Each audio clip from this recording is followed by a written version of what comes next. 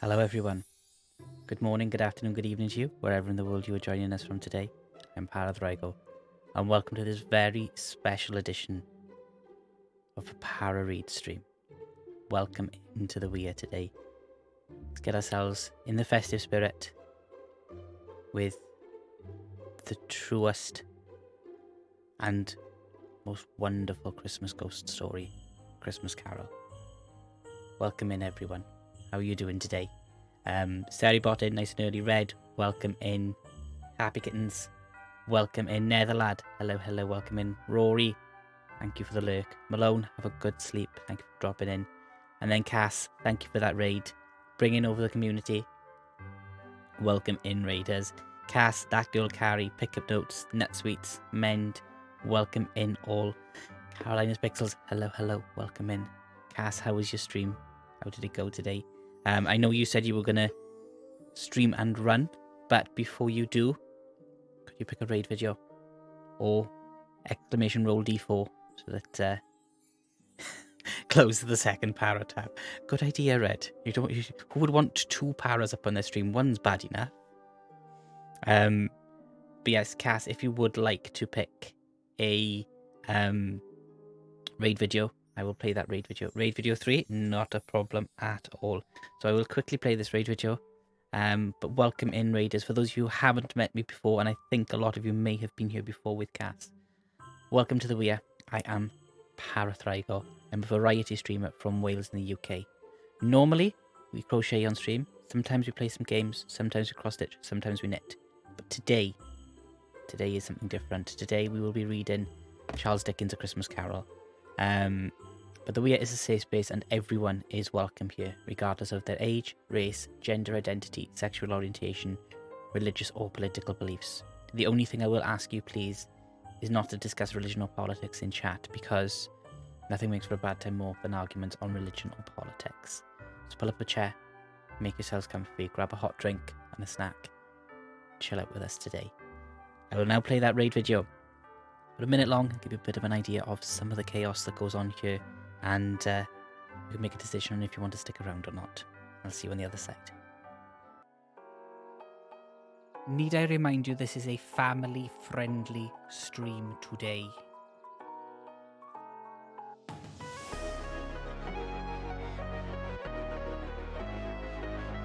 How do you turn on a door? Do you rub it? And I put them in a 69 first before I bite them in half.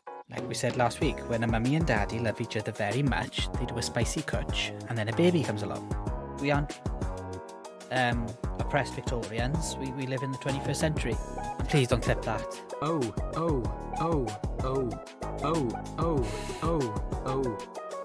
Yeah, don't leave your drinks unattended. Neck them as soon as you get them, so you've always got an empty glass. Well, they're not painting my fucking walls. Caca!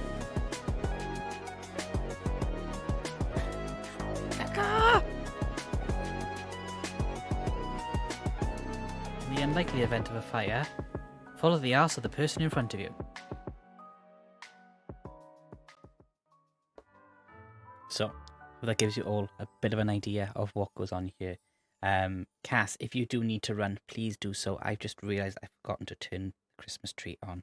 How awful of me. Just do that. And yeah, that is totally fair. So, plan of attack for today. How this stream is going to work. Whilst... What, Red? I'll try the block and then we switch over to Pokemon defeated to...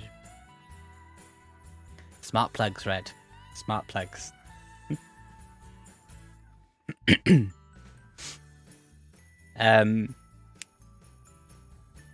Yes, so the way today's stream is going to work. I will be putting the channel into emote only mode whenever I go over to read in the book. All the on-screen alerts, apart from the raid alert, have been turned off. The lights will only react if there's a raid. and that is the only time I will stop reading the book, apart from when I take breaks. I am planning to read a chapter, maybe 2 chapters, depending on how long they are between taking each break. The breaks will be really, really short, and it'll just be me coming back over into this screen so that I can catch up with anything that's gone on in chat, and then I'll get back into the reading. I will thank anyone who does any of the chaos stuff. Not that you need to, but I will thank anyone who does any of the chaos stuff when I take those breaks. The only other alerts that will pop up on screen are Ko-fi and Throne. Again, not that you need to do anything, but I don't want to miss anything if anyone were to do it whilst I was in the reading screen. So those alerts will pop on the screen, but there will be no sound, as there should be no sound for the raid alert. All the channel point redemptions, apart from the well-being redemptions, have been paused for the duration of the reading. The only redemptions, as I said, that are still there are the well-being ones, and those will be reminders for yourselves whilst I'm reading, not for me. I will take stretch, hydrate, posture check breaks as my body tells me I need them, because I don't want to disturb the flow. So if you think the chat needs a reminder to have a stretch, to check the posture, to have a drink, that is the point you redeem them and you use them for chat. Depending on how long the reading takes today, we will see what time it is, and we may switch over and play a little game for a little bit at the end of stream. But I think I've covered everything. There should be a regular message coming up from the bot reminding people that we are in emote-only mode only whilst I'm reading. What I will be doing as well is I will be switching chat off, the chat dock off on my OBS, so I can't see it. I will have my mod chat up on the other screen, so if there is anything major, the We Are Guardians and We Are Warriors can shout at me in there, and I will pause if I have to. Breaks will be as usual. We will play clips during the breaks, but that is the only major difference today. If I do decide to stay on and play some game at the end of the stream, I will take about a 5-10 minute break.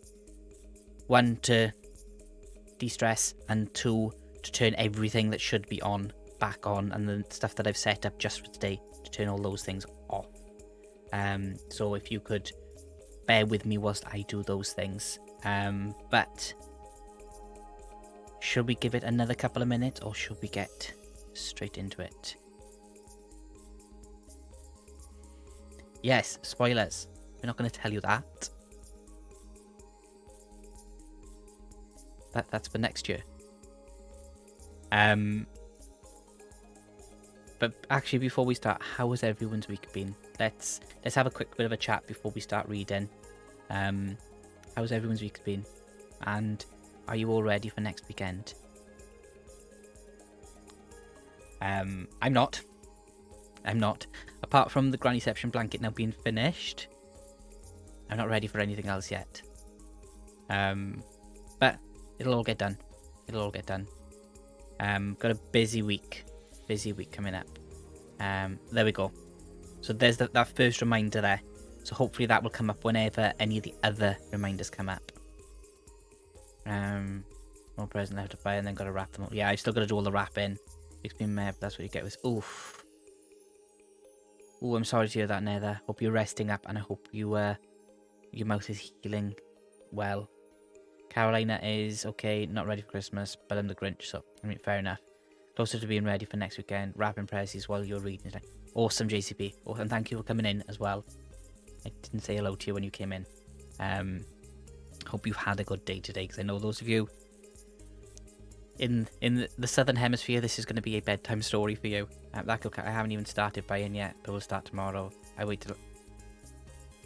we've been really organised this year, actually. Apart from the Grannyception blanket, which I did start in September. I started it in September. Delphina, hello, welcome in. How are you doing today?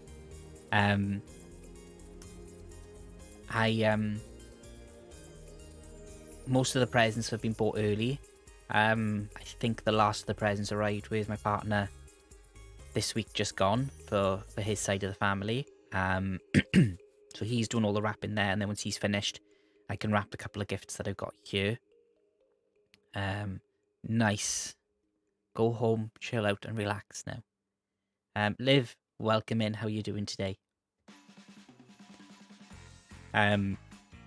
Also, you may have noticed no cat ears. I have invested in a set of Bluetooth earbuds because I didn't think reading this story with bright shiny cat ears on it would give the right vibe. So we will switch that back over to them later because I don't think I'll be able to do a full stream with these in, to be honest with you. But Looney, hello. How are you doing today? But what we'll do,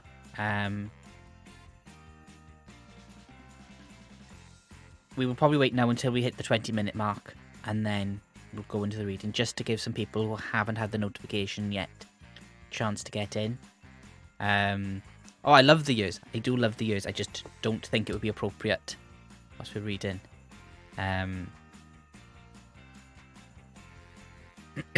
Ice is off picking up dinner for both of us. No worries, Red. Oh, of course you can, JCP. Of course you can.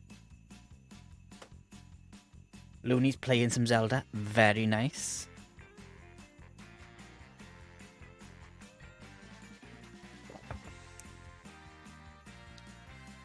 Look, it's a Christmas carol, not a Christmas cat roll.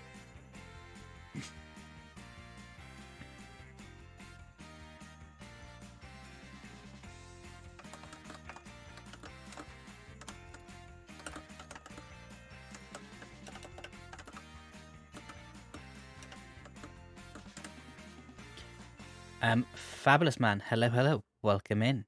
How are you doing? Can we get some exclamation welcome in chat, please, for Fabulous man? One of the school excursions was cancelled due to... Wait, what? What, JCP? I thought stuff like that only happened in the UK.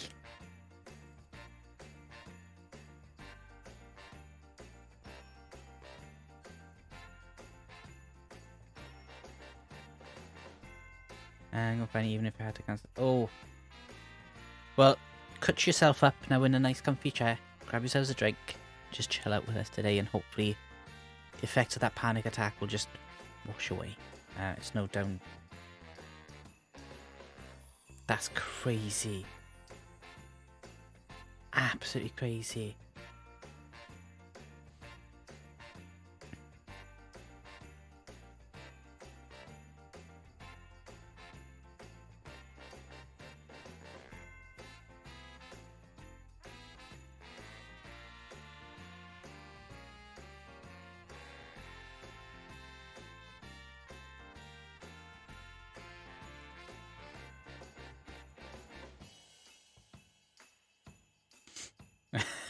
I mean, there are some benefits, I suppose.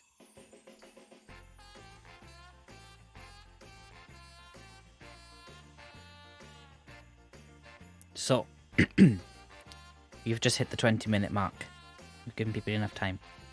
So, we are going to switch over now into the scene I've set up for reading. Whilst when I switch over now, chat will go into emote only mode. And remember, whilst we are in this mode, any of those redemptions are for everybody else, not for me. But I will take a quick hydrate now just before we start.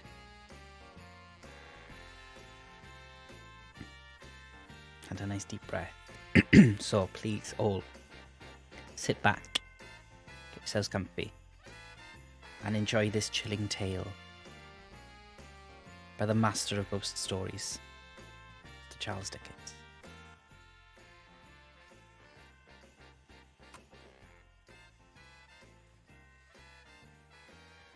Preface. I have endeavoured in this ghostly little book to raise the ghost of an idea which shall not put my readers out of humour with themselves, with each other, with the season, or with me. May it haunt their house pleasantly, and no one wish to lay it. The faithful friend and servant, Charles Dickens, December 1843. Chapter 1. Marley's Ghost. Marley was dead, to begin with. There is no doubt whatever about that. The register of his burial was signed by the clergyman, the clerk, the undertaker, and the chief mourner. Scrooge signed it. And Scrooge's name was good upon change for anything he chose to put his hand to.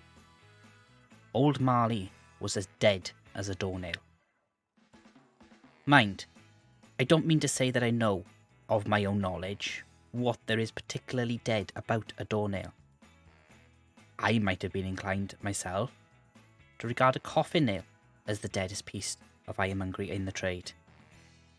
But the wisdom of our ancestors is in the simile, and my unhallowed hands shall not disturb it, or the country's done for. You will therefore permit me to repeat, emphatically, that Marley was dead as a doornail. Scrooge knew he was dead? Of course he did. How could it be otherwise? Scrooge and he were partners for I don't know how many years.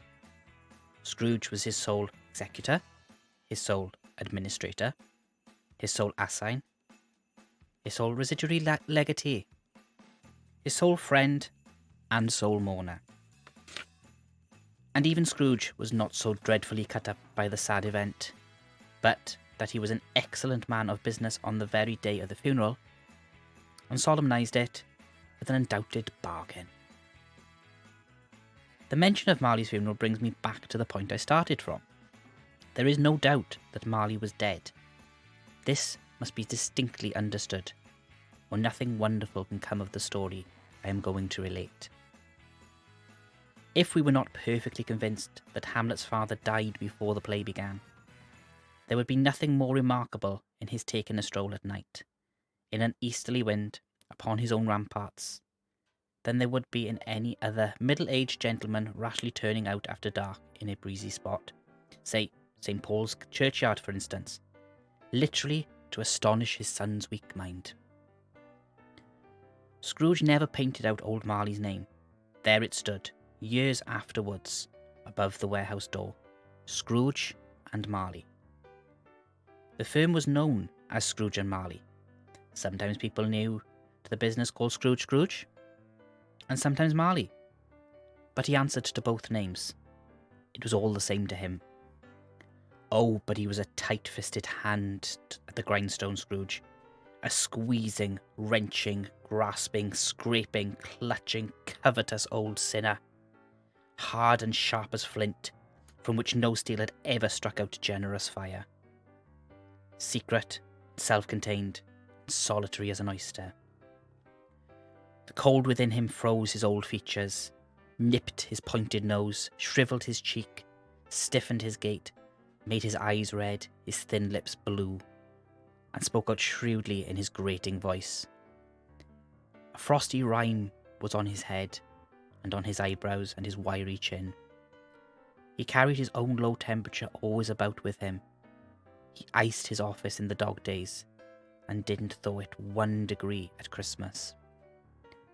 External heat and cold had little influence on Scrooge. No warmth could warm, no wintry weather chill him. No wind that blew was bitterer than he, no falling snow was more intent upon its purpose, no pelting rain less open to entreaty. Foul weather didn't know where to have him. The heaviest rain and snow and hail and sleet could boast of the advantage over him in only one respect. They often came down handsomely, and Scrooge never did. Nobody ever stopped him in the street to say, with gladsome looks, "My dear Scrooge, how are you? When will you come to see me?" No beggars implored him to bestow a trifle. No children asked him what it was o'clock. No man or woman ever once in all his life inquired the way to such and such a place of Scrooge. Even the blind men's dogs appeared to know him, and when they saw him coming on, would tug their owners into doorways and up courts, and then would wag their tails as though to say, "No eye at all is better than an evil eye, Dark Master." But what did Scrooge care? It was the very thing he liked, to edge his way along the crowded paths of life. Warning all human sympathy to keep its distance was what the knowing one called nuts to Scrooge. Once upon a time, of all the good days in the year on Christmas Eve, old Scrooge sat busy in his counting house. It was cold, bleak, biting weather, foggy withal, and he could hear the people in the court outside go wheezing up and down, beating their hands upon their breasts and stamping their feet upon the pavement stones to warm them. The city clocks had only just gone 3, but it was quite dark already. It had not been light all day, and candles were flaring in the windows of the neighbouring offices, like ruddy smears upon the palpable brown air.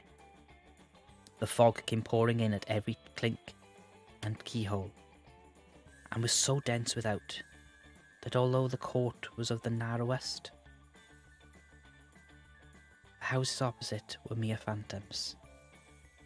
To see the dingy cloud come drooping down, obscuring everything, one might have thought that nature lived hard by and was brewing on a large scale. The door of Scrooge's counting house was open that he might keep an eye on his clerk, who, in a dismal little cell beyond, a sort of tank, was copying letters. Scrooge had a very small fire, but the clerk's fire was so very much smaller that it looked like one coal. But he couldn't replenish it, for Scrooge kept the coal box in his own room. And so surely as the clerk came in with the shovel, the master predicted that it would be necessary for them to part. Wherefore the clerk put on his white comforter and tried to warm himself at the candle, in which effort, not being a man of strong imagination, he failed. "A Merry Christmas, Uncle! God save you!" cried a cheerful voice. It was the voice of Scrooge's nephew, who came upon him so quickly that this was the first intimation he had of his approach. "Bah!" said Scrooge. "Humbug!" He had so heated himself with rapid walking in the fog and frost that his nephew of Scrooge, that he was all in a glow. His face was ruddy and handsome, his eyes sparkled, and his breath smoked again. "Christmas a humbug, Uncle?" said Scrooge's nephew. "You don't mean that, I am sure." "I do," said Scrooge. "Merry Christmas. What right have you to be merry? What reason have you to be merry? You're poor enough." "Come then," returned the nephew gaily. "What right have you to be dismal? What reason have you to be morose? You're rich enough." Scrooge, having nothing better answer ready on the spur of the moment, said "Bah!" again, and followed it up with "Humbug." "Don't be cross, Uncle," said the nephew. "What else can I be," returned the uncle, "when I live in such a world of fools as this? Merry Christmas, out upon Merry Christmas. What's Christmas time to you but a time for paying bills without money, a time for finding yourself a year older, not an hour richer, a time for balancing your books and having every item in them through a round dozen of months presented dead against you?" "If I could work my will," said Scrooge indignantly, "every idiot who goes about with Merry Christmas on his lips would be boiled with his own pudding and buried with a stake of holly through his heart. He should." "Uncle," pleaded the nephew. "Nephew," returned the uncle sternly, "keep Christmas in your own way, and let me keep it in mine." "Keep it?" repeated Scrooge's nephew. "But you don't keep it." "Let me leave it alone then," said Scrooge. "Much good may it do you. Much good it has ever done you." "There are many things from which I might have derived good, by which I may have not profited, I dare say," returned the nephew. "Christmas among the rest. But I am sure I have always thought of Christmas time, when it has come around. Apart from the veneration due to its sacred name and origin, if anything belonging to it can be apart from that, as a good time, a kind, forgiving, charitable, pleasant time, the only time I know of in the long calendar of the year, when men and women seem by one consent to open up their shut-up hearts freely, and to think of people below them as if they really were fellow passengers to the grave, and not another race of creatures bound on other journeys. And therefore, uncle, though it has never put a scrap of gold or silver in my pocket, I believe that it has done me good, and will do me good, and I say, God bless it. The clerk in the tank involuntarily applauded. Becoming immediately sensible of the impropriety, he poked the fire, and extinguished the last fatal spark forever. Let me hear another sound from you, said Scrooge, and you'll keep your Christmas by losing your situation. Quite a powerful speaker, sir, he added, turning to his nephew. I wonder you don't go into Parliament. Don't be angry, uncle. Come, dine with us tomorrow. Scrooge said he would see him. Yes, indeed he did. He went the whole length of the expression, and said that he would see him in that extremity first. But why? Cried Scrooge's nephew. Why? Why did you get married? Said Scrooge. Because I fell in love. Because you fell in love, growled Scrooge, as if it were the only one thing in the world more ridiculous than a Merry Christmas. Good afternoon. Nay, uncle, but you never came to see me before that happened. Why give it as a reason for not coming now? Good afternoon, said Scrooge. I want nothing from you. I ask nothing of you. Why cannot we be friends? Good afternoon, said Scrooge. I am sorry, with all my heart, to find you so resolute. We have never had any quarrel, to which I have been a party. But I have made the trial in homage to Christmas, and I'll keep my Christmas humour to the last. So a Merry Christmas, uncle. Good afternoon, said Scrooge, and a Happy New Year. Good afternoon, said Scrooge. His nephew left the room without an angry word, notwithstanding. He stopped at the outer door to bestow the greetings of the season on the clerk, who, cold as he was warmer than Scrooge, for he returned them cordially. There's another fellow, muttered Scrooge, who overheard him, my clerk, with 15 shillings a week and a wife and family, talking about a Merry Christmas. I'll retire to Bedlam. This lunatic, in letting Scrooge's nephew out, had let 2 other people in. They were portly gentlemen, pleasant to behold, and now stood with their hats off in Scrooge's office. They had books and papers in their hands and bowed to him. Scrooge and Marley's, I believe, said one of the gentlemen, referring to his list. Have I the pleasure of addressing Mr. Scrooge or Mr. Marley? Mr. Marley has been dead these 7 years, Scrooge replied. He died 7 years ago, this very night. We have no doubt his liberty is well represented by his surviving partner, said the gentleman, presenting his credentials. It certainly was, for they had been 2 kindred spirits. At the ominous word liberality, Scrooge frowned and shook his head and handed the credentials back. At this festive season of the year, Mr. Scrooge, said the gentleman, taking up a pen, it is more than usually desirable that we should make some slight provision for the poor and destitute, who suffer greatly at the present time. Many thousands are in want of common necessities. Hundreds of thousands are in want of common comforts, sir. Are there no prisons? Said Scrooge.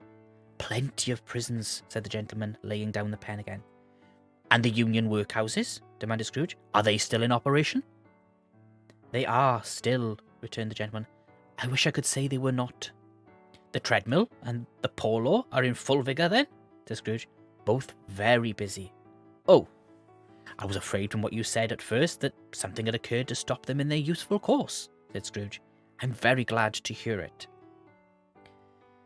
Under the impression that they scarcely furnish Christian cheer of mind or body to the multitude, returned the gentleman, a few of us are endeavouring to raise a fund to buy the poor some meat and drink, and means of warmth, We choose this time because it is a time of all others when want is keenly felt and abundance rejoices. What shall I put you down for? Nothing, replied Scrooge. You wish to be anonymous? I wish to be left alone, said Scrooge. Since you ask me what I wish, gentlemen, that is my answer. I do not make merry myself at Christmas, and I can't afford to make idle people merry. I help to support the establishments I've mentioned. They cost enough, and those who are badly off must go there. Many can't go there, and many would rather die. If they would rather die, said Scrooge, they had better do it, and decrease the surplus population. Besides, excuse me, I don't know that. But you might know it, observed the gentleman. It's not my business, Scrooge returned. It's enough for a man to understand his own business, and not to interfere with other people's. Mine occupies me constantly. Good afternoon, gentlemen. Seeing clearly that it would be useless to pursue their point, the gentleman withdrew. Scrooge resumed his labours with an improved opinion of himself, and in a more facetious temper than was usual with him. Meanwhile, the fog and darkness thickened so that people ran about with flaring links, proffering their services to go before horses in carriages and conduct them on their way. The ancient tower of a church, whose gruff old bell was always peeping slyly down at Scrooge out of a Gothic window in the wall, became invisible, struck the hours and quarters in the clouds, with tremulous vibrations afterwards, as if its teeth were chattering in his frozen head up there. The cold became intense. In the main street, at the corner of the court, some labourers were repairing the gas pipes, and had lighted a great fire in the brazier, round which a party of ragged men and boys were gathered, warming their hands and winking their eyes before the blaze in rupture. The water plug being left in solitude, its overflowings sullenly congealed, and turned to misanthropic ice. The brightness of the shops, where holly sprigs and berries crackled in the lamp heat of the windows, made pale faces ruddy as they passed. Poulterers' and grocers' trades became a splendid joke, a glorious pageant, with which it was next to impossible to believe that such dull principles as bargain and sale had anything to do.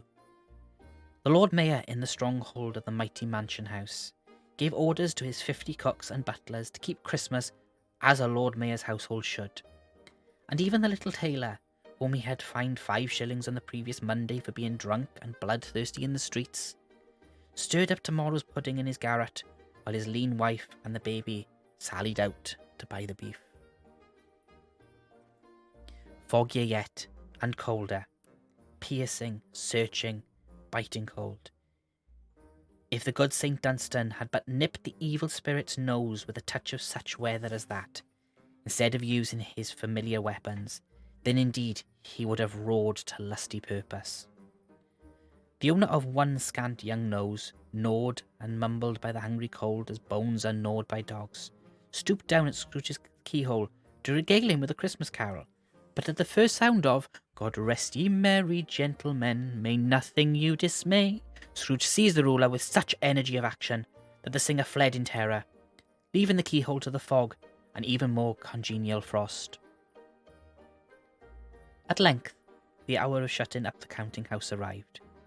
With an ill will, Scrooge dismounted from his stool, and tactically admitted the fact to the expectant clerk in the tank, who instantly snuffed out his candle and put on his hat. "You'll want all day tomorrow, I suppose," said Scrooge.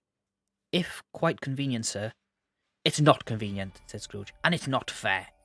If I was to stop half a crown for it, you'd think yourself ill-used, I'll be bound." The clerk smiled faintly. "And yet," said Scrooge, "you don't think me ill-used when I pay a day's wages for no work." The clerk observed that it was only once a year. "A poor excuse for picking a man's pocket every 25th of December," said Scrooge, buttoning his greatcoat to the chin. "But I suppose you must have the whole day. Be here all the earlier the next morning." The clerk promised that he would, and Scrooge walked out with a growl. The office was closed in a twinkling, and the clerk with the long ends of his white comforter dangling below his waist, for he boasted no greatcoat. Went down on a slide on Cornhill, the end of the lane of boys, 20 times, in honour of it being Christmas Eve, and then ran home to Camden Town as hard as he could pelt to play blind man's bluff. Scrooge took his melancholy dinner in his usual melancholy tavern, and having read all the newspapers and beguiled the rest of the evening with his banker's book, he went home to bed. He lived in chambers, which had once belonged to his deceased partner. They were a gloomy sort of rooms, in a lowering pile of building up a yard, where it had so little business to be, that one could scarcely help fancying it must have run there when it was a young house, playing at hide and seek with the other houses, and had forgotten the way out. It was old enough now, and dreary enough, for nobody lived in it but Scrooge, the other rooms being all let out as offices. The yard was so dark that even Scrooge, who knew its every stone, was fain to grope with his hands. The fog and frost so hung about the black old gateway in the house, that it seemed as if the genius of the weather sat in mournful meditation on the threshold. Now, it is a fact that there was nothing at all particular about the knocker on the door, except that it was very large. It is also a fact that Scrooge had seen it night and morning during his whole residence in that place. Also, that Scrooge had as little of what is called fancy about him as any man in the city of London, even including, which is a bold word, the corporation, alderman, and livery. Let it also be borne in mind that Scrooge had not bestowed one thought on Marley since his last mention of his 7 years dead partner that afternoon. And then, let any man explain to me, if he can, how it happened that Scrooge, having his key in the lock of the door, saw in the knocker, without it undergoing any intermediate process of change, not a knocker, but Marley's face. Marley's face. It was not an impenetrable shadow as the other objects of the yard were, but had a dismal light about it, like a bad lobster in a dark cellar. It was not angry or ferocious, but looked at Scrooge as Marley used to look, with ghostly spectacles turned up upon its ghostly forehead. The hair was curiously stirred as if by breath or hot air, and though the eyes were wide open, they were perfectly motionless. That, and its livid colour, made it horrible, but its horror seemed to be, in spite of the face and beyond its control, rather than a part of its own expression. As Scrooge looked fixedly at this phenomenon, it was a knocker again. To say that he was not startled, or that his blood was not conscious of a terrible sensation to which it had been a stranger from infancy, would be untrue. But he put his hand upon the key he had relinquished, turned it sturdily, walked in, and lighted his candle. He did pause, with a moment's irresolution, before he shut the door, and he did look cautiously behind it first, as if he half expected to be terrified with the sight of Marley's pigtail sticking out into the hall. But there was nothing on the back of the door, except the screws and nuts that held the locker on, so he said, "Pooh, pooh," and closed it with a bang. The sound resounded through the house like thunder. Every room above, and every cask in the wine merchant's cellars below, appeared to have a separate peal of echoes of its own. Scrooge was not a man to be frightened by echoes. He fastened the door, and walked across the hall and up the stairs, slowly too, trimming his candle as he went. You may talk vaguely about driving a coach and six up a good old flight of stairs, or through a bad young Act of Parliament, but I mean to say you might have got a hearse up that staircase, and taken it broadwise, with a splinter bar towards the wall and the door towards the balustrades, and done it easy. There was plenty of width for that, and room to spare, which is perhaps the reason why Scrooge thought he saw a locomotive hearse going on before him in the gloom. Half a dozen gas lamps out of the street wouldn't have lighted the entry too well, so you may suppose that it was pretty dark with Scrooge's dip. Up Scrooge went, not caring a button for that. Darkness is cheap, and Scrooge liked it. But before he shut his heavy door, he walked through his rooms to see that all was right. He had just enough recollection of the face to desire to that. Sitting room, bedroom, lumber room, all as they should be. Nobody under the table, nobody under the sofa, a small fire in the grate, spoon and basin ready, and a little saucepan of gruel. Scrooge had a cold in his head upon the hob. Nobody under the bed, nobody in the closet, nobody in his dressing gown, which was hanging up in a suspicious attitude against the wall. Lumber room as usual, old fire guard, old shoes, 2 fish baskets, washing stand on 3 legs, and a poker. Quite satisfied, he closed his door and locked himself in. Double locked himself in, which was not his custom. Thus secured against surprise, he took off his cravat, put on his dressing gown and slippers, and his nightcap, and sit down before the fire to take his gruel. It was a very low fire indeed, nothing on such a bitter night. He was obliged to sit close to it and brood over it, before he could extract the least sensation of warmth from such a handful of fuel. The fireplace was an old one, built by some Dutch merchant long ago, and paved all around with quaint Dutch tiles, designed to illustrate the scriptures. There were Cains and Abels, Pharaoh's daughters, Queens of Sheba, angelic messengers descending through the air on clouds like feather beds, Abraham, Belshazzars, apostles putting off to sea in butterboats, hundreds of figures to attract his thoughts. And yet that face of Marley, 7 years dead, came like the ancient prophet's rod and swallowed up the whole. If each small tile had been a blank at first, with power to shape some picture on its surface from the disjointed fragments of his thoughts, there would have been a copy of old Marley's head on every one. "Humbug," said Scrooge, and walked across the room. After several turns, he sat down again.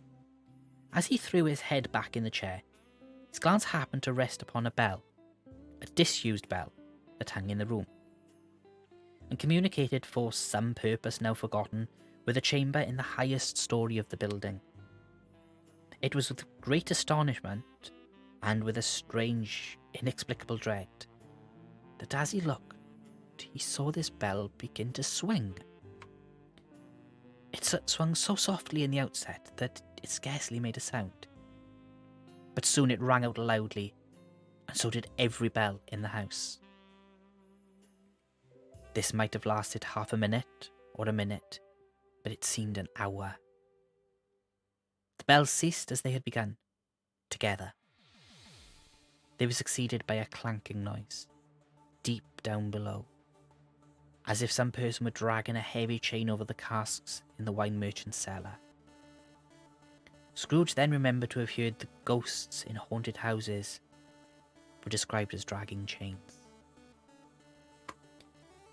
The cellar door flew open with a booming sound, and then he heard the noise much louder on the floors below, then coming up the stairs, then coming straight towards his door. "It's humbug still," said Scrooge. "I won't believe it." His colour changed, though, when, without a pause, it came on through the heavy door and passed into the room before his eyes. Upon its coming in, the dying flame leaped up, as though it cried, "I know him! Marley's ghost!" and fell again. Same face, the very same. Marley in his pigtailed, usual waistcoat, tights and boots, the tassels on the latter bristling, like his pigtail, and his coat skirts, and the hair upon his head. The chain he drew was clasped about his middle. It was long, and wound about him like a tail, and it was made, for Scrooge observed it closely, of cash boxes, keys, padlocks, ledgers, deeds, and heavy purses wrought in steel. His body was transparent, so that Scrooge, observing him, and looking through his waistcoat, could see the 2 buttons on his coat behind. Scrooge had often heard it said that Marley had no bowels, But he had never believed it until now. No, nor did he believe it even now. Though he looked the phantom through and through, and saw it standing before him, though he felt the chilling influence of its death-cold eyes, and marked the very texture of the folded kerchief bound about its head and chin, which wrapper he had not observed before, he was still incredulous, and fought against his senses. "How now?" said Scrooge, caustic and cold as ever. "What do you want with me?" "Much," Marley's voice, no doubt about it. "Who are you?" "Ask me who I was." "Who were you then?" said Scrooge, raising his voice. "You're particular, for a shade." He was going to say, to a shade, but substituted this as more appropriate. "In life, I was your partner, Jacob Marley." Can you sit down?" asked Scrooge, looking doubtfully at him. "I can." "Do it then." Scrooge asked the question because he didn't know whether a ghost so transparent might find himself in condition to take a chair, and felt that in the event of being impossible, it might involve the necessity of an embarrassing explanation. But the ghost sat down on the opposite side of the fireplace as if he were quite used to it. "You don't believe in me?" observed the ghost. "I don't," said Scrooge. "What evidence would you have of my reality beyond that of your senses?" "I don't know," said Scrooge. "Why do you doubt your senses?" "Because," said Scrooge, "a little thing affects them. A slight disorder of the stomach makes them cheats. You may be a bit of a digested bit of beef, a blot of mustard, a crumb of cheese, a fragment of underdone potato. There's more gravy than of grave about you, whatever you are." Scrooge was not much in the habit of cracking jokes, nor did he feel in his heart by any means waggish then. The truth is that he tried to be smart, as a means of distracting his own attention and keeping down his terror, for the spectre's voice disturbed the very marrow of his bones. To sit, staring at those fixed, glazed eyes in silence for a moment, would play, Scrooge felt, the very deuce with him. There was something very awful, too, in the spectre's being provided with an infernal atmosphere of its own. Scrooge could not feel it himself, but this was clearly the case. For though the ghost sat perfectly motionless, its hair and skirts and tassels were still agitated as by the hot vapour from an oven. "You see this toothpick?"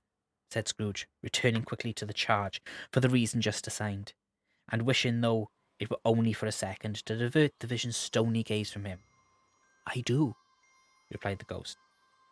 "You were not looking at it," said Scrooge. "But I see it," said the ghost, notwithstanding. "Well," returned Scrooge, "I have but to swallow this, and be for the rest of my days persecuted by a legion of goblins, all of my own creation. Humbug, I tell you, humbug!" At this, the spirit raised a frightful cry, and shook its chain with such a dismal and appalling noise that Scrooge held on tight to his chair to save himself from falling in a swoon. But how much greater was his horror when the phantom, taking off the bandage round its head, as if it were too warm to wear indoors, its lower jaw dropped down upon its breast. Scrooge fell upon his knees and clasped his hands before him. "Mercy," he said, "dreadful apparition, why do you trouble me?" "Man of the worldly mind," repeated the ghost, "do you believe in me or not?" "I do," said Scrooge. "I must. But why do spirits walk the earth, and why do they come to me?" "It is required of every man," the ghost returned, "that the spirit within him should walk abroad among his fellow men, and travel far and wide. And if that spirit goes not forth in life, it is condemned to do so in death. It is doomed to wander through the world, oh woe is me, and witness what it cannot share, but might have shared on earth, and turned to happiness." Again the spectre raised a cry and shook its chain and wrung its shadowy hands. "You are fettered," said Scrooge, trembling. "Tell me why." "I wear the chain I forged in life," replied the ghost, I made it link by link and yard by yard. I girded it on of my own free will, and of my own free will I wore it. It is pattern strange to you?" Scrooge trembled more and more. "Or would you know," pursued the ghost, "the weight and length of the strong coil you bear yourself? It was full and heavy and long as this 7 Christmas Eves ago. You have laboured on it since. It is a ponderous chain." Scrooge glanced about him on the floor, in the expectation of finding himself surrounded by some 50 or 60 fathoms of iron cable. But he could see nothing. "Jacob," he said imploringly. "Oh, Jacob Marley, tell me more. Speak comfort to me, Jacob." "I have none to give," the ghost replied. "It comes from other regions, Ebenezer Scrooge, and is not conveyed by other ministers to other kinds of men. Nor can I tell you what I would. A very little more is all permitted to me. I cannot rest, I cannot stay, I cannot linger anywhere. My spirit never walked beyond our counting house. Mark me! In life, my spirit never roved beyond the narrow limits of our money-changing hole, and weary journeys lie before me." It was a habit with Scrooge, whenever he became thoughtful, to put his hands in his breeches pockets. Pondering on what the ghost had said, he did so now, but without lifting up his eyes or getting off his knees. "You must have been very slow about it," Jacob observed.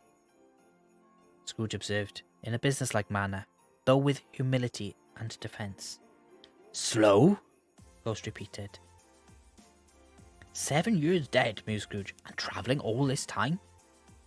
"The whole time," said the ghost. "No rest, no peace, incessant torture of remorse." "You travel fast?" said Scrooge. "On the wings of the wind," replied the ghost. "You might have got over a great quantity of ground in 7 years," said Scrooge. The ghost, on hearing this, set up another cry, and clanked its chain so hideously in the dead silence of the night that the ward would have been justified in indicting it for a nuisance. "Oh, captive bound and double ironed," cried the phantom, "not to know that ages of incessant labour by immortal creatures for this earth must pass into eternity before the good of which it is susceptible or is all developed.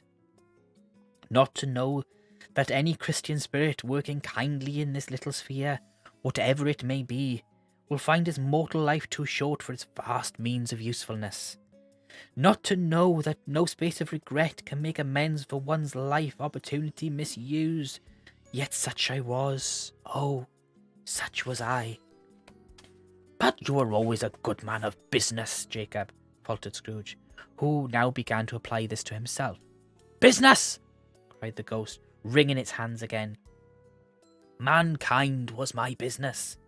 The common welfare was my business. Charity, mercy, forbearance, and benevolence were all my business. The dealings of my trade were but a drop of water in the comprehensive ocean of my business."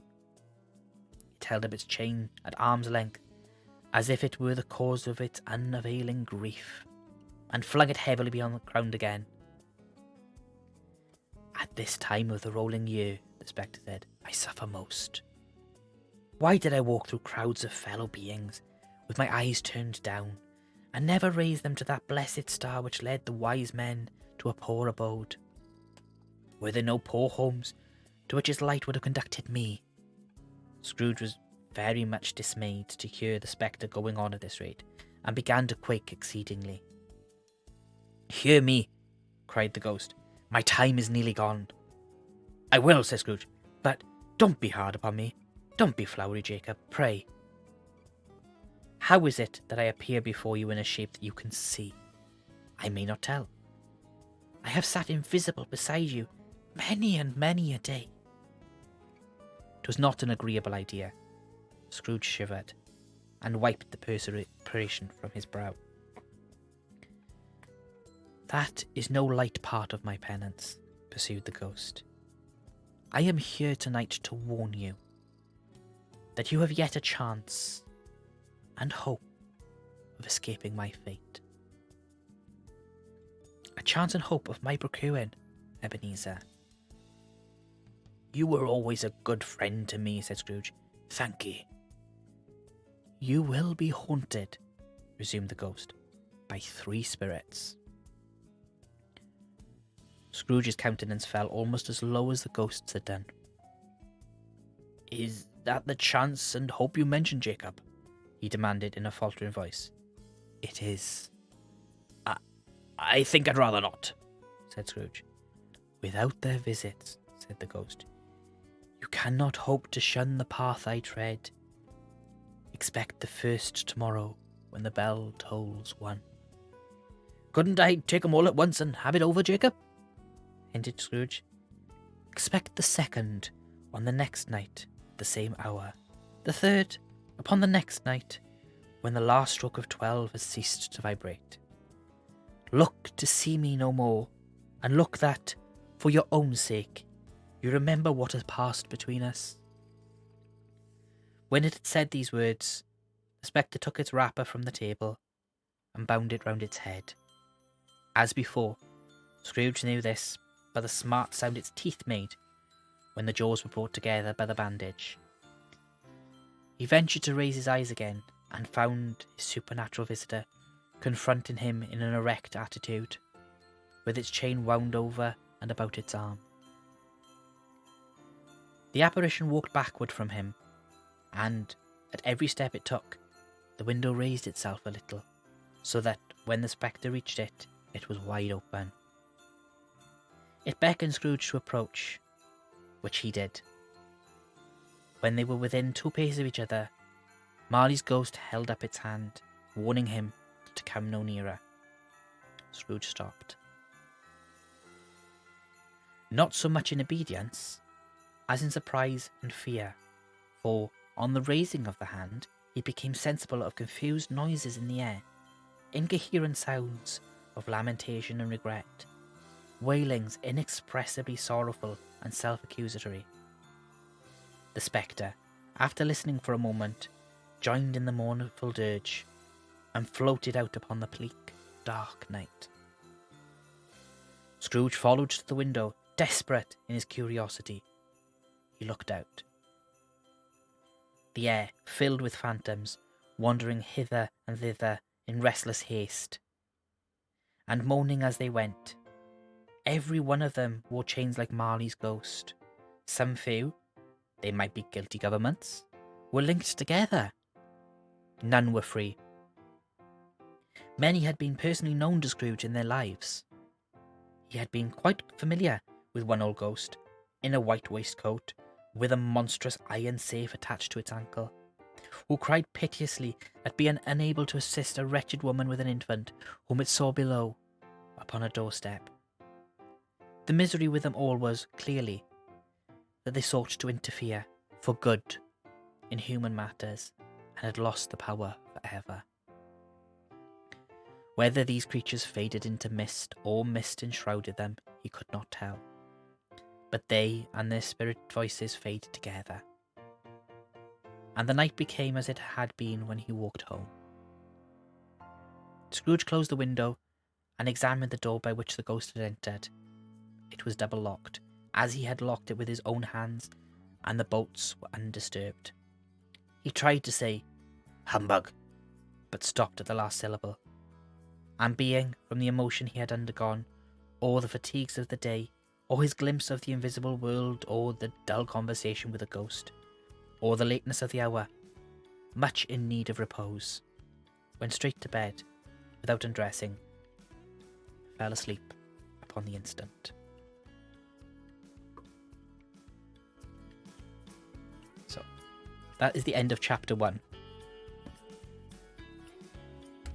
To that new follower, thank you for that follow. Welcome into the Weir. Lovely to have you as part of the community. Please enjoy your stay here and feel free to chat or lurk, whichever you prefer. Dragon's Lair, hello, hello, welcome in. So, take a sip.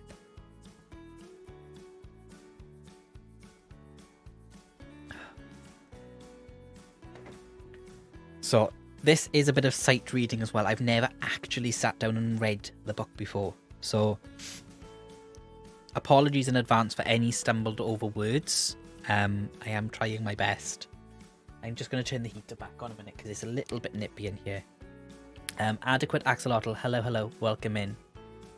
Thank you so much for that compliment. I hope you're having a good day and I hope work goes well for you. So I'm just going to turn the heater on, give me a second.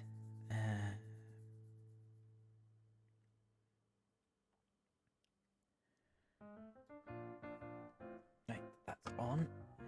So, going to take a few minutes break here, just before we move on to the next chapter. I'm not quite sure how many chapters are in the book. I need to check. Oh, so there's 5 chapters in the book. The next one is 26 pages, so a bit shorter than this one. The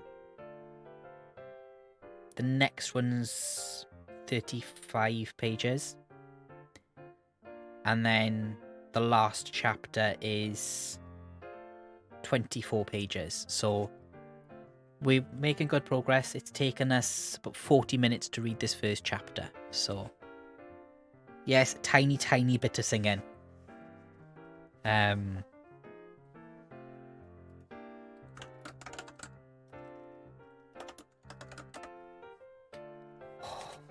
So just warm my hands up. I'm feeling a bit like not Bob Marley, Bob Cratchit at the moment.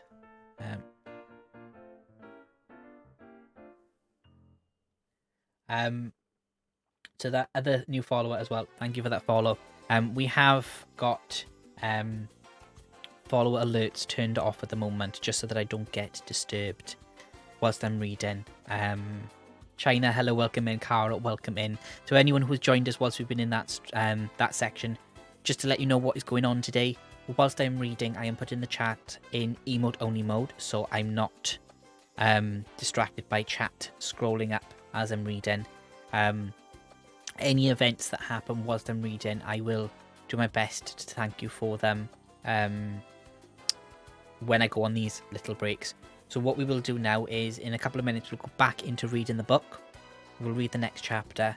And then the next break I take will be a proper break where I'll actually step away and have a stretch and everything. So we'll give it a couple of minutes. But for those of you just joining us today, whilst we're in this mode, how is your day going? How has your week been? And have you got any exciting plans for the next couple of days?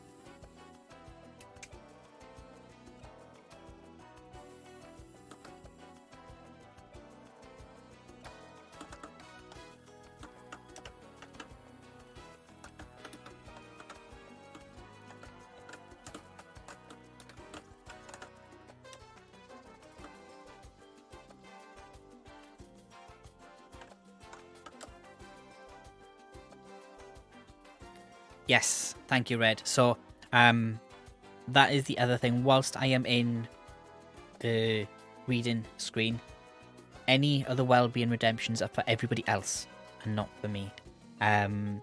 So if you see a hydrate, a posture check, or a stretch, that's a reminder from that person to everyone else in the chat that you need to self-care as well. And I will take this opportunity to add one further. If you need to take your meds and you haven't taken them yet, go and take them now before we get back into the next chapter. I'm going to finish off now my cold coffee. But I haven't plugged my cup warmer back in yet.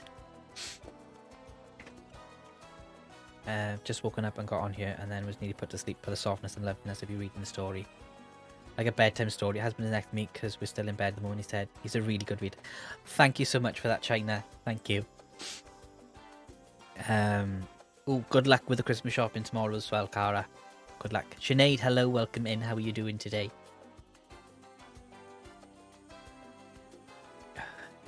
I feel like I do today. My voice is pretty gruff today. It's been a long couple of days. And more to go. So, my week has been quite good. Super busy on the run up to Christmas, but only a week to go for the Christmas break. Go to wrap presents and watch Christmas movies afterward. That sounds like bliss to me, honestly. Thank you, China. Thank you. It's probably the warmest Christmas jumper I've got, and I needed it today because it's extremely cold up here today. But I hope you're all enjoying it so far. I'm really enjoying reading it. It is honestly one of my favourite Christmas stories. We have a copy in the house of, it was a TV film. And they had, looking back at it now, some really, really big named actors in it for the time.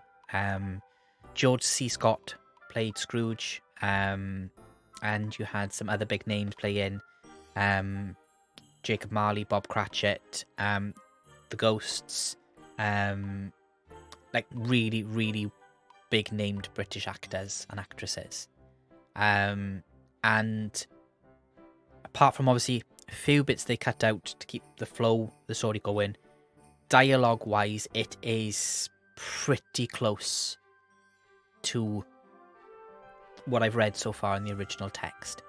And George C. Scott, for me, is the epitome of Ebenezer Scrooge. And okay, yes, an American actor doesn't really lose that American accent fully, but it's a soft American accent, so it's not as noticeable as other American actors with stronger accents against an all British cast. But every year since I was a child, I have watched that version of A Christmas Carol on the run up to Christmas, and will continue to do so for every year I can. Because it is, the story itself is a wonderful story. It's always been one of my favourites. And that is by far the best adaptation. It's it was made, I think, back in the early 80s. And you probably will have seen the DVD in stores and stuff. They do still sell it most places. It's still readily available. So might well have done. But we'll give it until 15 minutes past the hour, and then we'll get back into reading. I'm going to have another sip of water before we do, though.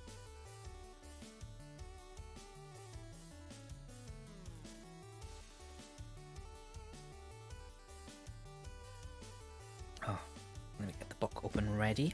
But this is my copy of it, especially for today's stream. I'll do that when I go on the next break, Red. I'll go make myself a cup of tea with some honey in.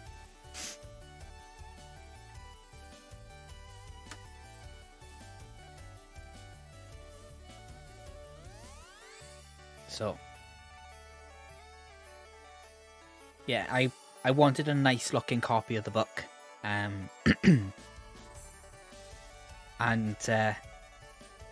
it's really nice sized font in it as well. It's really nice to read. And there we go.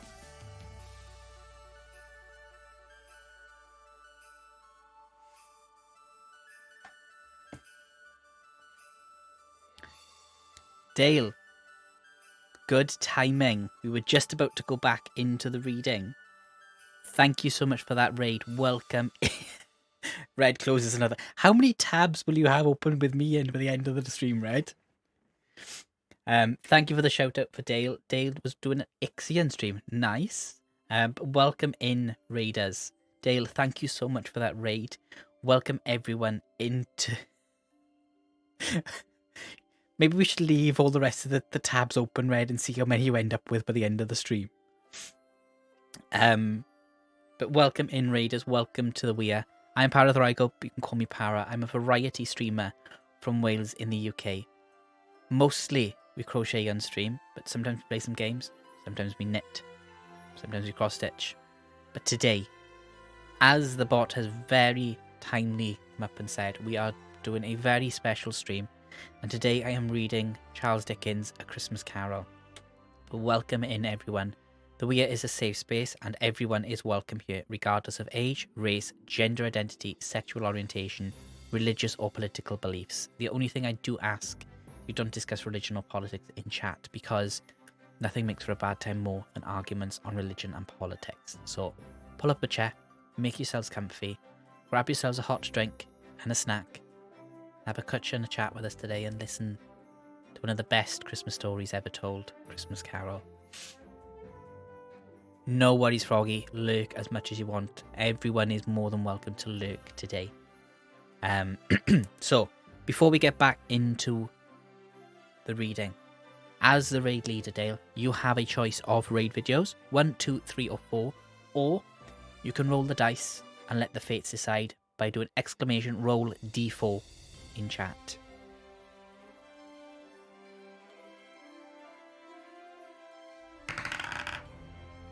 Raid video 4. There we go. So I will play this video for now. It's a short video. Hopefully it will give your community a bit of an idea of some of the stuff that goes on here, and they can make a decision on whether they want to stick around or not, and I will see you on the other side. Hello? That is evilly plotted.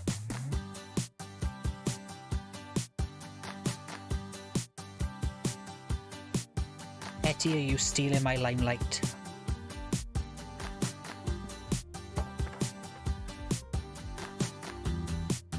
Well, as the old saying goes, shouldn't have come back up. Don't shout at me.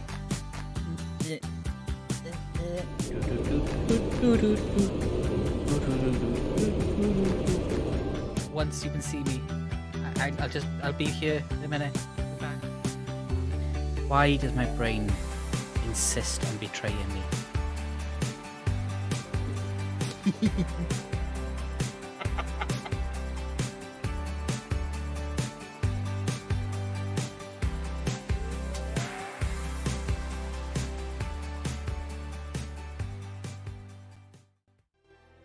So, hope that gives you all a bit of an idea of some of the stuff that goes on here. Just to let you all know how today's stream is working. All the on-screen alerts, apart from the raid alert, have been turned off. Any alerts that do pop up on screen, they will be muted. There'll be no sound playing for yourself or for me, so neither of us get distracted from the reading.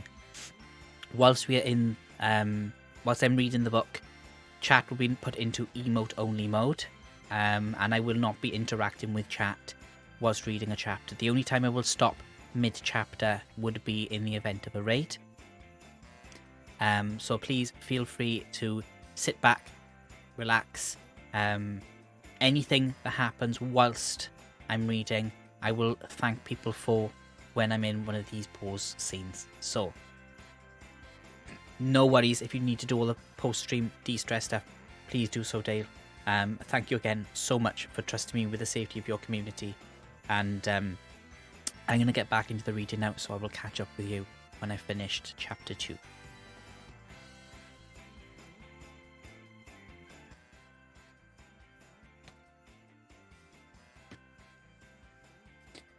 Chapter 2. The First of the Three Spirits. When Scrooge awoke, it was so dark that, looking out of bed, he could scarcely distinguish the transparent window from the opaque walls of his chamber. He was endeavouring to piece the darkness with his ferret eyes, when the chimes of a neighbouring church struck the 4 quarters, so he listened for the hour. To his great astonishment, the heavy bell went on from 6 to 7, and then from 7 to 8, and regularly up to 12, then stopped. 12. It was past 2 when he went to bed. The clock was wrong. An icicle must have got into the works. 12. He touched the spring of his repeater to correct this most preposterous clock. Its rapid little pulse beat 12, and stopped. Why, it isn't possible, said Scrooge, that I can have slept through a whole day and far into another night. It isn't possible that anything has happened to the sun and this is 12 at noon. The idea being an alarming one, he scrambled out of bed and groped his way to the window. He was obliged to rub the frost off with the sleeve of his dressing gown before he could see anything, and could see very little then. All he could make out was that it was still very foggy and extremely cold, and that there was no noise of people running to and fro and making a great stir, as there unquestionably would have been if night had beaten off bright day and taken possession of the world. This was a great relief because 3 days after sight of his first of exchange pay to Mr. Ebenezer Scrooge, or his order, and so forth, would become a mere United States. Security if there were no days to count by. Scrooge went to bed again, and thought, and thought, and thought it over and over and over, and could make nothing of it. The more he thought, the more he perplexed he was. And the more he endeavoured not to think, the more he thought. Marley's ghost bothered him exceedingly. Every time he resolved within himself, after mature inquiry, that it was all a dream, his mind flew back again, like a strong spring released to its first position, and presented the same problem to be worked all through. Was it a dream or not? Scrooge lay in this state until the chimes had gone 3/4 more, when he remembered, on a sudden, that the ghost had warned him of a visitation when the bell tolled 1. He resolved to lie awake until the hour was past, and considering that he could no more go back to sleep than go to heaven, this was perhaps the wisest resolution to his power. The quarter was so long that he was more than once convinced he must have sank into a doze unconsciously, and missed the clock. At length it broke upon his listening ear. Ding dong. 1/4 past, said Scrooge, counting. Ding dong. 1/2 past, said Scrooge. Ding dong. 1/4 to it, said Scrooge. Ding dong. The hour itself, said Scrooge, triumphantly, and nothing else. He spoke before the hour bell sounded, which is now dead, with a deep, dull, hollow, melancholy 1. Light flashed up in the room upon the instant, and the curtains of his bed were drawn. The curtains of his bed were drawn aside, I tell you, by a hand. Not the curtains at his feet, nor the curtains at his back, but those to which his face was addressed. The curtains of his bed were drawn aside, and Scrooge, starting up into a half-recumbent attitude, found himself face to face with the unearthly visitor who drew them, as closer to it as I am now to you, and I am standing in the spirit at your elbow. It was a strange figure, like a child, yet not so like a child as like an old man, viewed through some supernatural medium, which gave him the appearance of having receded from the view, and being diminished to a child's proportions. Its hair, which hung about its neck and down its back, was white as if with age, and yet the face had not a wrinkle in it, and the tenderest bloom was on the skin. The arms were very long and muscular, the hands the same, as if its hold were of uncommon strength. Its legs and feet, most delicately formed, were, like those upper members, bare. It wore a tunic of the purest white, and round its waist was bound a lustrous belt, the sheen of which was beautiful. It held a branch of fresh green holly in its hand, and, in singular contradiction of that wintry emblem, had his dress trimmed with summer flowers.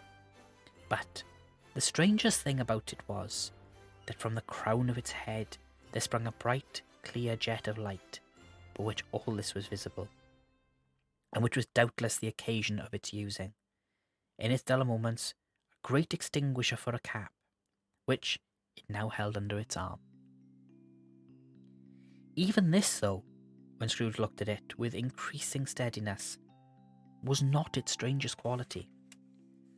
For as its belt sparkled and glittered now in one part, now in another, and what was light one instant at another time was dark, so the figure itself fluctuated in its distinctness. Being now a thing with one arm, now with one leg, now with 20 legs, now a pair of legs without a head, now a head without a body, of which dissolving parts, no outline, would be visible in the dense gloom wherein they melted away. And in the very wonder of this, it would be itself again, distinct and clear as ever. "Are you the spirit whose coming was foretold to me?" asked Scrooge. "I am." The voice was soft and gentle, singularly low, as if instead of being so close beside him, it were at a distance. "Who and what are you?" Scrooge demanded. "I am the ghost of Christmas past." "Long past?" inquired Scrooge, observant of its dwarfish stature. "No, your past."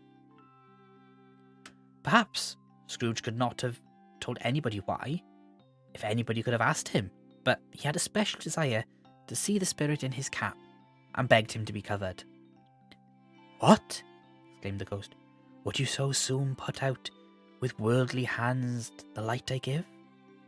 Is it not enough that you are one of those whose passions made this cap, and force me through whole trains of years to wear it low upon my brow?" Scrooge reverently disclaimed all intention to offend, for any knowledge of having wilfully bonneted the spirit at any period of his life. He then made bold to inquire what business brought him there. "Your welfare," said the ghost. Scrooge expressed himself much obliged, but could not help thinking that a night of unbroken rest would have been more conducive to that end. The spirit must have heard him thinking, for it said immediately, "Your reclamation, then. Take heed." It put out its strong hand as it spoke, and clasped him gently by the arm. "Rise, and walk with me." It would have been in vain for Scrooge to plead that the weather and the hour were not adapted to pedestrian purposes. The bed was warm, and the thermometer a long way below freezing, that he had clad but lightly in his slippers, dressing gown, nightcap, and that he had a cold upon him at that time. The grasp, though gentle as a woman's hand, was not to be resisted. He rose, but, finding that the spirit made towards the window, clasped its robe in supplication. "I am mortal," Scrooge remonstrated, "and liable to fall." "Bear but a touch of my hand there," said the spirit, laying it upon his heart, "and you shall be upheld in more than this." As the words were spoken, they passed through the wall and stood upon an open country road, with fields on either hand. The city had entirely vanished. Not a vestige of it was to be seen. The darkness and the mist had vanished with it, for it was a clear, cold winter day, with snow upon the ground. "Good heaven!" said Scrooge, clasping his hands together as he looked about him. "I was bred in this place. I was a boy here." The spirit gazed upon him mildly. Its gentle touch, though it had been light and instantaneous, appeared still present to the old man's sense of feeling. He was conscious of 1,000 odours floating in the air, each one connected with 1,000 thoughts and hopes and joys and cares long, long forgotten. "Your lip is trembling," said the ghost.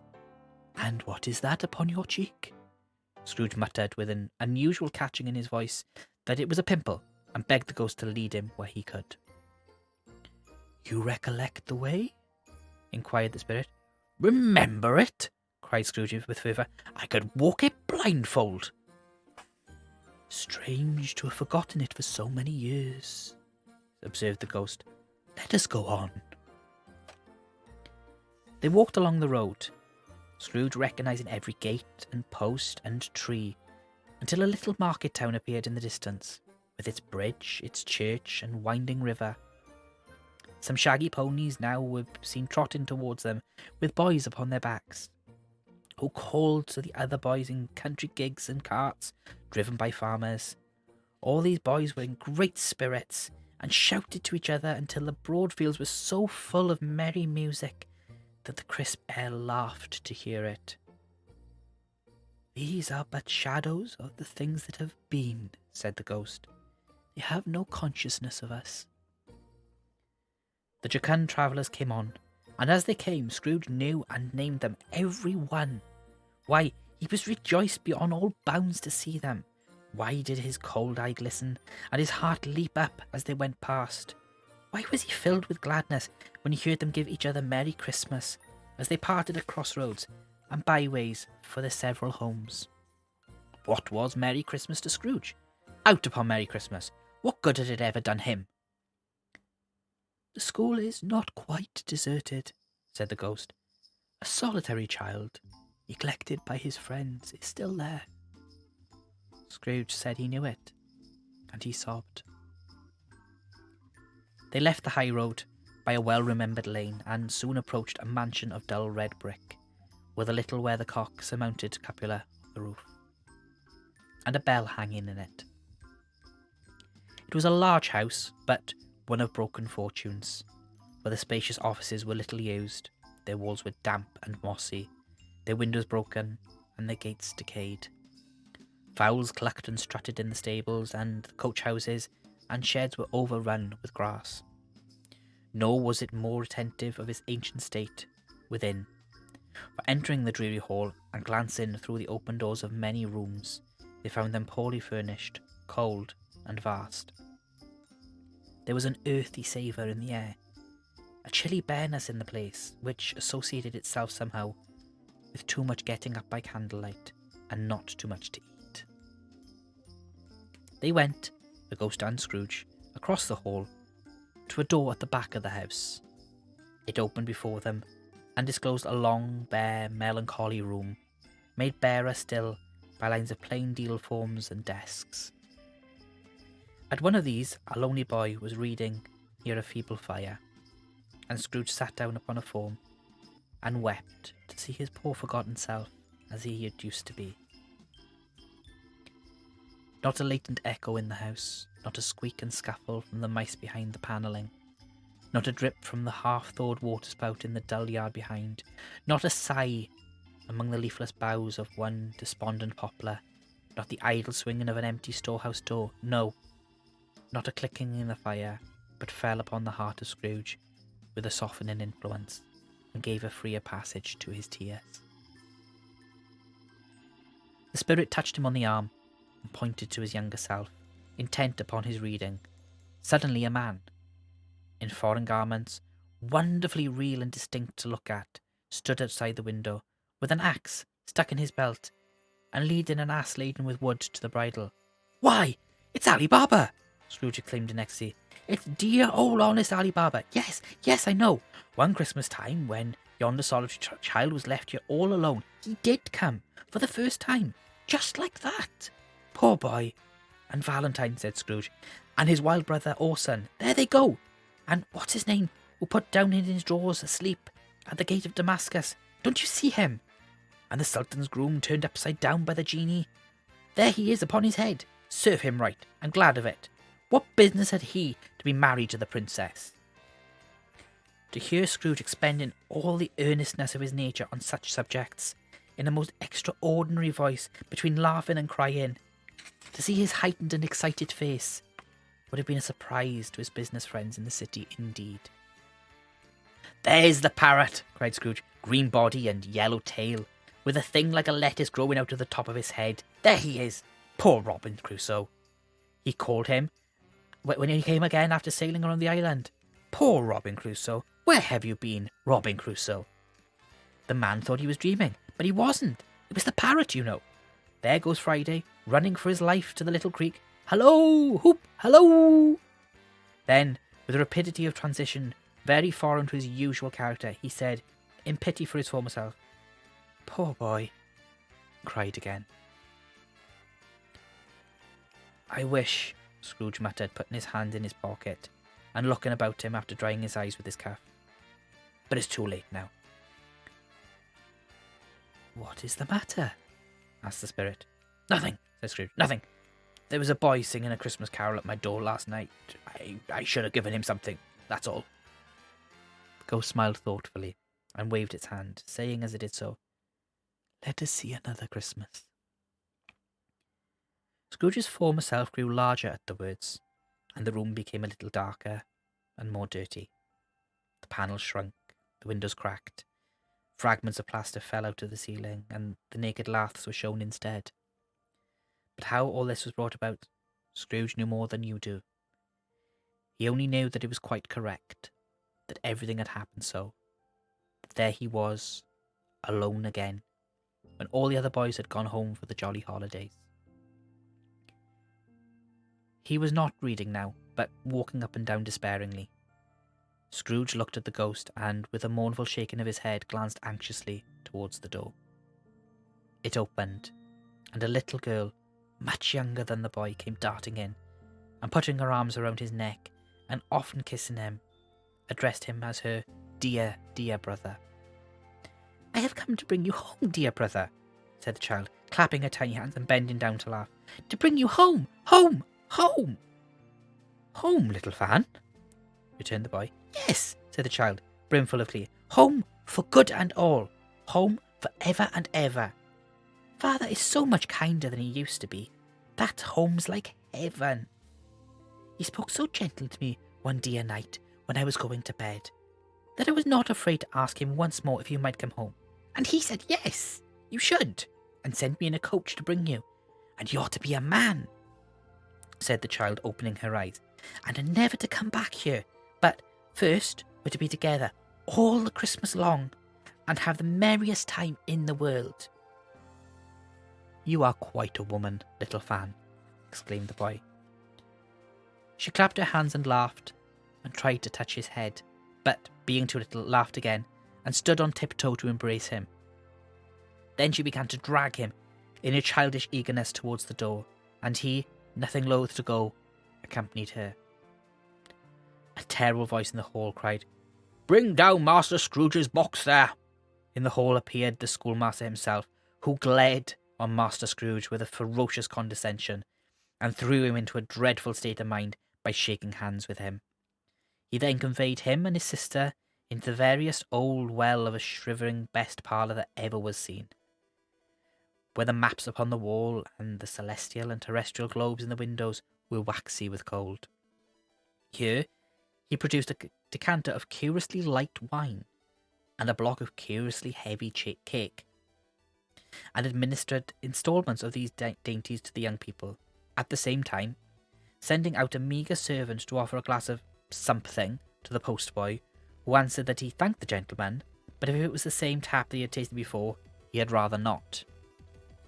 Master Scrooge's trunk being by this time tied upon the top of the chaise, the children bade the schoolmaster goodbye right willingly, and getting into it, drove gaily down the garden sweep, the quick wheels dashing the hoarfrost and snow off the dark leaves of the evergreens like spray. "Always a delicate creature, whom a breath might have withered," said the ghost, "but she had a large heart." "So she had," cried Scrooge. "You're right. I'll not gainsay it, Spirit. God forbid."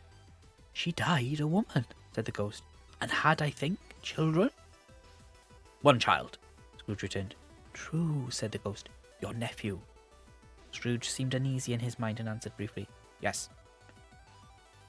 Although they had but that moment left the school behind them, they were now in the busy thoroughfares of a city, where shadowy passengers passed and repassed, where shadowy carts and coaches battled for the way, and all strife and tumult of a real city were. It was made plain enough by the dressing of the shops that here too it was Christmas time again. But it was evening, and the streets were lighting up. The ghost stopped at a certain warehouse door and asked Scrooge if he knew it. "Know it?" said Scrooge. "Was I apprenticed here?" They went in. A sight of an old gentleman in a Welsh wig, sitting behind a high desk, that if he had been 2 inches taller, he must have knocked his head against the ceiling. Scrooge cried in great excitement, "Why, it's old Fezziwig! Bless his heart, it's Fezziwig alive again!" Old Fezziwig laid down his pen and looked up at the clock, which pointed at the hour of 7. He rubbed his hands, adjusted his capacious waistcoat, laughed all over himself, from his shoes to his organ of benevolence, and called out in a comfortable, oily, rich, fat, jovial voice, "Yo-ho there, Ebenezer! Dick!" Scrooge's former self, now grown a young man, came briskly in, accompanied by his fellow apprentice. "Dick Wilkins, to be sure," said Scrooge to the ghost. "Bless me, yes, there he is. He was very much attached to me, was Dick. Poor Dick, dear, dear." "Yo-ho, my boys," said Fezziwig. "No more work tonight. Christmas Eve, Dick." "Christmas, Ebenezer. Let's have the shutters up," cried old Fezziwig, with a sharp clap of his hands, "before a man can say Jack Robinson." You wouldn't believe how these two fellows went at it. They charged into the street with the shutters. 1, 2, 3, had 'em up in their places. 4, 5, 6, barred 'em and pinned 'em. 7, 8, 9, and back before you could give them a 12. Painting like racehorses. "Hilly ho!" cried old Fezziwig, skipping down from the high desk with wonderful agility. "Clear away, my lads, and let's have lots of room here. Hilly ho, Dick. Shut up, Ebenezer." Clear away? There was nothing they wouldn't have cleared away, or couldn't have cleared away, with old Fezziwig looking on. It was done in a minute. Every movable was packed off, as if it were dismissed from public life for evermore. The floor was swept and watered, the lamps were trimmed, fuel was heaped on the fire, and the warehouse was as snug and warm and dry and bright as a ballroom, as you would desire to see upon a winter's night. In came a fiddler with a music book, and went up to the lofty desk and made an orchestra of it, and tuned like 50 stomach aches. In came Mrs. Fezziwig, one vast substantial smile. In came the 3 Miss Fezziwigs, beaming and lovable. In came the 6 young followers whose hearts they broke. In came all the young men and women employed in the business. In came the housemaid and her cousin, the baker. In came the cook, with her brother's particular friend, the milkman. In came the boy from over the way, who was suspected of not having board enough from his master, trying to hide himself behind the girl from next door but one, who was proved to have had her ears pulled by her mistress. In they all came, one after another, some shyly, some boldly, some gracefully, some awkwardly, some pushing, some pulling. In they all came, anyhow and everyhow. Away they all went, 20 couple at once, hands half round and back again the other way, down the middle and up again, round and round in various stages of affectionate grouping. Old top couple always turning up in the wrong place, new top couples starting off again as soon as they got there, old top couples at last, and not a bottom one to help them. When this result was brought about, old Fezziwig, clapping his hands to top the dance, cried, "Well done!" And the fiddler plunged his hot face into a pot of porter, especially provided for that purpose. But, scorning a rest upon his reappearance, he instantly began again, though there were no dancers yet, as if the other fiddler had been carried home, exhausted on a shutter, and he were a brand new man, resolved to beat him out of sight, or perish. There were more dances, and there were forfeits, and more dances, and there was a cake, and there was negus, and there was a great piece of cold roast, and there was a great piece of cold boiled, and there were mince pies and plenty of beer. But the great effect of the evening came after the roast and boiled, when the fiddler, an artful dog mind, the sort of man you knew his business better than you or I could have told it him, struck up Sir Roger de Coverley. Then old Fezziwig stood out to dance with Mrs. Fezziwig, top couple too, with a good stiff piece of work cut out for them, 3 or 4 and 20 pair of partners, people who were not to be trifled with, people who would dance and had no notion of walking. But if they had been twice as many, 4 times, old Fezziwig would have been a match for them, and so would Mrs. Fezziwig. As to her, she was worthy to be his partner in every sense of the term. That's not high praise. Tell me higher, and I'll use it. A positive light appeared to issue from Fezziwig's calves. They shone in every part of the dance like moons. You couldn't have predicted at any given time what would become of them next. And when old Fezziwig and Mrs. Fezziwig had gone all through the dance, advance, retire, hold hands with your partner, bow and curtsy, corkscrew, thread the needle, and back again to your place, Fezziwig cut so deftly that he appeared to wink with his legs, and come up on his feet again without a stagger. When the clock struck 11, the domestic ball broke up. Mr. and Mrs. Fezziwig took their stations, one on either side of the door, and shaking hands with every person individually as he or she went out, wished him or her a Merry Christmas. When everybody had retired but the 2 prentices, they did the same to them, and thus the cheerful voices died away, and the lads were left to their beds, which were under a counter in the back shop. During the whole of this time, Scrooge had acted like a man out of his wits. His heart and soul were in the scene, and with his former self. He corroborated everything, remembered everything, enjoyed everything, and underwent the strangest agitation. It was not until now, when the bright faces of his former self and Dick were turned from them, that he remembered the ghost, and became conscious that it was looking full upon him, while the light upon his head burnt very clear. "A small matter," said the ghost, "to make these silly folks so full of gratitude." "Small," echoed Scrooge. The spirit signed to him to listen to the two apprentices, who were pouring out of their hearts in praise of Fezziwig, and when he had done so, said, "Why, is it not? He has spent but a few pounds of your mortal money, 3 or 4 perhaps. Is that so much that he deserves this praise?"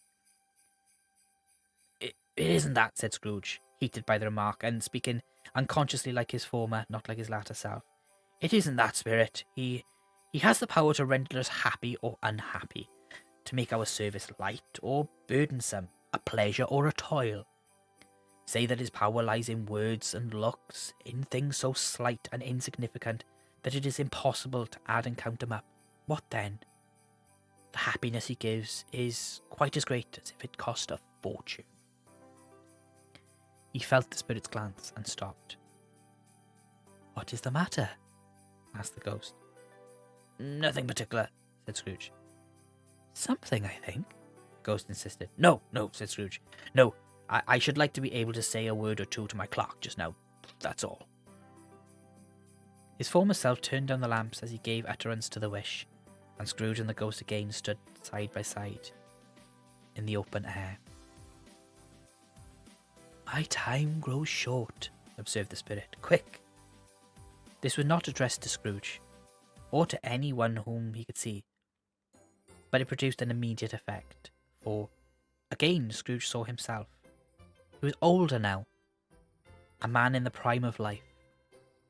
His face had not the harsh and rigid lines of later years, but it had begun to wear the signs of care and avarice.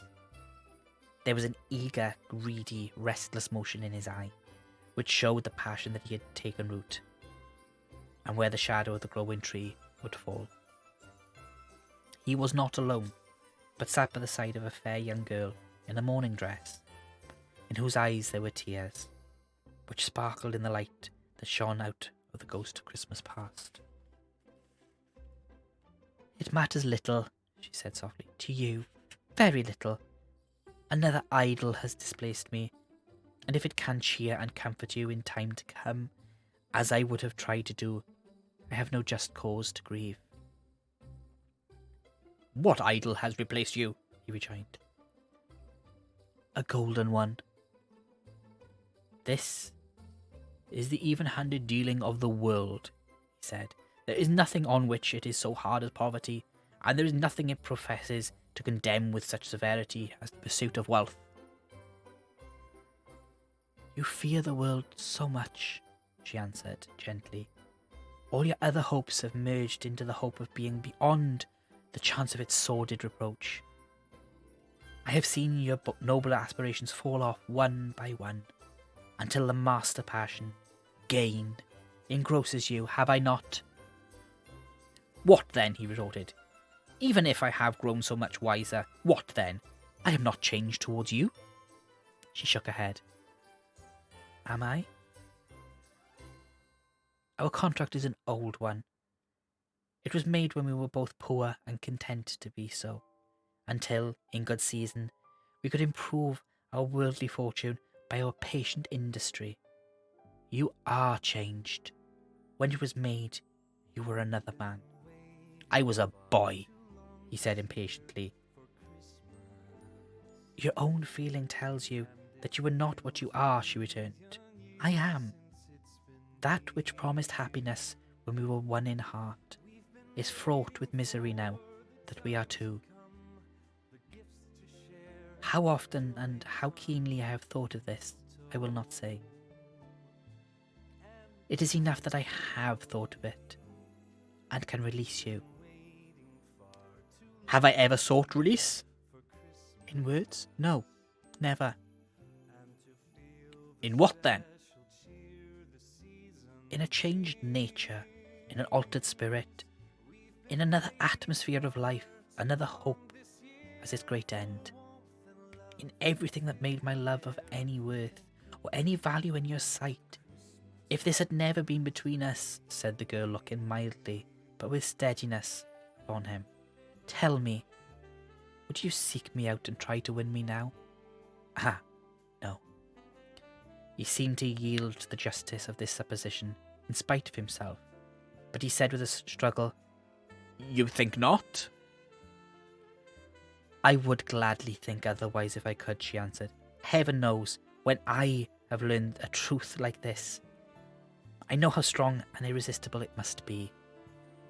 But if you were free today, tomorrow, yesterday, can even I believe that you would choose a dowerless girl?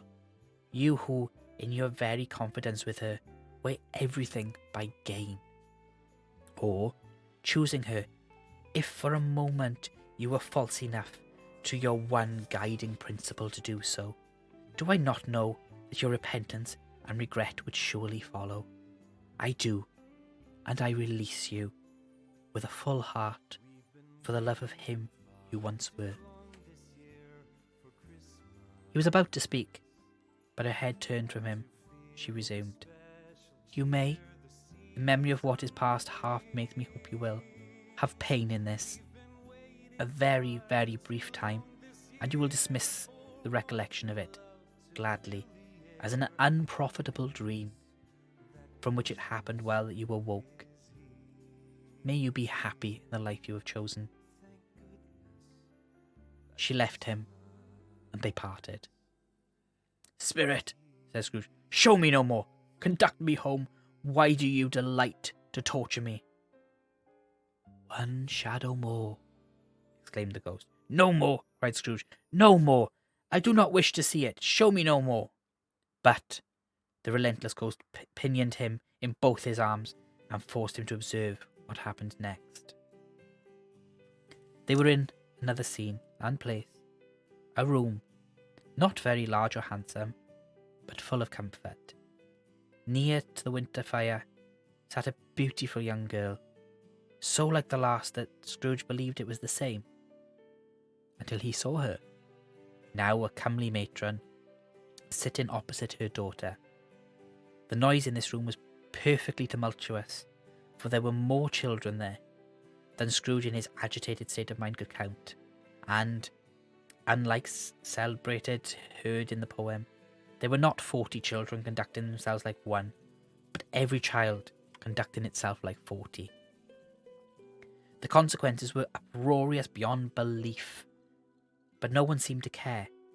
On the contrary, the mother and daughter laughed heartily and enjoyed it very much, and the latter, soon beginning to mingle in the sports, got pillaged by the young brigands most ruthlessly.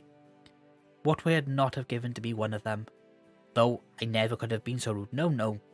It wouldn't for the wealth of all the world have crushed that braided hair and torn it down, and for the precious little shoe I wouldn't have plucked it off, God bless my soul, to save my life. As to measuring her waist in sport, as they did, bold young brood, I couldn't have done it. I should have expected my arm to have grown round it for a punishment, and never come straight again. And yet, I should have dearly liked, I own, to have touched her lips, to have questioned her, that she might have opened them, to have looked upon the lashes of her downcast eyes and never raised a blush, to have let loose those waves of hair, an inch of which would be a keepsake beyond price. In short, I would have liked, I do confess, to have had the lightest license of a child, and yet been man enough to know its value. But now a knocking at the door was heard, and such a rush immediately ensued, that she with laughing face and plundered dress was borne towards it in the centre of a flushed and boisterous group, just in time to greet the father, who came home attended by a man laden with Christmas toys and presents. Then the shouting and the struggling, and the onslaught that was made on the defenceless porter, the scaling him with chairs for ladders to dive into his pockets, despoil him of brown paper parcels, hold on tight by his cravat, hug him around the neck, pommel his back, and kick his legs in irrepressible affection. The shouts of wonder and delight with which the development of every package was received. The terrible announcement that the baby had been taken in the act of putting a doll's frying pan into its mouth was more than suspected of having swallowed a fictitious turkey, glued on a wooden platter. The immense relief of finding this a false alarm. The joy and gratitude and ecstasy, they were all indescribable alike. It is enough that by degrees the children and their emotions got out of the parlour, and by one stair at a time, up to the top of the house, where they went to bed, and so subsided. And now Scrooge looked on more attentively than ever, when the master of the house, having his daughter leaning fondly on him, sat down with her and her mother at his own fireside. And when he thought that such another creature, quite as graceful and as full of promise, might have called him father, and been a springtime in the haggard winter of his life, his sight grew very dim indeed. "Belle," said the husband, turning to his wife with a smile, "I saw an old friend of yours this afternoon." "Who was it?" "Guess." "How can I? Tut, I don't know," she added in the same breath, laughing as he laughed. "Mr. Scrooge." "Mr. Scrooge it was. I passed his office window, and as it was not shut up, and he had a candle inside, I could scarcely help seeing him. His partner lies upon the point of death, I hear, and there he sat alone. Quite alone in the world, I do believe." "Spirit," said Scrooge in a broken voice, "remove me from this place." "I told you these are the shadows of the things that have been," said the ghost. "They are what they are. Do not blame me." "Remove me!" Scrooge exclaimed. "I cannot bear it." He turned upon the ghost, and seeing that it looked upon him with a face in which, in some strange way, there were fragments of all the faces that had shown him, rested with it. "Leave me! Take me back! Haunt me no longer!" In the struggle, if that can be called a struggle in which the ghost, with no visible resistance on his own part, was undisturbed by any effort of its adversary, Scrooge observed that its light was burning high and bright, and dimly connected that, with its influence over him, he seized the extinguisher cap, and by a sudden action pressed it down upon its head. The spirit dropped beneath it, so that the extinguisher covered its whole form. But though Scrooge pressed it down with all his force, he could not hide the light which streamed from under it in an unbroken flood upon the ground. He was conscious of being exhausted and overcome by an irresistible drowsiness, and, further, of being in his own bedroom. He gave the cap a parting squeeze, in which his hand relaxed, and he had barely time to reel to bed before he sank into a heavy sleep. That is the end of the second chapter, and at this point we will be taking a break. Thank you everyone for sticking around, and I hope you've enjoyed what you've heard so far. To that follow who came in whilst we were reading, thank you for that follow. Welcome into the Weir. It is lovely to have you as part of the community, and I hope you enjoy your stay here. I am going to take a break now, and I'm going to get up and walk away from the computer. During this break, I will be running an ad just so that we can turn pre-roll ads off for a little bit. If you aren't subscribed to the channel and you see the ads, please let us know in chat what ads you see. If you are subscribed, or if you don't get the ads, you will see some clips. Now, these clips come with a health and safety warning. Don't eat or drink as they're playing.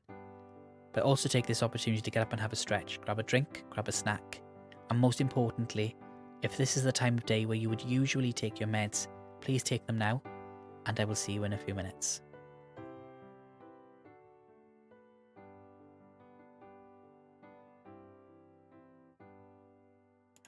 I have really been trying to remember, and I forget. No. Tazzy is the bestest. Not the rudest, the bestest. She's not showing any symptoms at all. Where the heck did that go? It isn't actually Skyrim music.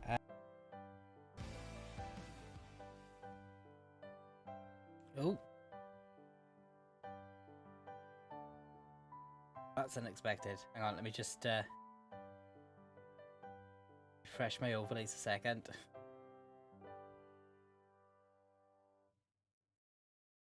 There we go. Need I remind you, this is a family-friendly stream today. And tell him next time not to just ram it in.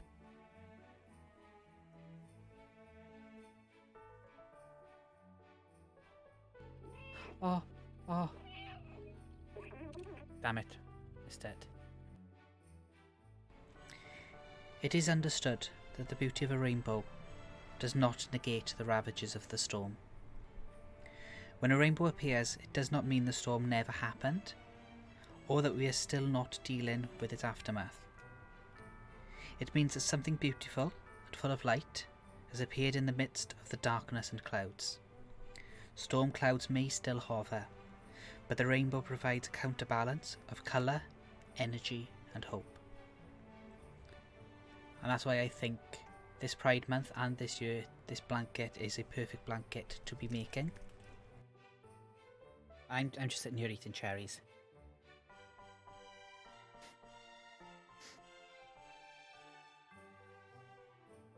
And try not to drop us in the sink.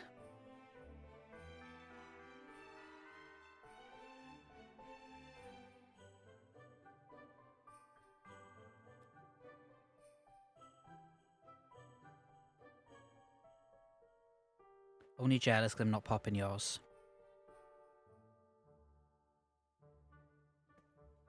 General Kenobi.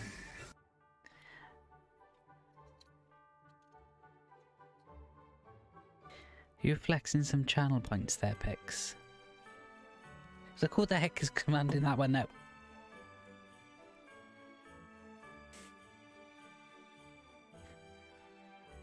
I can't do anything about that because it's a friggin'... I give up. I fucking give up.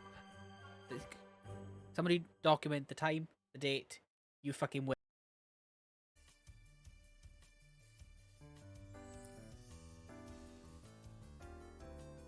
First thing an IT tech will tell you to do.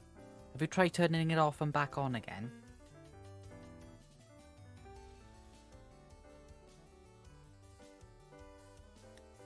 Shame that doesn't work with everything. Like my brain.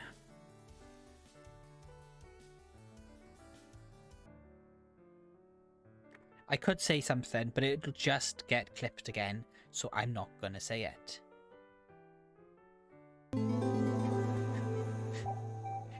Accident Prune, thank you for that follow. Welcome into the weir. I'm hoping that wasn't because of the promise of Welsh-related cheap jokes on Saturday.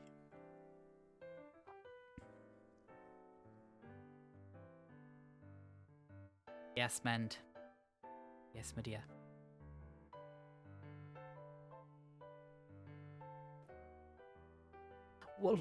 Wolfman Midnight, hello, welcome in. I didn't mean to howl at you. Oh, what? What have I done, Knight? Tazzy, hello. Can I come back? Hello. Now I have to wear it. Okay.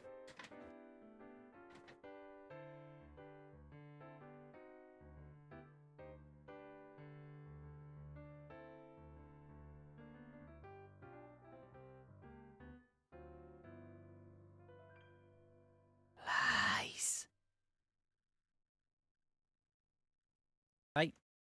I see your bits. I see your bits.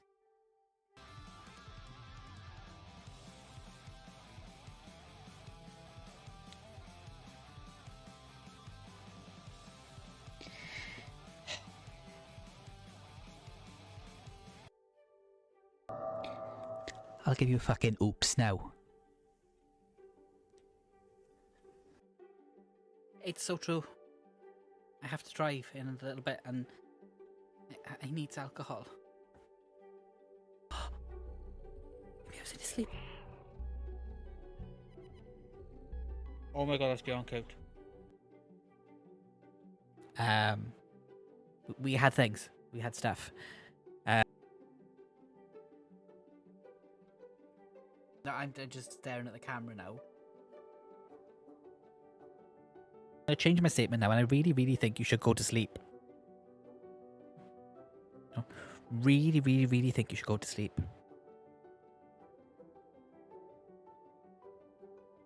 Look, if it dangles, I play. Okay?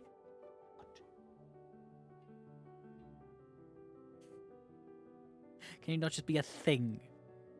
I'm sure they appreciated being called a thing. Do you mean a heater, a hot water bottle? Yeah, no. There'll be no clipping tonight. No clipping tonight. Thank you very much. That is an order. And I'm not going to say or do anything that's going to be clippable tonight. So, how the hell are we in a level 4 hype train?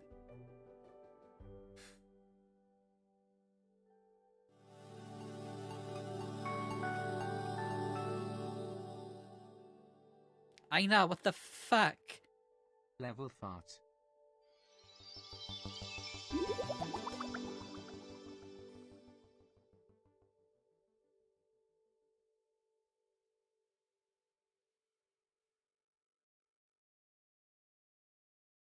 Of age, race, gender identity, sexual orientation, religious or political beliefs. The only thing I do ask, you don't discuss religion or politics in chat. Newt Froggy.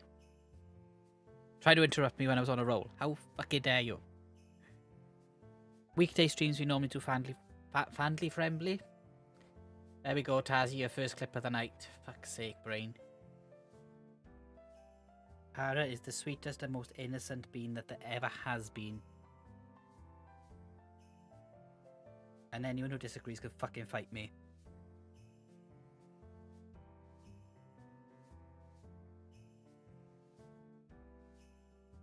I'm filtering out my brain right now because I knew if I'd allowed what was passing through to actually make it to my mouth and come out, I would have been clipped.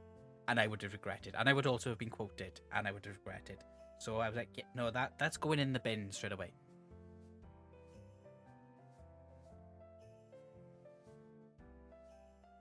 Oh no. Why did I do it? What?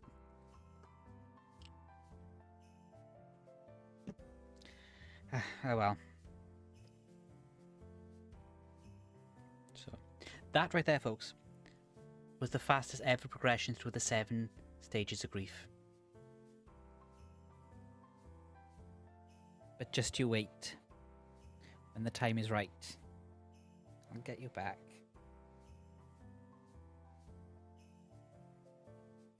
Apparently, I pull Kermit face as well. I can't see how my face looks like Kermit the Frog at all. So if someone can get me a comparison and show me, I'd very much appreciate it.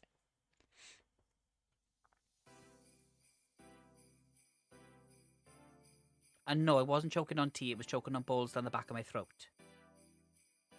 Thank you very much.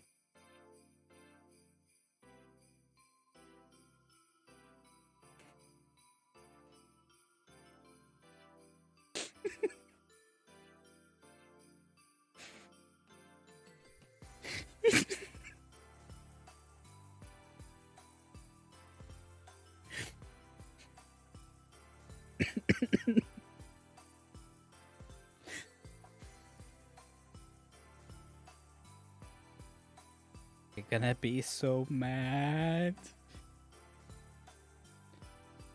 No.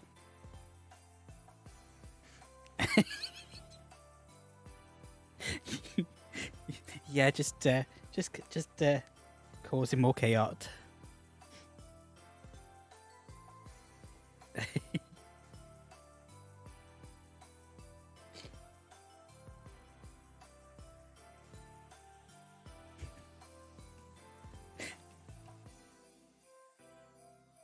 Sorry.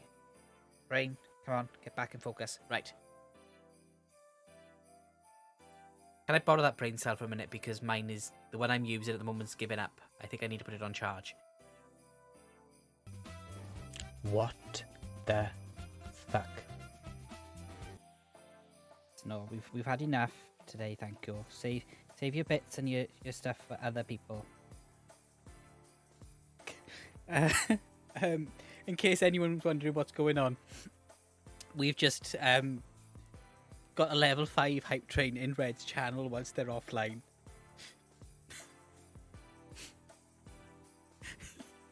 And not just a level 5, a completed level 5 hype train in Red's channel whilst they're offline. I have seen the rare phenomenon.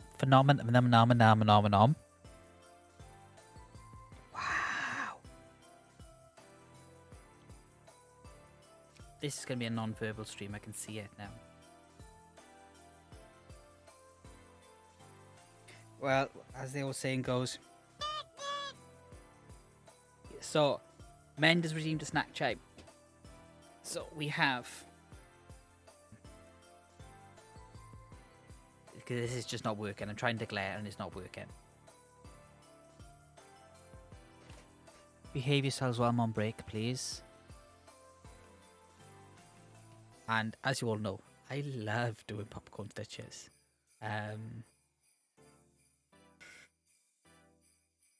Oh, I'm better at controlling it on stream. You'll never find out.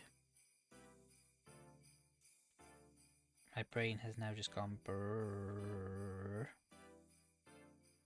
Oh my god, you lot are just being chaos again today. Like, extra level chaos. I'm glad you're not my cat, you'll be in trouble all the time.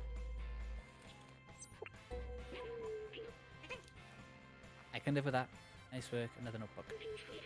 This one seems to belong to someone named Doc. And I will be having a word with the operators of my brain. Hang on, I'll be there now in a minute.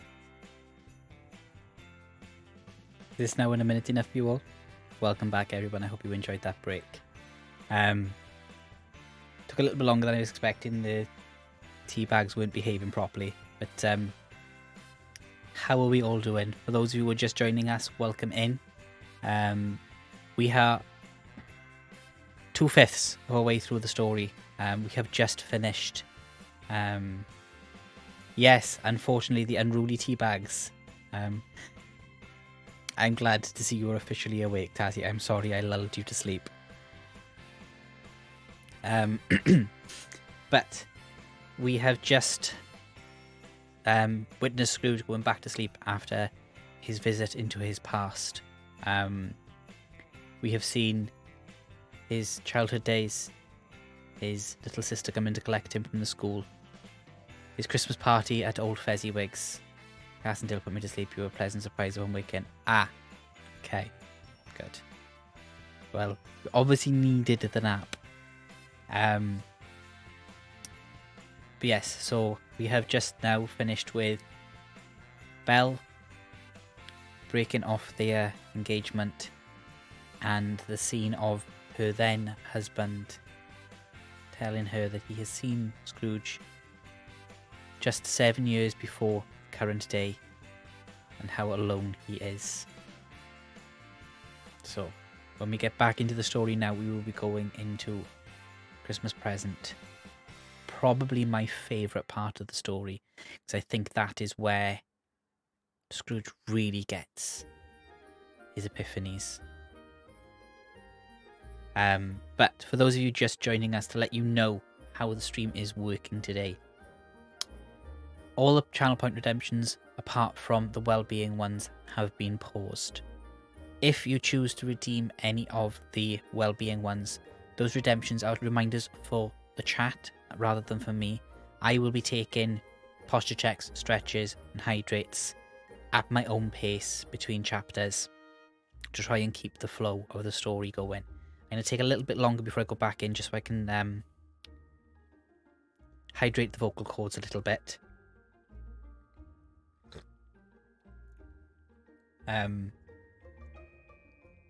But all on-screen alerts have also been turned off apart from the raid alert.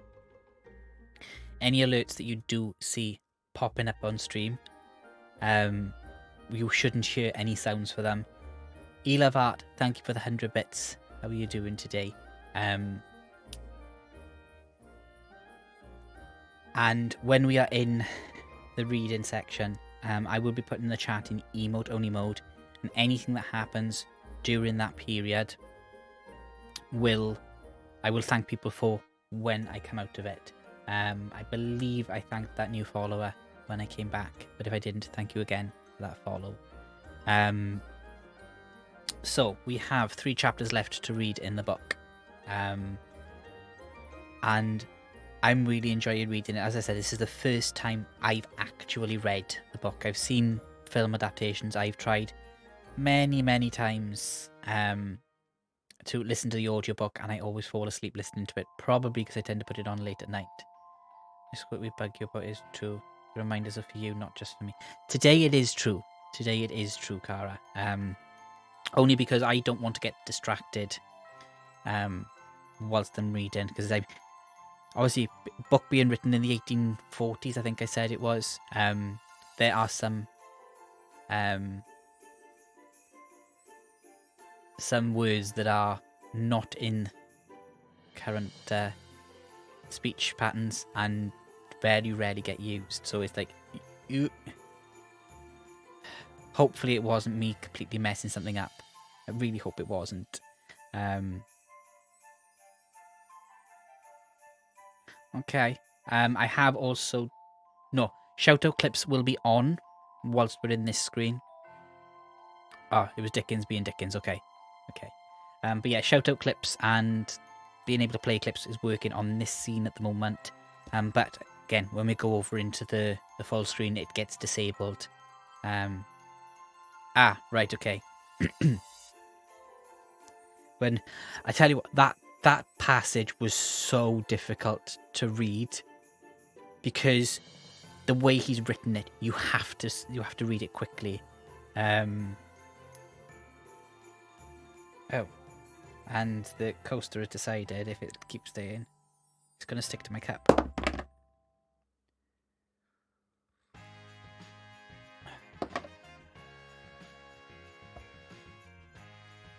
So, what we will do when we get to 20 minutes past the hour, we'll go back over at that point. But for anyone just joining us, how are you doing today? How is your day going? How has your day been? And if there is anyone new here today, we are primarily a crafting stream. Very rarely do I do streams in just chatting. This is a special stream.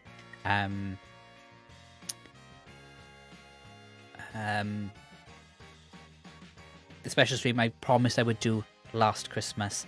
So for anyone new coming in and checking us out, I hope you've enjoyed what you've seen so far. This isn't the normal type of streams for the Weir, but I'm really hoping you are enjoying your stay here today. E-Love, thank you for that sub as well. That will be something for the new year, Tazzy. Time has just got away from me this year, so I'll arrange something in the new year. I have some ideas for it. So yeah, it'll either be January or February next year whilst it is still cold. Yes, thank you again, Elavart, for that resub. 2 months at tier 1. I really do appreciate it. No. No, we're not doing that, Cass.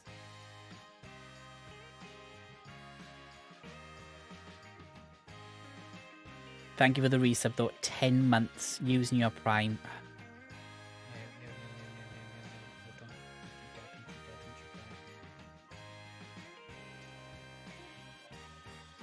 Hi-ho, Kermit the Frog here.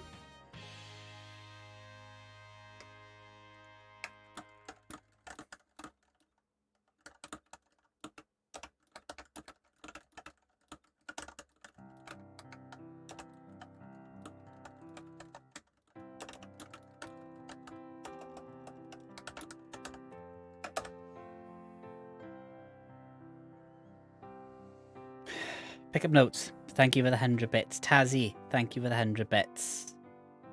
Mend. Gifting out 4 tier 1 subs to the community. Going to Liv Winchester, Zoma Valinda, Lego Legend, and Agent China. Elavart, thank you for the 100 bits.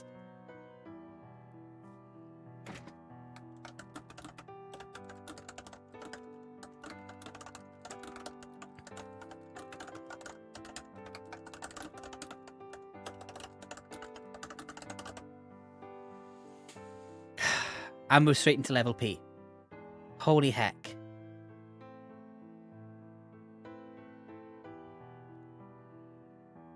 You lot of chaos. So much for me getting back into reading the book. I've just been told by my mods that I have to wait now until the hype train finishes.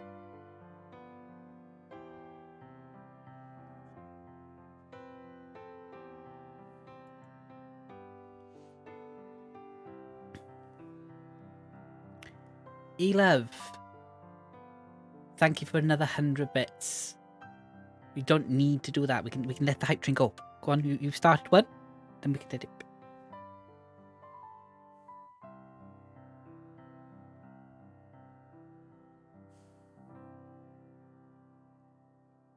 Chat is definitely choosing Chaos tonight. And the We Are Guardians are leading the charge, it seems. Hi-ho, Kermit the Frog here. I mean, Cass, yeah, you have got the patience of a saint 2 hours into stream. E-Love. Thank you for another 100 bits, but seriously, behave yourselves.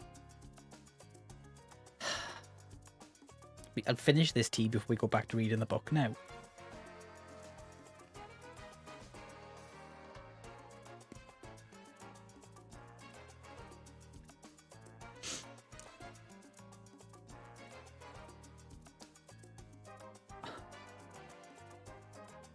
Pick up notes. Thank you for the 100 bits. No, you are not. You were never behaving. None of you ever behave.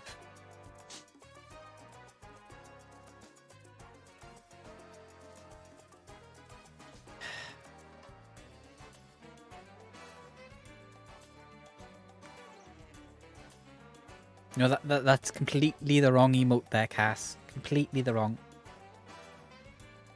Look, we've had this discussion before. You say you've been taught to behave this way. I haven't taught you to behave this way. I am chill and behave myself wherever I am.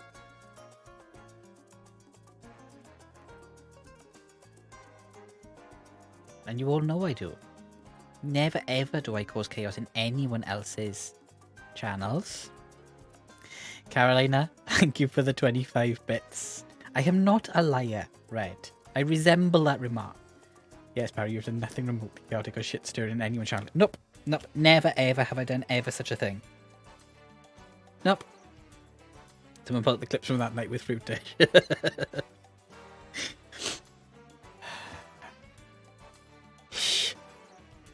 I'm trying to get rid of those receipts. Please give us a warning before you lie about yourself. I just choked on the chocolate. I am sorry, pick up notes. I am sorry, but I'm not lying. I am telling nothing but the honest truth.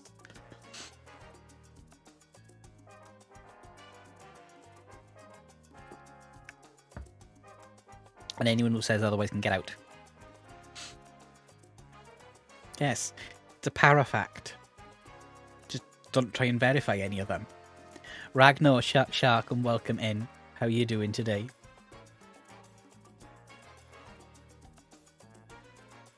Thank you. Thank you. It was a work mug, and it's made its way back into the house, much to my mother's distaste. But you have to have Christmas mugs for Christmas time.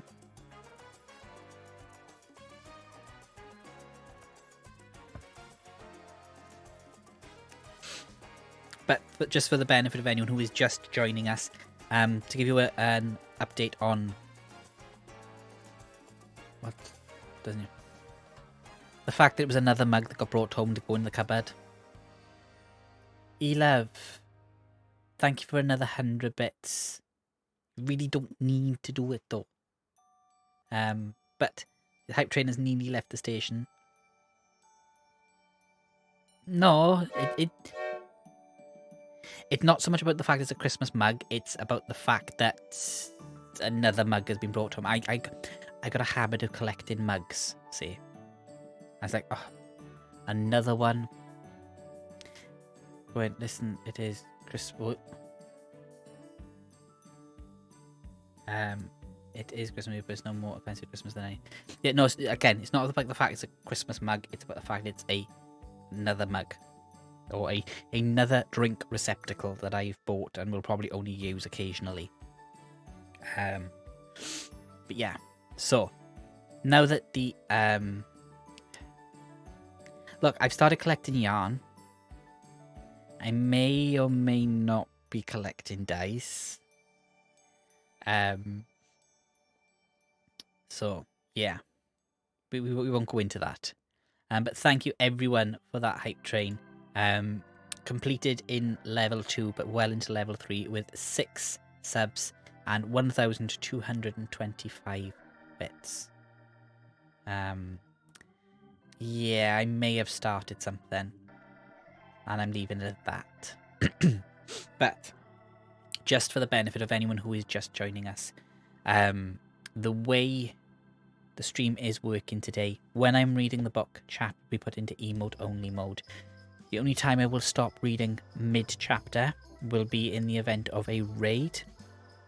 Anything that happens whilst I'm reading, I will thank you for at the end of each chapter. The way the chapters are going, I'm going to stop at the end of each chapter and take a short break. Wow.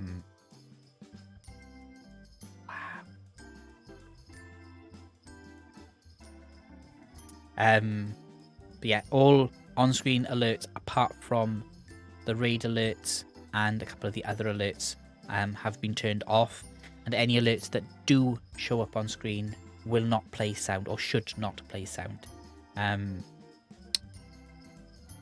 So anything that does happen, as I said, whilst I'm reading, I will thank people for when I take the pause between chapters. But so I can start it at a nice, I know what times I'm starting each section at. I'm going to wait until past the 2-hour mark now, which is another 2 minutes. I'm going to go back into reading. We'll be starting chapter 3, which is, I mean, whichever they prefer. So some people might think that the spanking is thanking. And I'm well aware that there's going to be about 8 million clips of that now, but I don't care.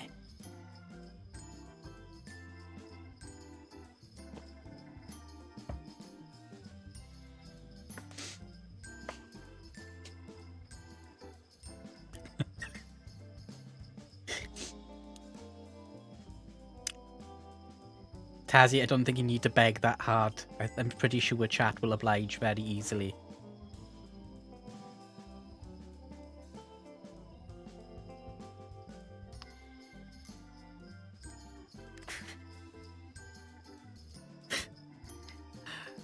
So, Tazzy is now switching from probably the clip master to the quote gatherer.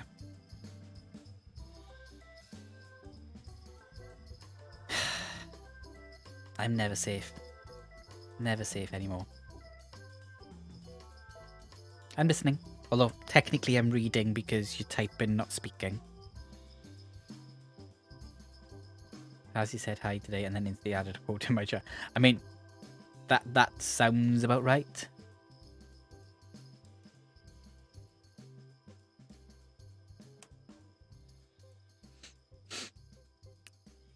Yeah, people only started adding quotes in chat, I think, middle of last year as well. I don't know who started watching the channel at that time, but yeah, there's a distinct coincidence with when the number of clips and the number of quotes started piling up in the channel. But on that note, we are going to switch back over to reading. We will be going into emote only mode again, so please sit back, enjoy the story, and I will catch up with chat again at the end of this chapter. Okay. Chapter 3. The second of the three spirits. Awaking in the middle of a prodigiously tough snow, and sitting up in bed to get his thoughts together, Scrooge had no occasion to be told that the bell was again upon the stroke of 1. He felt that he was restored to consciousness in the right nick of time, for the especial purpose of holding a conference with the second messenger dispatched to him through Jacob Marley's intervention. But, finding that he turned uncomfortably cold when he began to wonder which of his curtains this new spectre would draw back, he put them every one aside with his own hands, and laying down again, established a sharp lookout all around the bed. for he wished to challenge the spirit on the moment of its appearance, and did not wish to be taken by surprise and made nervous. Gentlemen of the free and easy sort, who plume themselves on being acquainted with a move or two, and being usually equal to the time of day, express the wide range of their capacity for adventure by observing that they are good for anything from pitch and toss to manslaughter. Between which opposite extremes, no doubt, there lies a tolerably wide and comprehensive range of subjects. Without venturing for Scrooge quite as heartily as this, I don't mind calling on you to believe that he was ready for a good broad field of strange appearances, and that nothing between a baby and a rhinoceros would have astonished him very much. Now, being prepared for almost anything, he was not by any means prepared for nothing, and consequently, when the bell struck 1 and no shape appeared, he was taken with a violent fit of trembling. 5 minutes, 10 minutes, a quarter of an hour went by, yet nothing came.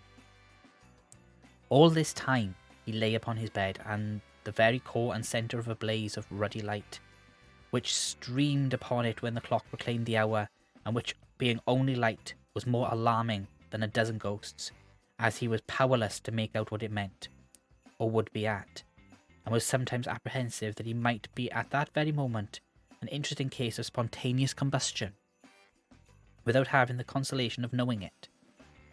At last, however, he began to think, as you or I would have thought at first, for it is always the person not in the predicament who knows what ought to have been done in it, and would unquestionably have done it too. At last, I say, he began to think the source and secret of this ghostly light must be in the adjoining room, from whence, on further tracing it, it seemed to shine. This idea taking full possession of his mind, he got up softly and shuffled in his slippers to the door. The moment Scrooge's hand was on the lock, a strange voice called him by his name and bade him enter. He obeyed. It was his own room, there was no doubt about that, but it had undergone a surprising transformation. The walls and ceiling were so hung with living green that it looked like a perfect grove, from every part of which bright gleaming berries glistened. The crisp leaves of holly, mistletoe, and ivy reflected back the light, as if so many little mirrors had been scattered there, and such a mighty blaze went roaring up the chimney as that dull petrification of a hearth had never known in Scrooge's time, or Marley's, or for many and many a winter season gone. Heaped up on the floor to form a kind of throne, with turkeys, geese, game, poultry, brawn, great joints of meat, suckling pigs, long wreaths of sausages, mince pies, plum puddings, barrels of oysters, red-hot chestnuts, cherry-cheeked apples, juicy oranges, luscious pears, immense 12th cakes, and seething bowls of punch that made the chamber dim with a delicious steam.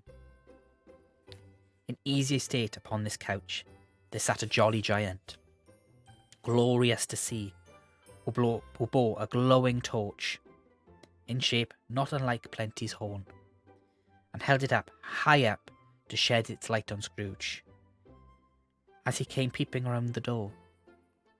"Come in!" exclaimed the ghost. "Come in and know me better, man." Scrooge entered timidly and hung his head before this spirit. He was not the dogged Scrooge he had been, and though the spirit's eyes were clear and kind, he did not like to meet them. "I am the ghost of Christmas present," said the spirit. "Look upon me." Scrooge reverently did so. It was clothed in one simple deep green robe, or mantle, bordered with white fur. This garment hung so loosely on the figure that its capacious breast was bare, as if disdaining to be warded or concealed by any artifice. Its feet, observable beneath the ample folds of the garment, were also bare, and on its head it wore no other covering than a holly wreath, sat here and there with shining icicles. Its dark brown curls were long and free as its genial face, its sparkling eye, its open hand, its cheery voice, its unconstrained demeanour, and its joyful air. Girded round its middle was an antique scabbard, but no sword was in it, and the ancient sheath was eaten up with rust. "You have never seen the like of me before," explained the spirit. "Never," Scrooge made an answer to it. "Have never walked forth with the younger members of my family, meaning, for I am very young. My elder brother's born these later years," pursued the phantom. I don't think I have," said Scrooge. "I am afraid I have not. Have you had many brothers, Spirit?" "More than 1,800, said the ghost. "It's a tremendous family to provide for," muttered Scrooge. The ghost of Christmas Present rose. "Spirit," said Scrooge submissively, "conduct me where you will. I went forth last night on compulsion, and I learnt a lesson which is working now. Tonight, if you have aught to teach me, let me profit by it." "Touch my robe." Scrooge did as he was told, and held it fast. Holly, mistletoe, red berries, ivy, turkeys, geese, game, poultry, brawn, meat, pigs, sausages, oysters, pies, puddings, fruit, and punch all vanished instantly. So did the room, the fire, the ruddy glow, the hour of night, and they stood in the city streets on Christmas morning, where, for the weather was severe, people made a rough but brisk and not unpleasant kind of music, in scraping the snow from the pavement in front of their dwellings and from the tops of their houses, whence it was mad delight to the boys to see it come plumping down in the road below and split it into artificial little snowstorms. The house fronts looked black enough, and the windows blacker, contrasting with the smooth white sheet of snow upon the roofs, and with the dirtier snow upon the ground, which last deposit had been ploughed up in deep furrows by the heavy wheels of carts and waggons, furrows that crossed and recrossed each other hundreds of times, where the great streets branched off and made intricate channels, hard to trace, in the thick yellow mud and icy water. The sky was gloomy, and the shorter streets were choked up with a dingy mist, half thawed, half frozen, whose heavier particles descended in a shower of sooty atoms, as if all the chimneys in Great Britain had, by one consent, caught fire, and were blazing away to their dear heart's content. There was nothing very cheerful in the climate or the town, and yet was there an air of cheerfulness abroad that the clearest summer air, brightest summer sun might have endeavoured to diffuse in vain. For the people who were shovelling away on the housetops were jovial and full of glee, calling out to one another from the parapets, and now and then exchanging a facetious snowball. Better-natured missile by far than a wordy jest.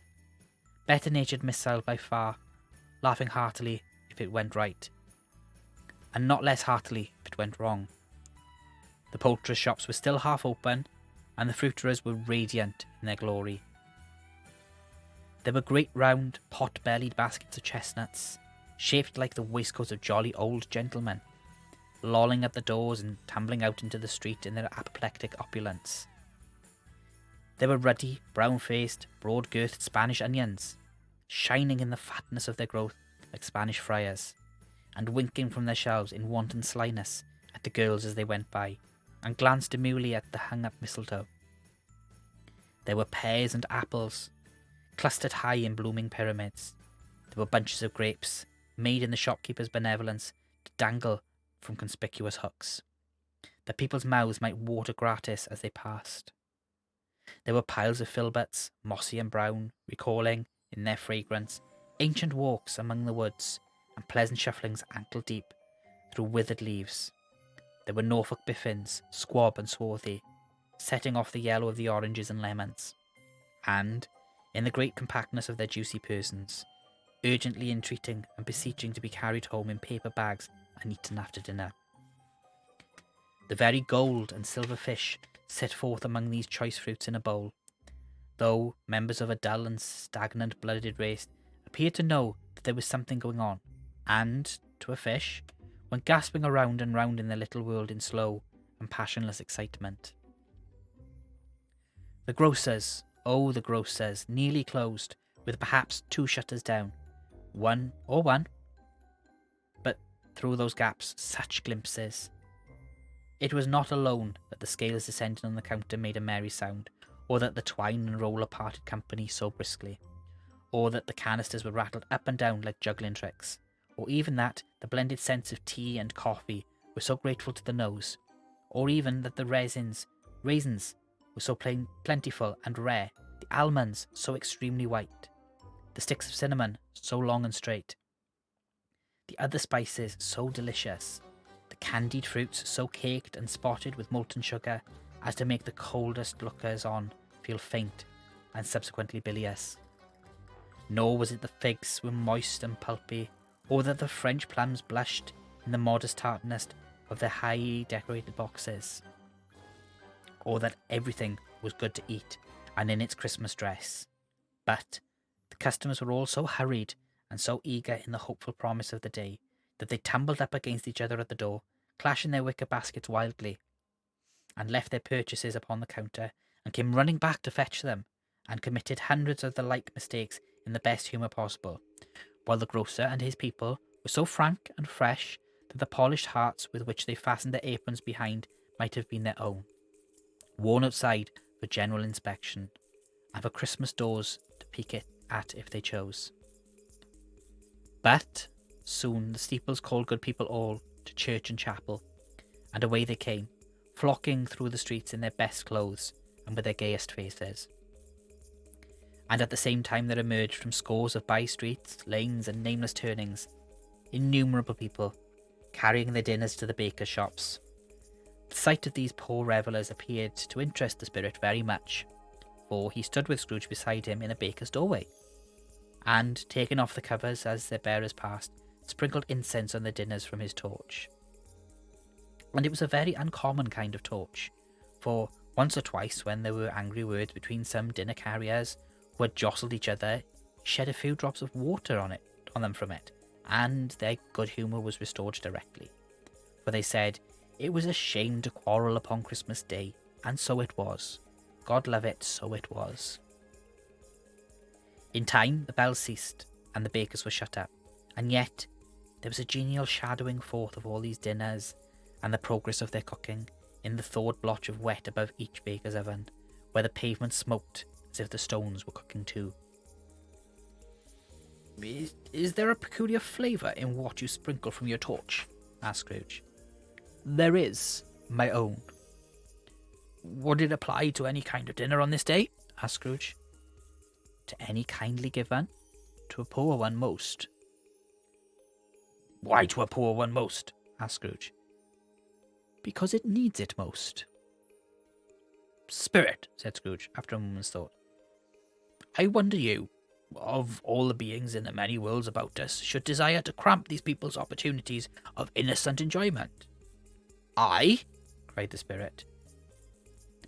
"You would deprive them of their means of dining every 7th day, often the only day in which they can be said to dine at all," said Scrooge, "wouldn't you?" "I?" cried the spirit.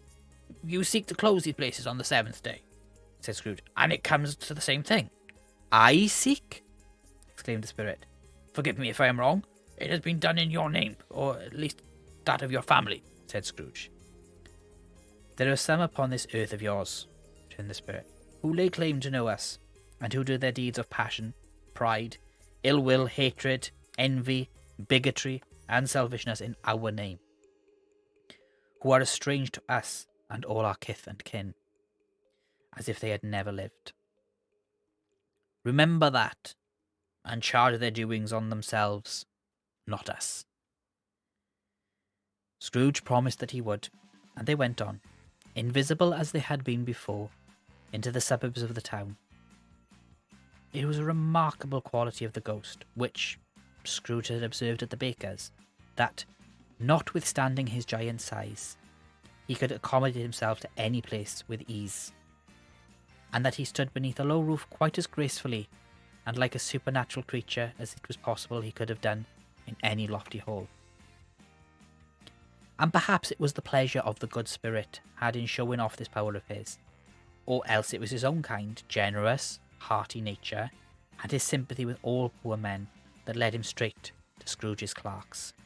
For there he went, and took Scrooge with him, holding to his robe. and on the threshold of the door the spirit smiled and stopped to bless Bob Cratchit's dwelling with a sprinkling of his torch. Think of that. Bob had but 15 bob a week himself. He pocketed on Saturdays but 15 copies of his Christian name, and yet the ghost of Christmas present blessed his 4-roomed house. Then up rose Mrs. Cratchit, Cratchit's wife, dressed out but poorly in a twice-turned gown, but brave in ribbons, which are cheap and make a goodly show for a sixpence. And she laid the cloth, assisted by Belinda Cratchit, second of her daughters, also brave in ribbons, while Master Peter Cratchit plunged a fork into the saucepan of potatoes, and getting the corners of his monstrous shirt collar, Bob's private property, conferred upon his son and heir in honour of the day, into his mouth, rejoiced to find himself so gallantly attired, and yearned to show his linen in the fashionable parks. And now 2 smaller Cratchits, boy and girl, came tearing in, screaming that outside the baker's they had smelt the goose, and known it for their own, and basking in luxurious thoughts of sage and onion. These young Cratchits danced about the table, and exalted Master Peter Cratchit to the skies, while he, not proud although his collars nearly choked him, blew the fire till the slow potatoes bubbling up knocked loudly at the saucepan lid to be let out and peeled. "What has ever got your precious father then?" said Mrs. Cratchit. "And your brother, Tiny Tim, and Martha, weren't as late last Christmas Day by half an hour." "Here's Mother." "Here's Martha, Mother," said a girl, appearing as she spoke. "Here's Martha, Mother," cried the 2 young Cratchits. "Hurrah! There's such a goose, Martha." "Why, bless your heart alive, my dear, how late you are," said Mrs. Cratchit, kissing her a dozen times, and taking off her shawl and bonnet for her, with a vicious zeal. "With a deal of work to finish up last night," replied the girl, "and had to clear away this morning, Mother." "Well, never mind, so long as you are come," said Mrs. Cratchit. "Sit ye down before the fire, my dear, and have a warm, Lord bless ye." "No, no, there's father come in," cried the 2 young Cratchits, who were everywhere at once. "Hide, Martha, hide." So Martha hid herself, and in came little Bob, the father, with at least 3 of his comforter, exclusive of the fringe, hanging down before him, and his threadbare clothes darned up and brushed to look seasonable, and Tiny Tim upon his shoulder. Alas for Tiny Tim, he bore a little crutch, and had his limbs supported by an iron frame. "Why, where's our Martha?" cried Bob Cratchit, looking round. "Not coming," said Mrs. Cratchit. "Not coming?" said Bob, with a sudden declension in his high spirits, for he had been Tim's blood horse all the way from church, and had come home rampant. "Not coming upon Christmas Day?" Martha didn't like to see him disappointed, if it were only in joke, so she came out prematurely from behind the closet door and ran into his arms, while the 2 young Cratchits hustled Tiny Tim and bore him off into the watch-house, that he might hear the pudding singing in the copper. "How did little Tim behave?" asked Mrs. Cratchit, when she had rallied Bob on his credulity, and Bob had hugged his daughter to his heart's content. "As good as gold," said Bob, "and better. Somehow, he gets thoughtful sitting by himself so much, and thinks the strangest things you ever heard. He told me, coming home, that he hoped the people saw him in the church, because he was a cripple, and might be pleasant to them to remember upon Christmas Day, who made lame beggars walk and blind men see." Bob's voice was tremulous when he told them this, and trembled more when he said that Tiny Tim was growing strong and hearty. His active little crutch was heard upon the floor, and back came Tiny Tim before another word was spoken, escorted by his brother and sister to his stool before the fire, and, while Bob, turning up his cuffs, as if, poor fellow, they were capable of being made more shabby, compounded some hot mixture in a jug with gin and lemons, and stirred it round and round, and put it on the hob to simmer. Master Peter and the 2 ubiquitous young Cratchits went to fetch the goose, with which they soon returned in high procession.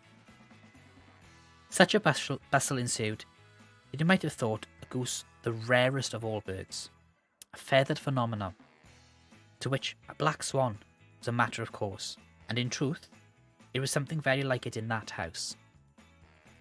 Mrs. Cratchit made the gravy, ready beforehand in a little saucepan, hissing hot.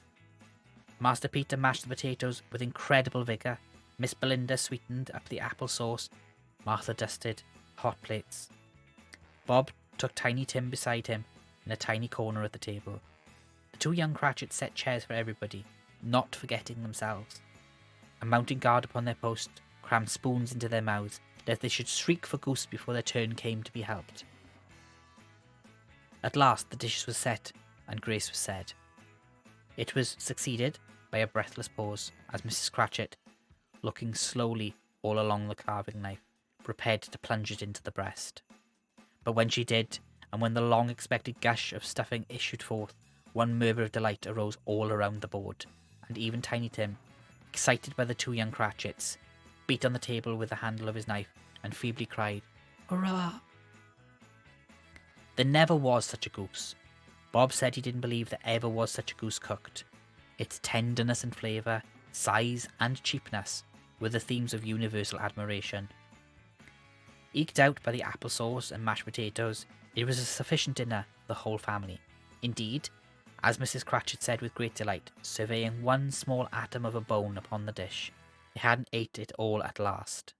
Yet everyone had had enough, and the youngest Cratchits in particular were steeped in sage and onion to the eyebrows. But now, the plates being changed by Miss Belinda, Mrs. Cratchit left the room alone, too nervous to bear witness, to take the pudding up and bring it in. Suppose it should not be done enough. Suppose it should break in turning out.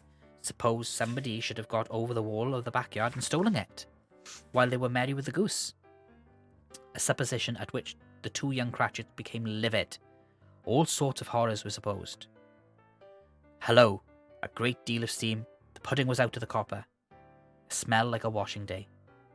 That was the cloth. A smell like the eating house, and a pastry cook's next door to each other, with the laundress's next door to that.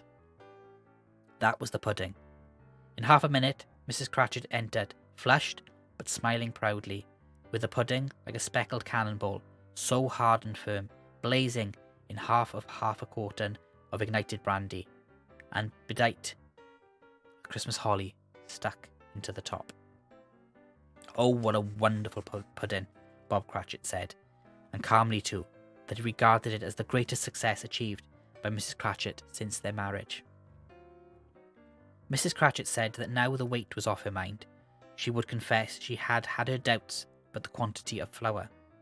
Everybody had something to say about it, but nobody said or thought it was at all a small pudding for a large family. It would have been flat heresy to do so. Any Cratchit would have blushed to hint at such a thing. At last the dinner was all done. The cloth was cleared, the hearth swept, and the fire made up. The compound in the jug being tasted, and considered perfect, apples and oranges were put upon the table, and a shovelful of chestnuts on the fire. Then all the Cratchit family drew around the hearth in what Bob Cratchit called a circle, meaning half a one, and at Bob Cratchit's elbow stood the family display of glass, 2 tumblers, and a custard cup without a handle. These held the hot stuff from the jug, however, as well as the golden goblets would have done, and Bob served it out with beaming looks, whilst the chestnuts on the fire sputtered and crackled noisily. Then Bob proposed, "A Merry Christmas to us all, my dears. God bless us," which all the family re-echoed. "God bless us, everyone," said Tiny Tim, the last of all. He sat very close to his father's side, upon his little stool. Bob held his withered little hand in his, as if he loved the child, and wished to keep him by his side, and dreaded that he might be taken from him. "Spirit," said Scrooge, with an interest he had never felt before, "tell me if Tiny Tim will live." "I see a vacant seat," replied the ghost, "in the poor chimney corner, and a crutch without an owner, carefully preserved. If these shadows remain unaltered by the future, the child will die." "No, no," said Scrooge. "Oh, kind spirit, say he will be spared." "If these shadows remain unaltered by the future, none other of my race," returned the ghost, "will find him here. What then? If he be like to die, he had better do it, and decrease the surplus population." Scrooge hung his head to hear his own words quoted by the spirit, and overcome with penitent grief. "Man," said the ghost, "if man you be in heart, not adamant, forbear that wicked cant, until you have discovered what the surplus is and where it is. Will you decide what men shall live, what men shall die? It may be that in the sight of heaven you are more worthless and less fit to live than millions like this poor man's child. Oh God, to hear the insect on the leaf pronouncing on the too much life among the hungry brothers in the dust. Scrooge bent before the ghost's rebuke, and trembling cast his eyes upon the ground. But he raised them speedily on hearing his own name. "Mr. Scrooge," said Bob. "I'll give you Mr. Scrooge, the founder of the feast." "The founder of the feast, indeed!" cried Mrs. Cratchit, reddening. "I wish I had him here. I gave him a piece of my mind to feast upon, and I hope he'd have a good appetite for it." "My dear," said Bob, "the children. Christmas Day." "It should be Christmas Day, I am sure," she said, "on which one drinks the health of such an odious, stingy, hard, unfeeling man as Mr. Scrooge. You know he is, Robert. Nobody knows it better than you do, poor fellow." "My dear," said Bob's mild answer, "Christmas Day." "I'll drink his health, for your sake, and the day's," said Mrs. Cratchit, "not for his. Long life to him, a Merry Christmas and a Happy New Year. He'll be very merry and very happy, I have no doubt." The children drank the toast after her. It was the first of their proceedings which had no heartiness in it. Tim drank it last of all, but he didn't care twopence for it. Scrooge was the ogre of the family. The mention of his name cast a dark shadow on the party, which is not dispelled for a full 5 minutes. After it had passed away, they were 10 times merrier than before, from the mere relief of Scrooge, the baleful being done with. Bob Cratchit told them how he had a situation in his eye for Master Peter, which would bring in, if obtained, full 5 and 6 pence weekly. The idea young Cratchits laughed tremendously at the idea of Peter's being a man of business, and Peter himself looked thoughtfully at the fire from between his collars, as if he were deliberating what particular investments he should favour when he came into the receipt of that bewildering income. Martha, who was a poor apprentice at a milliner's, then told them what kind of work she had to do, and how many hours she worked at a stretch, and how she meant to lie abed tomorrow morning for a good long rest, tomorrow being a holiday she passed at home. Also, how she had seen a countess and a lord some days before, and how the lord was much about as tall as Peter, at which Peter pulled up his collar so high that you couldn't have seen his head if you had been there. All this time the chestnuts and the jug went round and round, and by they had a song about a lost child travelling in the snow from Tiny Tim, who had a plaintive little voice, and sang it very well indeed. There was nothing of high mark in this. They were not a handsome family, they were not well dressed, their shoes were far from being waterproof. Their clothes were scanty, and Peter might have known, and very likely did, the inside of a pawnbroker's. But they were happy, grateful, pleased with one another, and contented with the time, and when they faded, and looked happier yet at brighter sprinklings of the spirit's torch at parting, Scrooge had his eye upon them, and especially Tiny Tim, until the last. By this time it was getting dark, and snowing pretty heavily, and as Scrooge and the spirit went along the streets, the brightness of the roaring fires in the kitchens, parlours, and of all sorts of rooms was wonderful. Here, the flickering of the blaze showed preparations for a cosy dinner, with hot plates baking through and through before the fire, and deep red curtains ready to be drawn to shut out cold and darkness. There, all the children of the house were running out into the snow to meet their married sisters, brothers, cousins, uncles, aunts, and be the first to greet them. Here, again, were shadows of the window blind of guests assembling, and there a group of handsome girls, all hooded and fur-booted, and all chattering at once, tripped lightly off to some near neighbour's house, where, woe upon the single man who saw them enter, artful witches, well they knew it, in a glow. But if you had judged from the numbers of people on their way to friendly gatherings, you might have thought that no one was at home to give them welcome when they got there, instead of every house expecting company, and piling up its fires half chimney high. Blessings on it, how the ghost exulted, how it bared its breadth of breast, and opened its capacious palm, and floated on, outpouring, with a generous hand, its bright and harmless mirth on everything within its reach. The very lamplighter, who ran on before the dusky street with specks of light, and who dressed to spend the evening somewhere, laughed out loudly as the spirit passed, though little kenned the lamplighter that he had any company but Christmas.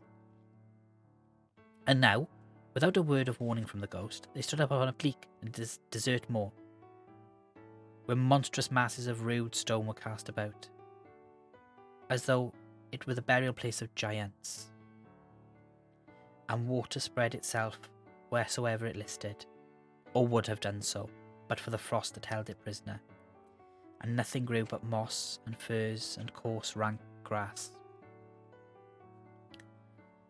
Down in the west, the setting sun had left a streak of fiery red, which glared upon the desolation for an instant, like a sullen eye, and frowning lower, lower, lower yet, was lost in the thick gloom of darkest night. "What place is this?" asked Scrooge. "A place where miners live, who labour in the bowels of the earth," returned the spirit. "But they know me, see?" A light shone from the window of a hut, and swiftly they advanced towards it. Passing through the wall of mud and stone, they found a cheerful company assembled around a glowing fire. An old, old man and woman, with their children and their children's children, and another generation beyond that, all decked out gaily in their holiday attire. The old man, in a voice that seldom rose above the howling of the wind upon the barren waste, was singing them a Christmas song. It had been a very old song when he was a boy, and from time to time they all joined in the chorus. So surely as they raised their voices, the old man got quite blithe and loud, and so surely as they stopped, his vigour sang again. The spirit did not tarry here, but bade Scrooge hold his robe, and passing on above the moor, sped whither? Not to see? To see. To Scrooge's horror, looking back, he saw the last of the land, a frightful range of rocks behind them, and his ears were deafened by the thundering of water, as it rolled and roared and raged among the dreadful caverns it had worn, and fiercely tried to undermine the earth. Built upon a dismal reef of sunken rocks, some league or so from shore, on which the waters chafed and dashed the wild year through, there stood a solitary lighthouse. Great heaps of seaweed clung to its base, and storm birds, born of the wind one might suppose, as seaweed of the water, rose and fell about it like the waves they skimmed. But even here, two men who watched the light had made a fire, that through the loophole in the thick stone wall shed out a ray of brightness on the awful sea.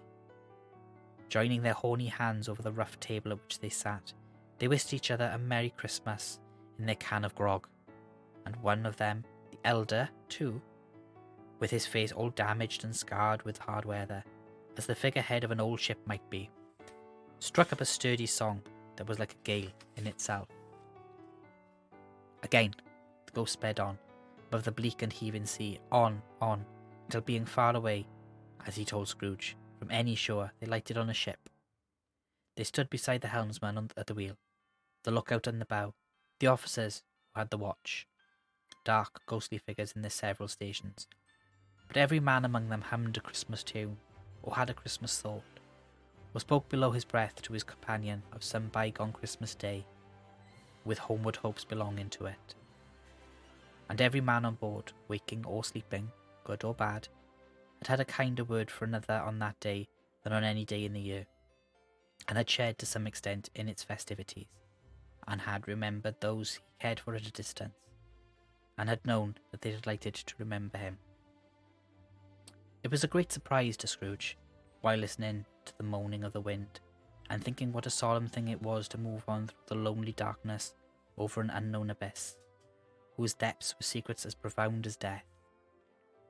It was a great surprise to Scrooge, while thus engaged, to hear a hearty laugh. It was much greater surprise to Scrooge to recognise it as his own nephew's, and to find himself in a bright, dry, gleaming room, with the spirit standing smiling by his side, and looking at that same nephew with approving affability. "Ha ha!" laughed Scrooge's nephew. "Ha ha ha! If it should happen, by any unlikely chance, to know a man more blessed in a laugh than Scrooge's nephew, all I can say is, I should like to know him too." Introduce him to me, and I'll cultivate his acquaintance. It is a fair, even-handed, noble adjustment of things, that while there is infection and disease and sorrow, there is nothing in the world so irresistibly contagious as laughter and good humour. When Scrooge's nephew laughed in this way, holding his sides, rolling his head, and twisting his face in the most extravagant contortions, Scrooge's niece, by marriage, laughed as heartily as he, and their assembled friends, being not a bit behindhand, roared out lustily, "Ha ha! Ha ha ha ha!" "He said that Christmas was a humbug as I live," cried Scrooge's nephew. "He believed it too." "More shame for him, Fred," said Scrooge's niece, indignantly. "Bless those women, they never do anything by halves. They are always in earnest." She was very pretty, exceedingly pretty, with a dimpled, surprised-looking, capital face, a ripe little mouth that seemed made to be kissed, and no doubt it was. All kinds of good little dots about her chin that melted into one another when she laughed, and the sunniest pair of eyes you ever saw in any little creature's head. Altogether, she was what you would have called provoking, you know, but satisfactory too. Oh, perfectly satisfactory. "He's a comical old fellow," said Scrooge's nephew. "That's the truth, and not so pleasant as he might be. However, his offences carry their own punishment, and I have nothing to say against him." "I am sure he is very rich, Fred," hinted Scrooge's niece. "At least, you always tell me so." "What of that, my dear?" said Scrooge's nephew. "His wealth is of no use to him.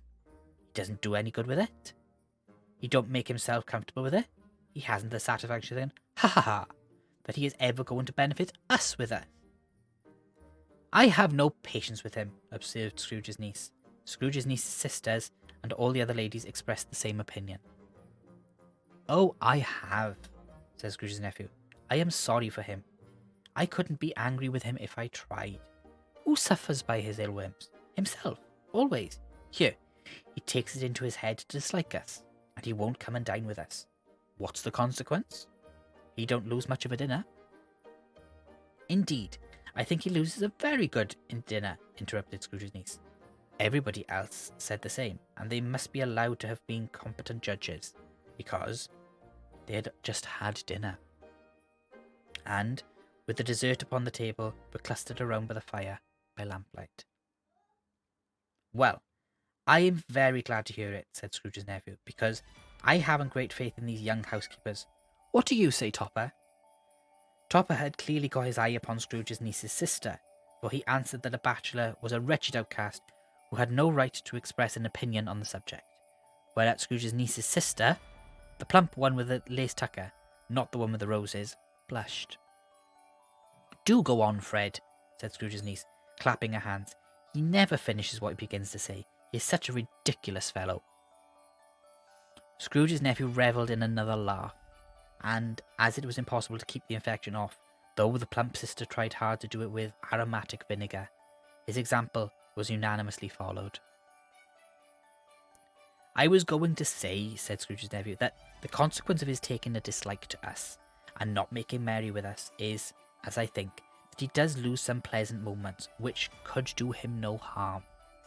I am sure he loses pleasanter companions than he can find in his own thoughts, either in his mouldy old office, or his dusty chambers.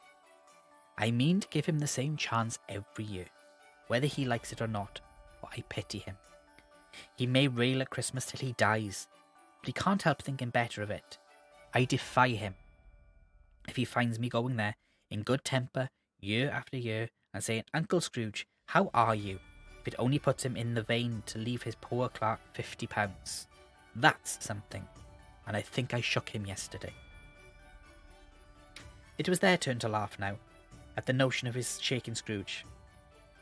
But, being thoroughly good-natured, and not much caring what they thought at, so that they laughed at any rate, he encouraged them in their merriment, and passed the bottle joyously. After tea they had some music, for they were a musical family, and knew what they were about, when they sung a glee or catch, I can assure you, especially Topper, who could growl away in the bass like a good one, and never swell the large veins in his forehead, or get red in the face over it. Scrooge's niece played well upon the harp, and played among other tunes a simple little air, a mere nothing you might learn to whistle it in 2 minutes, which had been familiar to the child who fetched Scrooge from the boarding school, as he had been reminded by the ghost of Christmas past. When this strain of music sounded, all the things that Ghost had shown him came upon his mind. He softened more and more. Years ago, he might have cultivated the kindness of life for his own happiness with his own hands, without resorting to the sexton spade that had buried Jacob Marley. But they didn't devote the whole evening to music. After a while they played at forfeits, for it is good to be children sometimes, and never better than at Christmas. When its mighty founder was a child himself. Stop! There was first a game at Blindman's Buff. Of course there was, and I no more believe Topper was really blind than I believe he had eyes in his boots. My opinion is that it was a done thing between him and Scrooge's nephew, and that the ghost of Christmas present knew it. The way he went after that plump sister in the lace tucker. It was an outrage on the credulity of human nature. Knocking down the fire irons, tumbling over the chairs, bumping against the piano, smothering himself among the curtains. Wherever she went, there went he. He always knew where the plump sister was. He wouldn't catch anybody else. If you had fallen up against him, and some of them did, and stood there, he would have made a feint of endeavouring to seize you, which would have been an affront to your understanding, and would instantly have sidled off in the direction of the plump sister. She often cried out that it wasn't fair, and it really was not.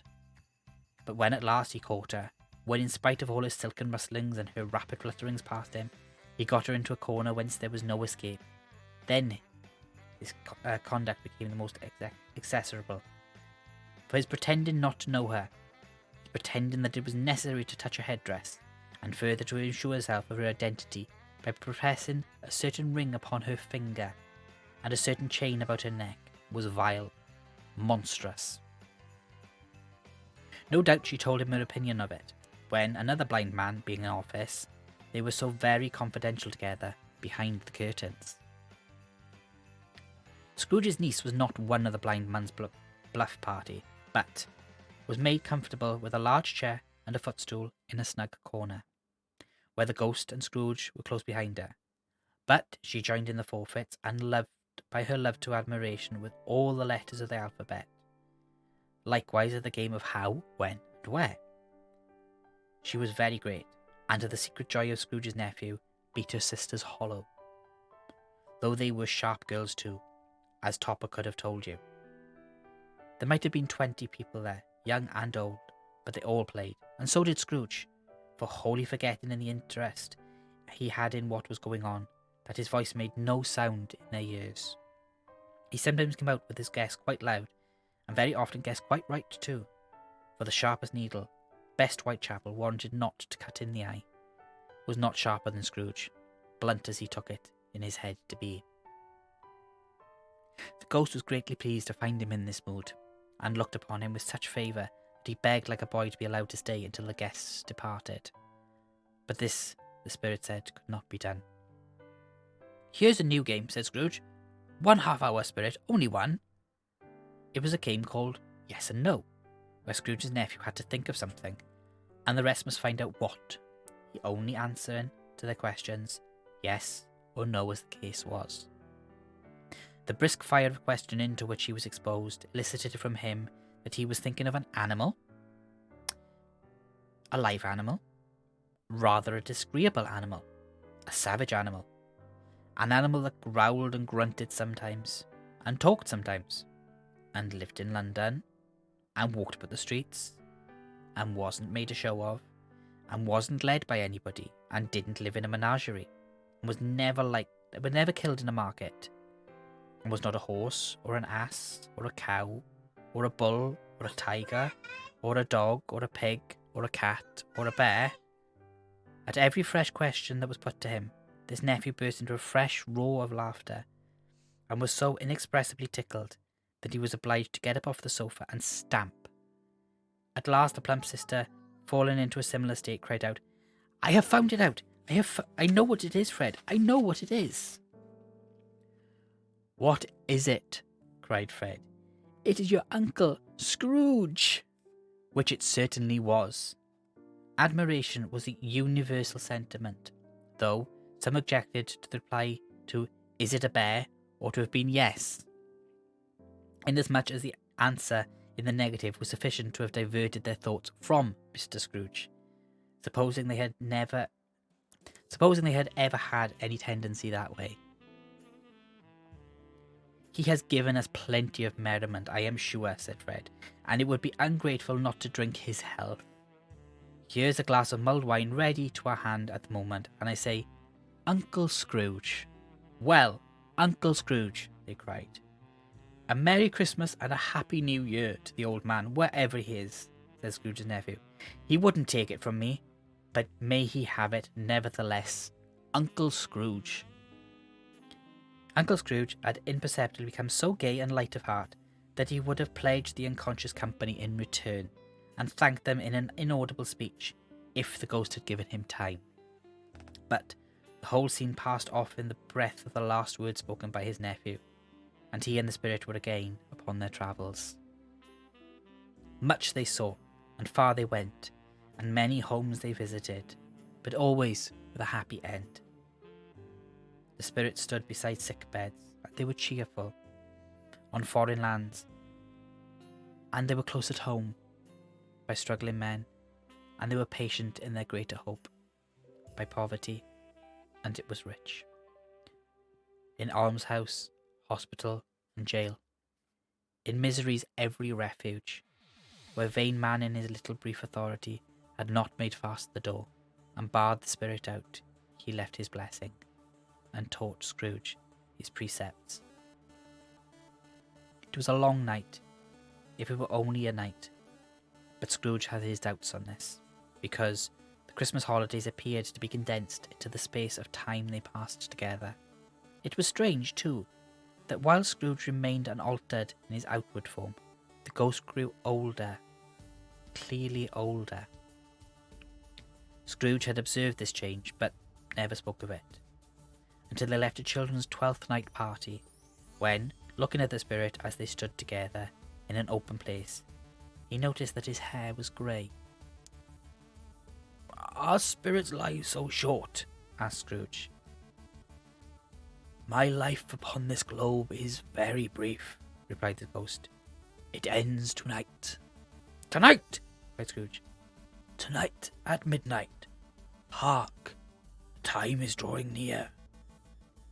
The chimes were ringing, the 11:15 at the moment. "Forgive me, I am not justified in what I ask," said Scrooge, looking intently at the spirit's robe. "But I see something strange and not belonging to yourself protruding from your skirts. Is it a foot or a claw?" "It might be a claw, for the flesh there is upon it," was the spirit's sorrowful reply. "Look here." From the foldings of its robe it brought 2 children, wretched, abject, frightful, hideous, miserable. They knelt down at its feet and clung upon the outside of its garment. "Oh man, look here, look down here," exclaimed the ghost. They were a boy and a girl, yellow, meagre, ragged, scowling, wolfish, but prostrate too in their humility, where graceful youth should have filled their features out and touched them with its freshest tints. A stale, shrivelled hand, like that of age, had pinched, twisted them, and pulled them into shreds. Where angels might have sat enthroned, devils lurked, and glared out menacing. No change, no degradation, no perversion of humanity, in any grade, through all of the mysteries of wonderful creation, has monsters half so horrible and dread. Scrooge started back, appalled. Having them shown to him in this way, he tried to say they were fine children, but the words choked themselves, rather than be parties to a lie of such enormous magnitude. "Spirit, are they yours?" Scrooge could say no more. "They are man's," said the spirit, looking down upon them, and they cling to me, appealing from their fathers. This boy is ignorance. This girl is want. Beware them both, and all of their degree. But most of all, beware this boy. For on his brow I see that is written which is doom, unless the writing can be erased. Deny it, cried the spirit, stretching out his hand towards the city.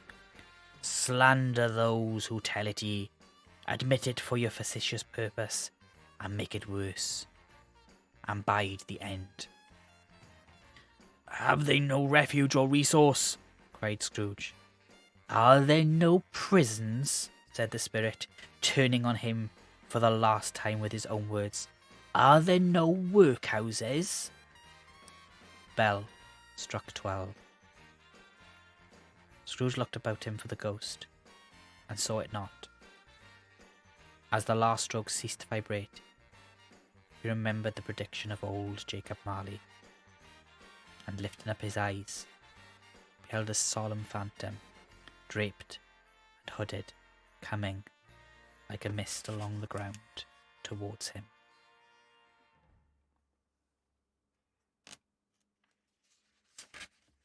That is the end of chapter 3, and at that point we shall take another break. Pickstitch, welcome in.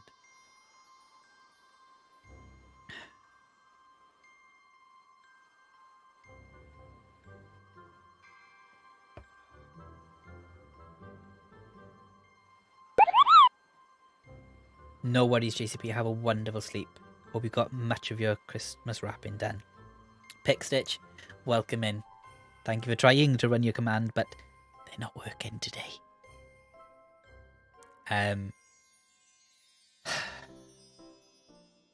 I can't wait to dye it blue again. I really can't. But I am going to take a proper break at this point, so I can finish off my tea. And I believe I have a visitor I need to go down and see very quickly. Zakayla, welcome in as well. So I am going to run an ad break just so that I can turn pre-roll ads off for a little while. If you aren't subscribed to the channel and you see the ads, let us know in chat what ads you get. If you are subscribed or you don't see the ads, then we will be playing a clip reel. Now, I give you a health and safety warning. Do not eat or drink whilst watching these clips. But also use this opportunity if you need to get up and have a stretch. Grab yourselves a drink, grab a snack. Got a little way to go yet. But most importantly, if this is the time of day you would usually take your meds, please do so. And I will see you all in a few minutes.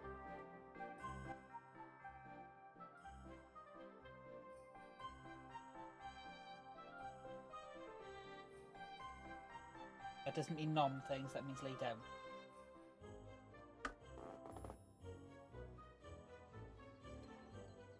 To quote It's the clip, it's the clip. Einar, you wouldn't know innocent if it bit you in the ass. It had to be that clip today. It had to be. Another moment caught on stream where Para's brain goes, yeet.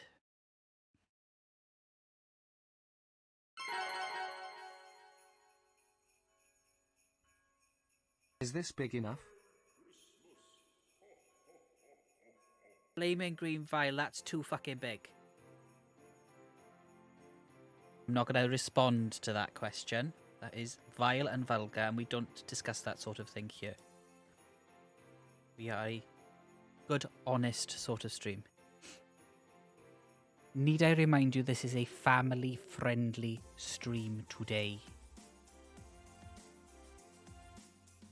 You wouldn't know well behaved if it came up and bit you on the arse and then grabbed your legs. 6 AM here in the Pacific Northwest. Oof, that is early. I'm hoping this is a I've woken up early sort of day and not a I'm just finishing for the day. Yes, no. Ring ring, the void. Sorry. Brain, come on, get back in focus. Right. Can I borrow that brain cell for a minute? Because mine is, the one I'm using at the moment is giving up. I think I need to put it on charge. Why did you trigger an alert? Why are you running? I just cat. Oh, what? What have I done, Knight?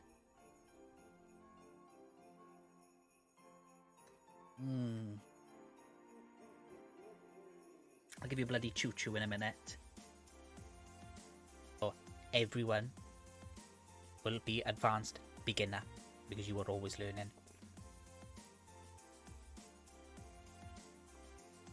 Even people who've downloaded the Crocheting Matrix. She's not showing any symptoms at all. Where the heck did that go?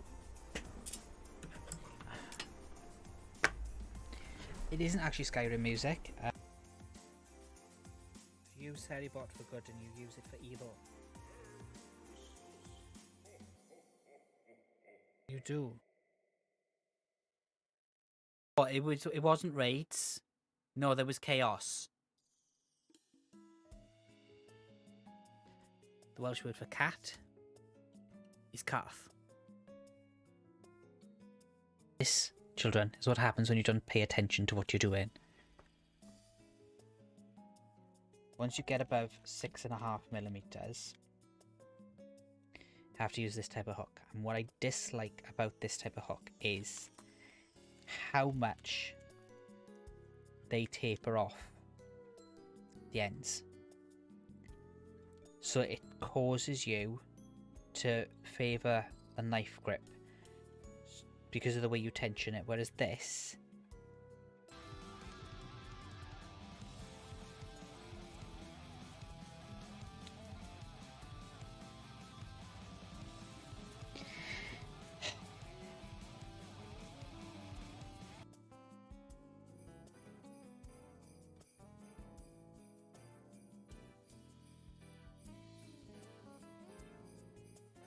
because as much as I do actually love the chaos most times, tonight I actually do want to get some progress made.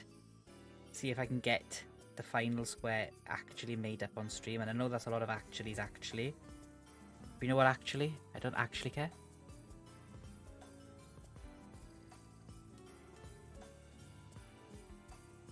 And I'm actually saying that with all the actual confidence because Malone can't clip.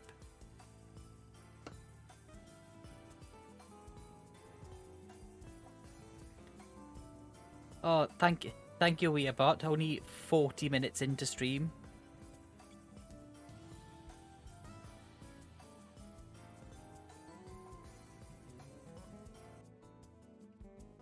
A stitch there as well. I gotta bring the piece, the yarn. The tape. You know, anyone listening to these streams, not watching what I'm doing, but just listening, the number of times they've said, just stay on the goddamn hook, would think I'm playing Dead by Daylight. But I'm not. I'm talking to Yarn. Oh no. Why did I do it? What?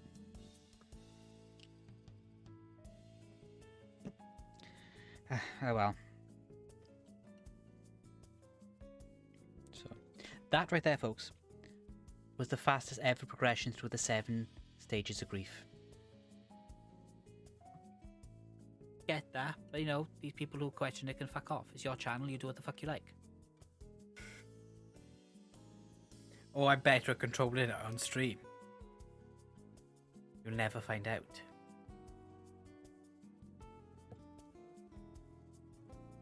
Do nom nom do nom nom do nom nom do nom nom do nom nom do nom nom do nom nom do nom nom do nom nom do nom nom do nom nom do nom nom do nom nom do nom nom.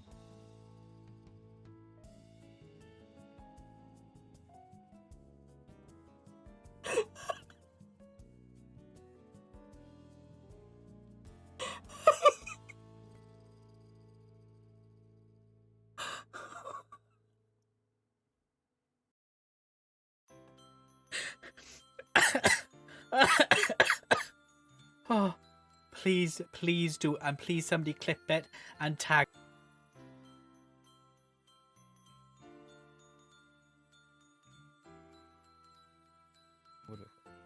cloth on the grabber, and then you just go like this with it. Problem solved. My brain has now just gone brrrr. I can't do anything about that because it's a friggin'... I give up. I fucking give up. Somebody document the time, the date. You fucking win. Yes. All frogs are most certainly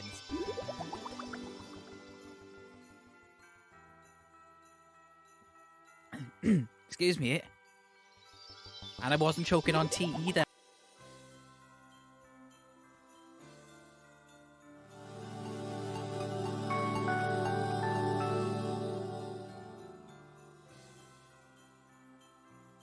Looks like that fixed the choo-choo. Oh my god.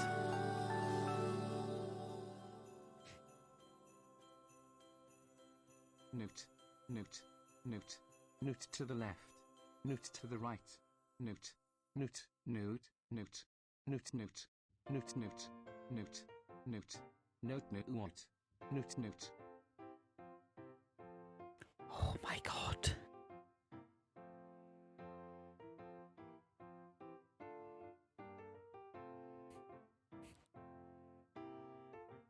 No, do you know what the worst bit is though? The worst bit of it is I can actually hear Mark cackling in my head. I can hear it. Well, this tea isn't hot. That tea. No.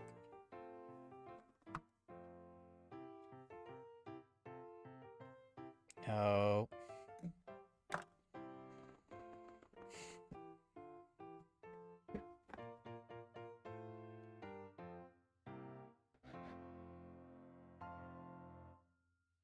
Motorbike.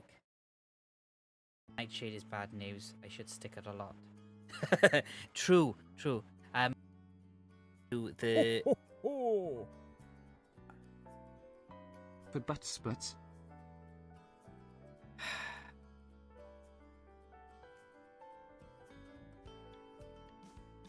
Thank you, Pickup.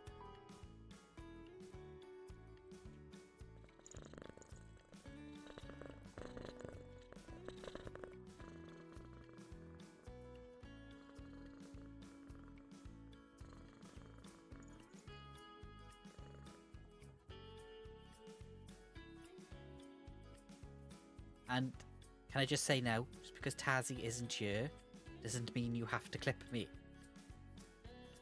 I'll be having words with her. Oi. I think it is time to spread some kindness in here, Miss Ten Devil Parrot thinking Miss Ten Angel. Excuse me. This is not how we behave.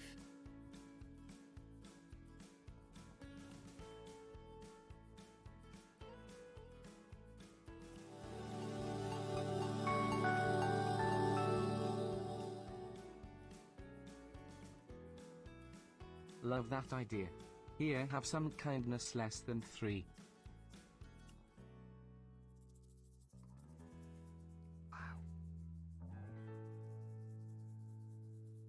Welcome back, everyone. Thank you for bearing with me there. Right, we have 2 chapters to go. So, anyone who is just joining us, welcome in today. Just to give you a brief rundown of how the stream is working.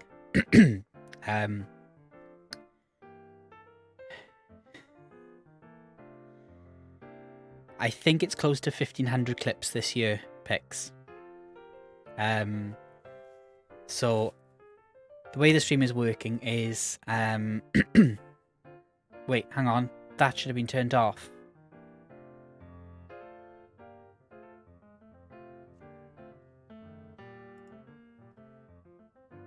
Can we refund Malone, please?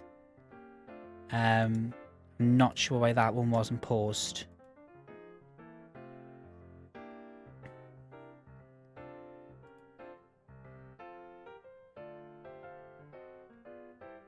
Okay, so Thank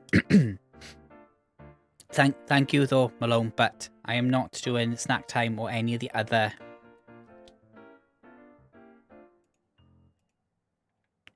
redemptions until we've at least finished the reading.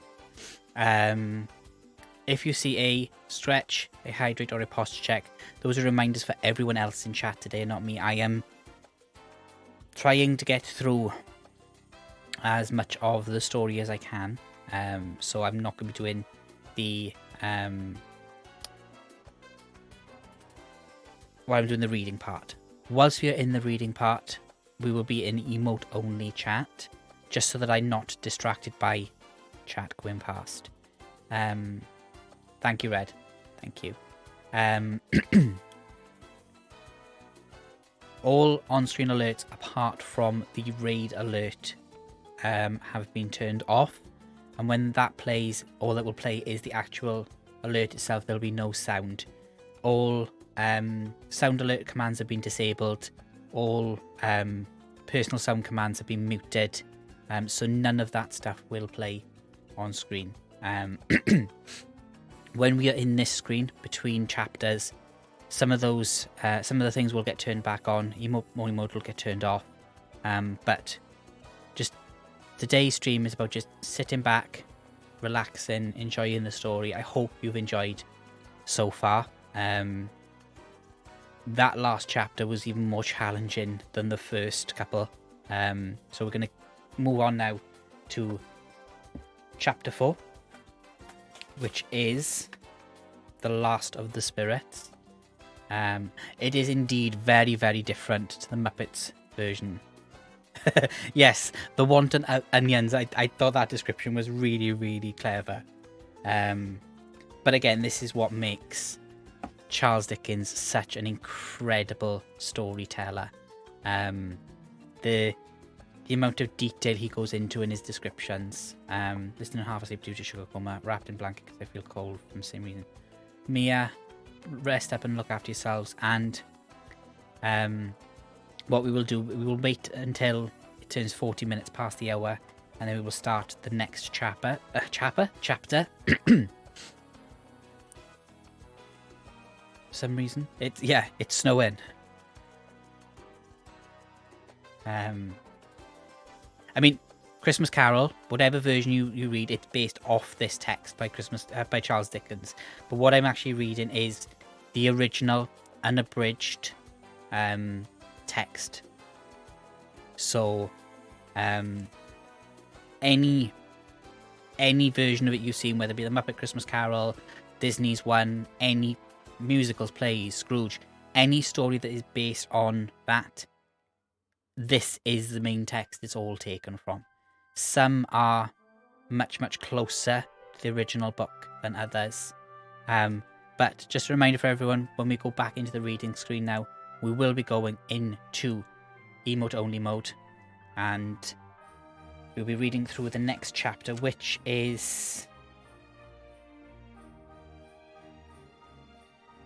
I think it's the longest of the chapters.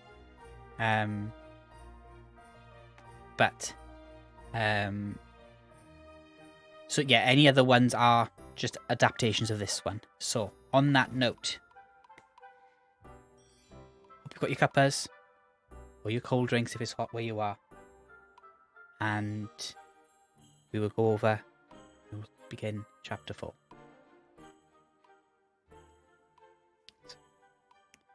Chapter 4, The Last of the Spirits. The phantom slowly, gravely, silently approached. When it came near him, Scrooge bent down upon his knee, for in the very air through which this spirit moved, it seemed to scatter gloom and mystery. It was shrouded in a deep black garment, which concealed its head, its face, its form, and left nothing of it visible save one outstretched hand. But for this, it would have been difficult to detach its figure from the night and separate it from the darkness by which it was surrounded. He felt that it was a tall, and stately when it came beside him, and this mysterious presence filled him with a solemn dread. He knew no more, for the spirit neither spoke nor moved. "I am in the presence of the ghost of Christmas yet to come," said Scrooge. The spirit answered not, but pointed onward with its hand. "You are about to show me the shadows of things that have not happened, but will happen in the time before us," Scrooge pursued. "Is that so, spirit?" The upper portion of the garment was contracted for an instant in its folds, as if the spirit had inclined its head. That was the only answer he received. Although well used to ghostly company by this time, Scrooge feared the silent shape so much that his legs trembled beneath him, and he found that he could hardly stand when he prepared to follow it. The spirit paused a moment, as observing his condition and giving him time to recover. But Scrooge was all the worse for this. It thrilled him with a vague, uncertain horror to know that behind the dusky shroud there were ghostly eyes intently fixed upon him, while he, though he stretched his own to the utmost, could see nothing but a spectral hand and one great heap of black. "Ghost of the future!" he exclaimed. "I fear you more than any spectre I have seen. But I know your purpose is to do me good, and as I hope to live to be another man from what I was, I am prepared to hear your company, and do it with a thankful heart. Will you not speak to me?" It gave him no reply. The hand was pointed straight before them. "Lead on," said Scrooge. "Lead on. The night is waning fast, and it is precious time to me. I know. Lead on, spirit." The phantom moved away as it had come towards him. Scrooge followed in the shadows of its dress, which bore him up, he thought, and carried him along. They scarcely seemed to enter the city, for the city rather than seemed to spring up on them, and encompass them of its own act. But there they were, in the heart of it, on 'change amongst the merchants, who hurried up and down, and clinked the money in their pockets, and conversed in groups, and looked at their watches, and trifled thoughtfully with their great gold seals, and so forth, as Scrooge had seen them often. The spirit stopped beside one little knot of businessmen. Observing that the hand was pointed to them, Scrooge advanced to listen to their talk. "No," said a great fat man with a monstrous chin, "I don't know much about it either way. I only know he's dead." "When did he die?" inquired another. "Last night, I believe." "Why? What was the matter with him?" asked a third, taking a vast quantity of snuff out of a very large snuff box. "I thought he'd never die." "God knows," said the first with a yawn. "What has he done with his money?" asked a red-faced gentleman with a pendulous excrescence on the end of his nose that shook like the gills of a turkey cock. "I haven't heard," said the man with the large chin, yawning again. "Left it to his company, perhaps. He hasn't left it to me. That's all I know." This pleasantry was received with a general laugh. "It's likely to be a very cheap funeral," said the same speaker, "for upon my life, I don't know of anybody to go to it. Suppose we make up a party and volunteer?" "I don't mind going if lunch is provided," observed the gentleman with the excrescence on his nose. "But I must be fed, if I make one." Another laugh. "Well, I am the most disinterested among all, after all," said the first speaker, "for I never wear black gloves, and I will never eat lunch. But I'll offer to go, if anybody else will. When I come to think of it, I'm not all sure that I wasn't his most particular friend, but we used to stop and speak whenever we met. Bye." Speakers and listeners strolled away and mixed with other groups. Scrooge knew the men and looked towards the spirit for an explanation. The phantom glided on into a street.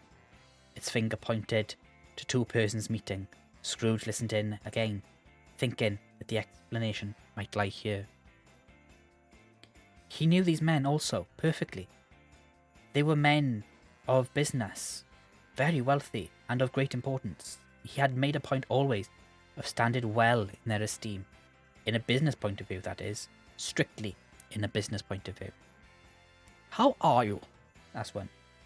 "How are you?" returned the other. "Well," said the first, "old Scratch has got his own at last, hey?" "So I am told," said the second. "Cold, isn't it?" "Seasonable for Christmas time. You're not a skater, I suppose?" "No, no. Something else to think of. Good morning." Not another word. That was their meeting, their conversation, and their parting.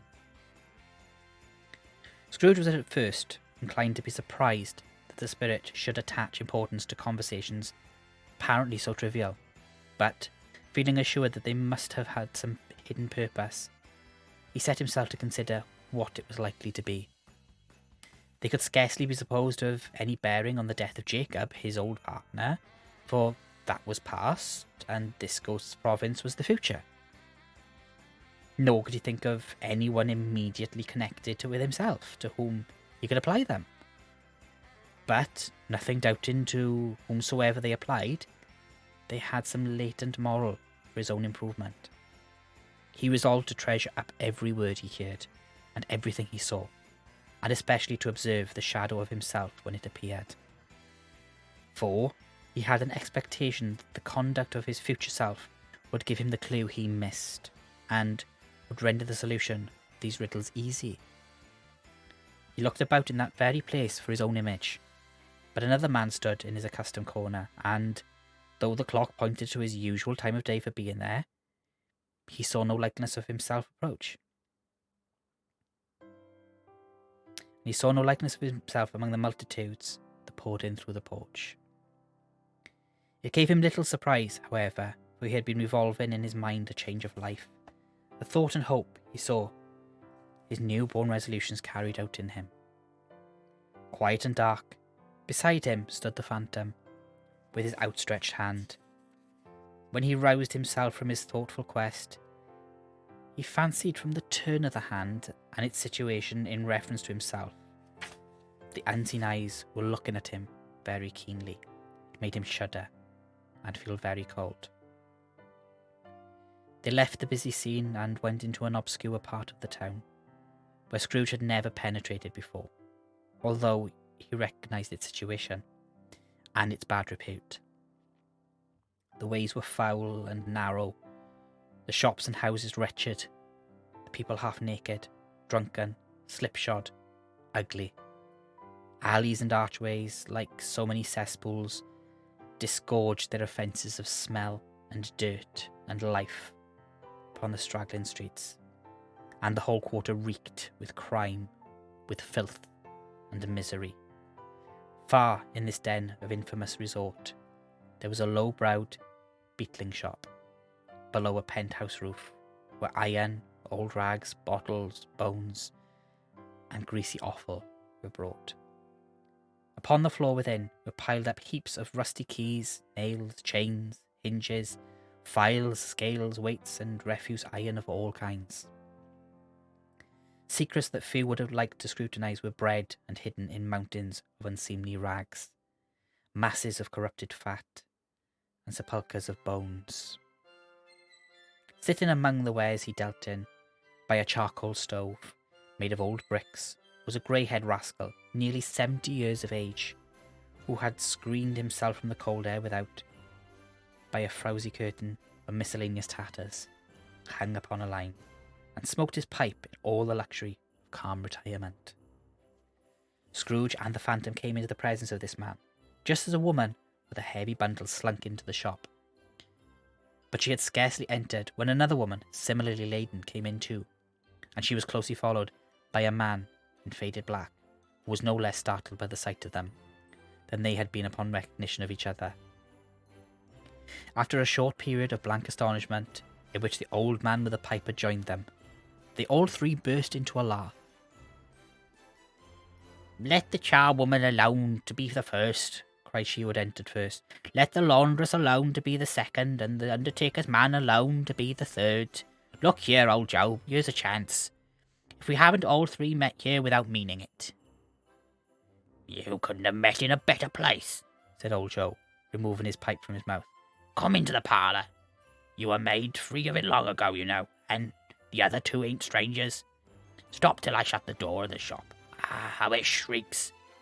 There aren't such a rusty bit of metal in the place as its own hinges, I believe, and I'm sure there's no such old bones here as mine. Ha ha ha. We're all suitable to our calling. We're all well matched. Come into the parlour. Come into the parlour. The parlour was the space behind the screen of rags. The old man raked the fire together with an old stair rod, and having trimmed his smoky lamp, for it was night, with the stem of his pipe, put it in his mouth again.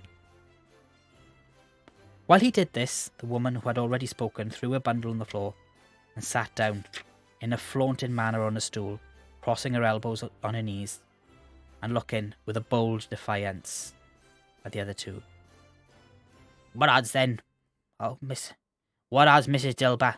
Said the woman. Every person has a right to take care of themselves. He always did. That's true indeed, said the laundress. No man more so. Why then, don't stand stare as if you was afraid, woman. Who's the wiser? We're not going to pick holes in each other's coats, I suppose. No, indeed, said Mrs. Dilber and the man together. We should hope not. Very well then, cried the woman. That's enough. Who's the worse off for loss of feelings like these? Not a dead man, I suppose? No, indeed, said Mrs. Dilber, laughing. If he wanted to keep him after he was dead, a wicked old screw, pursued the woman. Why wasn't he more natural in his lifetime? If he had been, he'd have had somebody to look after him when he was struck with death, instead of lying gasping out his last there, alone, by himself. In the truest word that ever spoke, said Mrs. Dilber, it's a judgment on him. I wish it was a little heavier one, replied the woman, and it should have been. You may depend upon it. If I would have laid hands on anything else, on that bundle, old Joe, and let me know the value of it. Speak out plain. I'm not afraid to be the first, nor afraid to say it. We knew pretty well that we were helping ourselves before we met you, I believe. It's no sin. Open the bundle, Joe. But the gallantry of her friends would not allow of this, and the man in faded black, mounting the breech first, produced his plunder. It was not extensive. A seal or two, a pencil case, a pair of sleeve buttons, and a brooch of no great value were all. They were severally examined and appraised by Joe, who chalked the sums he was disposed to give for each upon the wall, and added them up into a total when he found there was nothing more to come. That's your account, says Joe, and I wouldn't give another sixpence if I were to be boiled for not doing it. Who's next? Mrs. Dilber was next. Sheets and towels, a little wearing apparel, 2 old-fashioned silver teaspoons, a pair of sugar tongs, and a few boots. Her account was stated on the wall in the same manner. I always give too much to the ladies. It's a weakness of mine. And that's why I ruin myself, said old Joe. And that's your account. And if you ask me for another penny, I made it an open question. I'd repent of being so liberal and knock off half a crown. And now to my bundle, Joe, said the first woman. Joe went down on his knees, for the greater convenience of opening it, and, having unfastened a great many knots, dragged out a large and heavy roll of dark stuff. What do you call this? Said Joe. Bed curtains? Ha ha ha, replied the woman, laughing and leaning forward on her crossed arm. Bed curtains? You don't mean to say you took 'em down, rings and all, with him lying there? Asked Joe. Yes, I do, said the woman. Why not? You were born to make your fortune, said Joe, and you'll certainly do it. I certainly shan't hold my hand when I get anything in it by reaching it out. For the sake of such a man as he, I promise you, Joe, returned the woman coldly. Don't drop that oil upon the blankets now. His blankets? Said Joe. Who else did you think? Replied the woman. He isn't likely to stay cold without them, I say. Well, I hope he didn't die of anything catching, eh? Said Joe, stopping in his work and looking up. Don't be afraid of that, returned the woman. I ain't so fond of his company that I'd lie about him for such things if he did, eh? Ha! You may look through that shirt till your eyes ache, but you won't find a hole in it, nor a threadbare place. It's the best he had, and a fine one too. They'd have wasted it, if it hadn't been for me.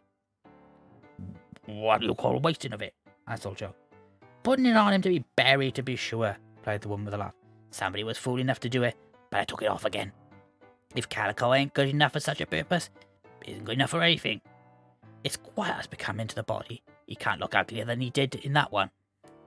Scrooge listened to this dialogue in horror.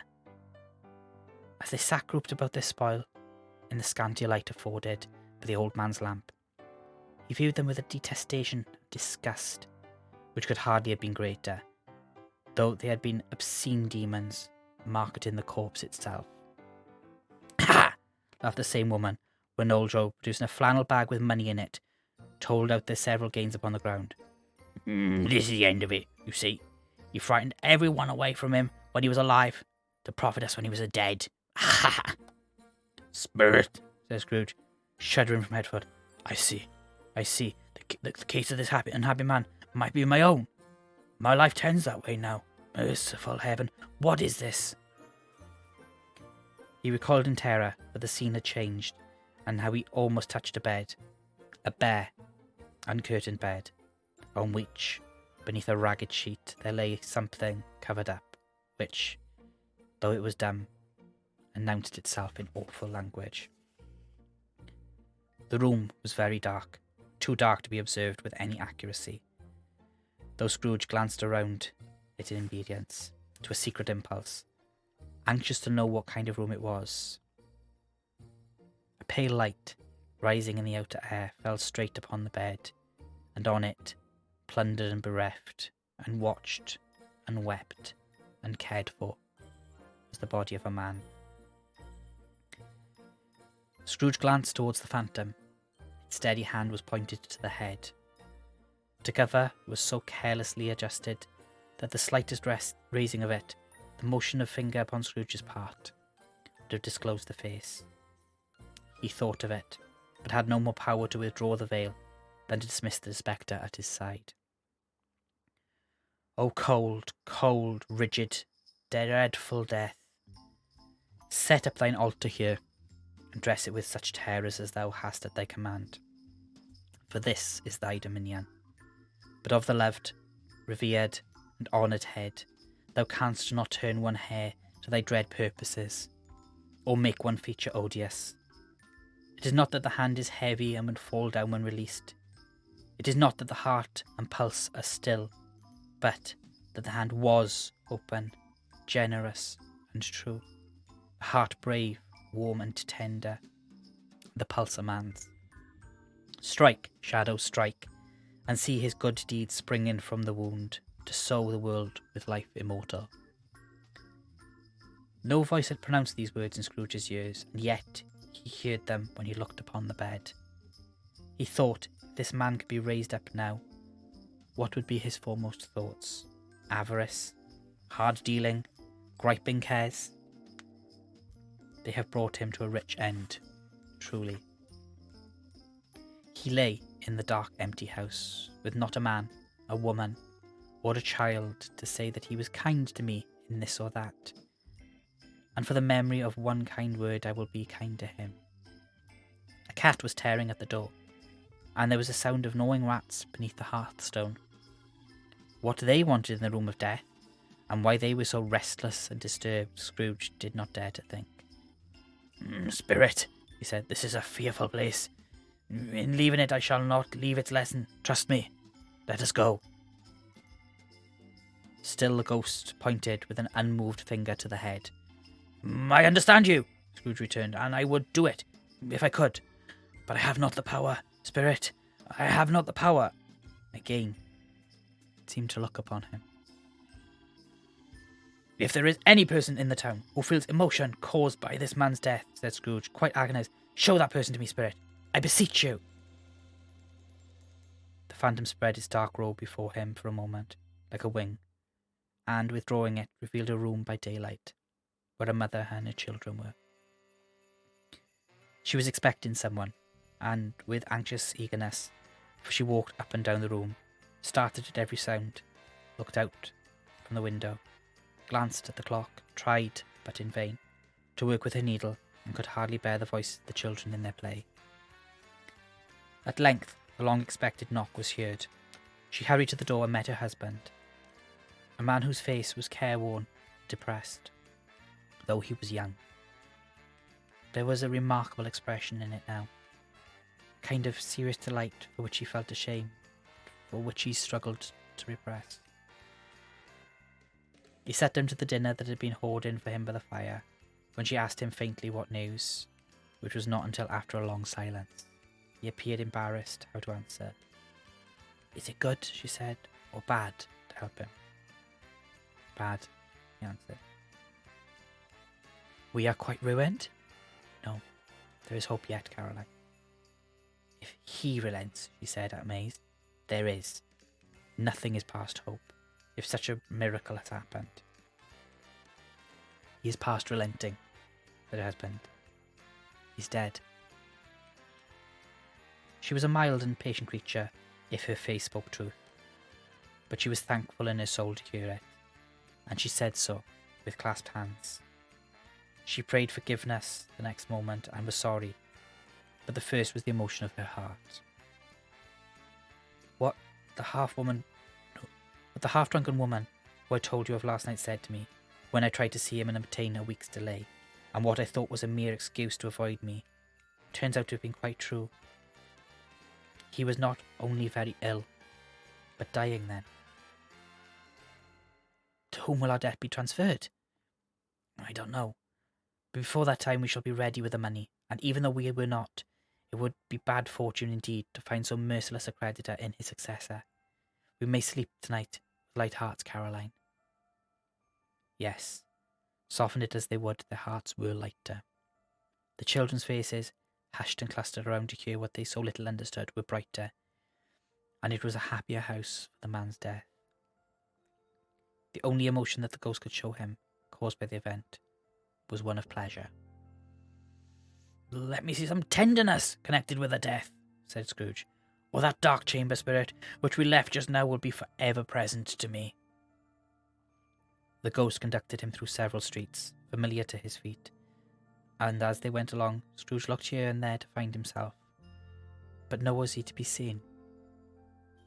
They entered poor Bob Cratchit's house, the dwelling he had visited before, and found the mother and the children seated around the fire, quiet, very quiet. The noisy little Cratchits were still as statues in one corner, and sat looking up at Peter, who had a book before them. The mother and her daughters were engaged in sewing, but surely they were very quiet. "And he took a child and set him in the midst of them." Where had Scrooge heard those words? He had not dreamed them. The boy must have read them out, as he and the spirit crossed the threshold. Why did he not go on? The mother laid her work upon the table and put her hand up to her face. "The colour hurts my eyes," she said. "Colour? Ah, poor Tiny Tim." "They're better now again," said Cratchit's wife. "It makes them weak by candlelight, and I wouldn't show weak eyes to your father when he comes home for the world. Must be near the time." "Past it, rather," Peter answered, shutting up his book. "But I think he's walked a little slower than he used these last few evenings, Mother." They were very quiet again. At last she said, in a steady, cheerful voice that only faltered once, I have known him walk with Tiny Tim upon his shoulder very fast indeed." "And so have I," cried Peter, "often." "And so have I," claimed another. So had all. "But he was very light to carry," she resumed, intent upon her work. "And his father loved him so, that it was no trouble. And there is your father at the door." She hurried out to meet him, and little Bob, in his comforter, he had need of it, poor fellow, came in. His tea was ready for him on the hob, and they all tried who should help him to it the most. Then the two young Cratchits got up on his knees and laid, each child a little cheek, against his face, as if they said, "Don't mind it, father, don't be grieved." Bob was very cheerful with them, and spoke pleasantly to all the family. He looked at the work upon the table, and praised the industry and speed of Mrs. Cratchit and the girls. They would be done long before Sunday. "Sunday? You went then, Robert?" said his wife. "Yes, my dear," returned Bob. "I wish you could have gone. It would have done you good to see how green a place it is." but you'll see it often. I promised him that I would walk there every Sunday. My little child, cried Bob. My little child. He broke down all at once. He couldn't help it. If he could have helped it, his child would have been farther apart perhaps than they were. He left the room and went upstairs into the room above, which is lighted cheerfully and hung with Christmas. There was a chair set close beside the child, and there were signs of someone having been there lately. Poor Bob sat down in it, and when he had thought a little, composed himself, he kissed the little face. He was reconciled to what had happened, and went down again, quite happy. They drew about the fire and talked, the girls and mother working still. Bob told them of the extraordinary kindness of Mr. Scrooge's nephew, whom he had scarcely seen but once, and who, meeting him in the street that day and seeing that he looked just a little down, you know, said Bob, inquired what had happened to distress him. On which, said Bob, for he is the pleasantest spoken gentleman you ever heard, I told him. I am heartily sorry for it, Mr. Cratchit, he said, and heartily sorry for your good wife. By the by, how he ever knew that, I don't know. Knew what, my dear? Why, that you were a good wife, replied Bob. Everybody knows that, said Peter. Very well observed, my boy, cried Peter. I hope they do. Heartily sorry, he said, for your good wife. If I can be of any service to you in any way, he said, giving me his card, that's where I live. Pray, come to me. No, it wasn't, cried Bob, for the sake of anything he might be able to do for us, so much as for his kind way, that this was quite delightful. It really seemed as if he had known our Tiny Tim and felt with us. I'm sure he's a good soul, said Mrs. Cratchit. You would be sure of it, my dear, returned Bob, if you saw and spoke to him. I shouldn't be at all surprised, mark what I say, if he got Peter a better situation. Only hear that, Peter, said Mrs. Cratchit. And then, cried one of the girls, Peter will be keeping company with someone and setting up for himself. Get along with you, retorted Peter, grinning. It's just as likely as not, said Bob, one of these days, though there's plenty of time for that, my dear. But, however, and whenever we part from one another, I'm sure we shall none of us forget poor Tiny Tim, shall we? Or this first parting that there was among us. Never, father, cried they all. And I know, said Bob, I know, my dears, that when we recollect how patient and how mild he was, although he was a little child, we shall not quarrel easily among ourselves and forget poor Tiny Tim in doing it. No, never, father, they all cried again. I am happy, said little Bob. I am very happy. Mrs. Cratchit kissed him, his daughters kissed him, the two young Cratchits kissed him, and Peter and himself shook hands. The spirit of Tiny Tim, their childish essence, was from God. Spectre, said Scrooge, something informs me that our parting moment is at hand. I know it, but I know not how. Tell me, what man that was whom we saw lying dead? The ghost of Christmas yet to come conveyed him, as before, though at a different time, he thought, indeed, there seemed no order in these latter versions, save that they were in the future, into the resorts of business men, but showed him not himself. Indeed, the spirit did not stay for anything, but went straight on, as to the end just now desired, until besought by Scrooge to tarry for a moment. This court, said Scrooge, through which we hurry now, is where my place of occupation is, and has been for a length of time. I see the house. Let me behold what I shall be in days to come. The spirit stopped. The hand pointed elsewhere. The house is yonder, Scrooge exclaimed. Why do you point away? The inexorable finger underwent no change. Scrooge hastened to the window of his office and looked in. It was an office still, but not his. The furniture was not the same, and the figure in the chair was not himself. The phantom pointed, as before. He joined it once again, and, wondering why and whither he had gone, accompanied it until they reached an iron gate. He paused to look around before entering. A churchyard. Here, then, the wretched man whose name he had now to learn lay underneath the ground. It was a worthy place, walled in by houses, overrun by grass and weeds. The growth of vegetation's death, not life. Choked up with too much burying, fat with repleted appetite. A worthy place. The spirit stood among the graves and pointed down to one. He advanced towards it trembling. The phantom was exactly as it had been, but he dreaded that he saw new meaning in its solemn shape. "Before I draw nearer to that stone to which you point," said Scrooge, "answer me one question. Are these the shadows of things that will be, or are they shadows of things that may be only?" Still the ghost pointed downwards to the grave by which it stood. "Men's courses will foreshadow certain ends, to which, if persevered in, they must lead," said Scrooge. "But if the courses be departed from, the ends will change. Say it is thus with what you show me." The spirit was immovable as ever. Scrooge crept towards it, trembling as he went, and following the finger, read upon the stone of the neglected grave his own name. Ebenezer Scrooge. "Ah, I am the man who lay upon the bed," he cried upon his knees.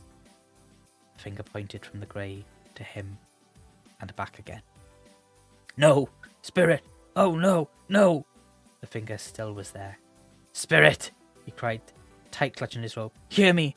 I am not the man I was. I will not be the man I must have been but before this intercourse. Why show me this, if I am past all hope?" For the first time, hand appeared to shake. "Good spirit," he pursued, as down upon the ground he fell before it, "your nature intercedes upon me, and pities me. Assure me that I may yet change these shadows you have shown me by an altered life." Kind hand trembled. "I will honour Christmas in my heart, and try to keep it all the year. I will live in the past, present, and the future. The spirits, all three, will strive within me. I will not shut out the lessons that they teach. Tell me, I may sponge away the writing on this stone." In his agony, he caught the spectral hand. It sought to free itself, but he was strong in his entreaty and detained it. The spirit, stronger yet, repulsed him. Holding up his hands in a last prayer to have his fate reversed, he saw an alteration in the phantom's hood and dress. It shrunk, collapsed, dwindled down into a bedpost.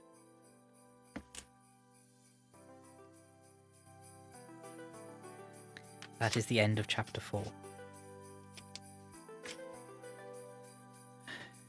And so many frigging characters. So to everyone who has joined us during that chapter, welcome in. I'm okay. I'm okay.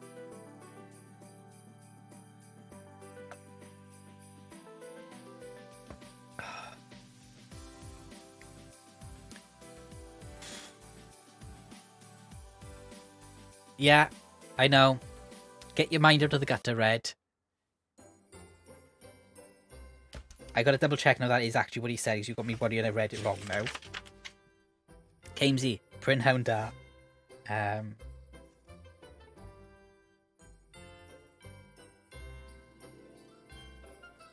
Yeah. Sorry, I did read it wrong, I think. I will not be the man I must have been but for this intercourse. So, kind of worked. When you're trying to read ahead to see if you've got to change things. Yeah.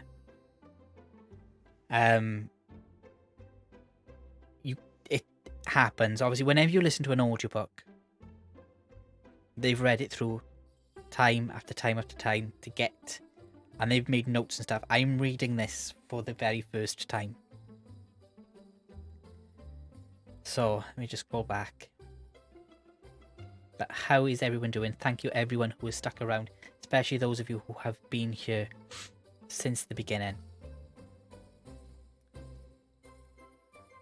We are almost at the end of the story, and while I was thinking maybe we'll stay on for a bit longer after, I think that will be the end of the stream. We are currently at 4 hours and 16 minutes. I appreciate everyone's company today. I hope you have enjoyed so far. We have one more chapter to go, and it is the shortest of the chapters, so we will not be that much longer. I have thoroughly enjoyed reading it for you all, and I've been able to put on voices I didn't think I'd be able to do.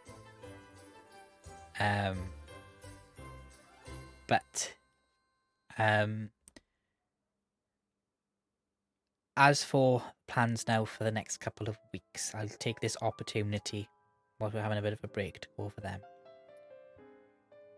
I'm not sure if this is going to be the last stream before Christmas or not. But if we do stream any nights next week, they will be gaming streams.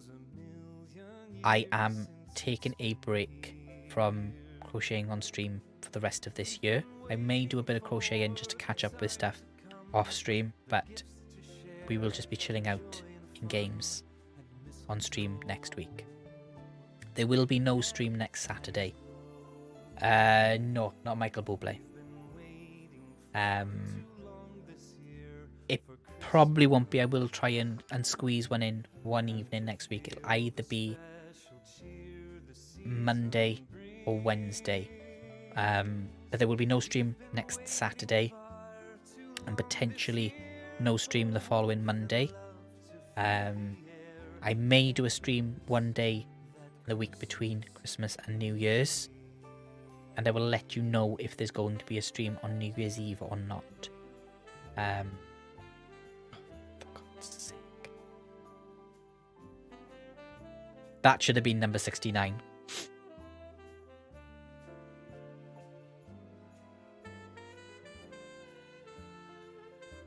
No worries, Red. I know it's definitely late for those of you in the Southern Hemisphere. So for anyone who is tapping out at this point, have a wonderful sleep. And I hope I will catch you again soon, somewhere or other on the interwebs. Thank you all for your company, for those of you who have been here since the beginning and are tapping out now. I really, really do appreciate it. Fair enough, Red. Fair enough. The VOD will be available, and what I will do is I haven't had time to set up recording, so it isn't being recorded right now. What I will do is I will download the VOD and I will make a copy of it to go up potentially on YouTube, so there is a permanent copy for people to use. So I'm going to drink a little bit more of this tea.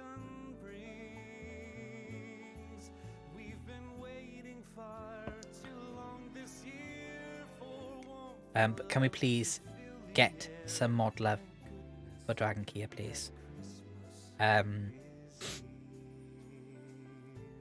Yeah, no worries, Red. No worries.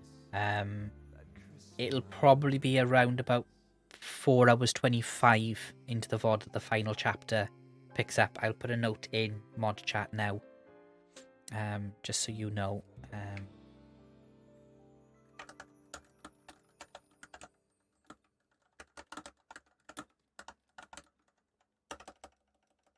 There's a clip coming up.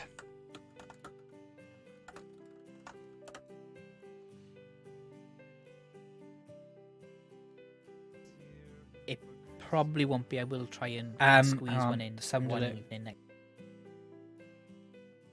Don't know whether that played for you guys.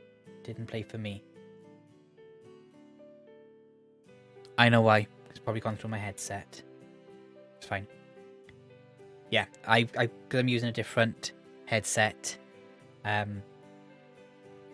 OBS is routed directly to my normal headphones rather than these ones, so I need to sort that out after stream.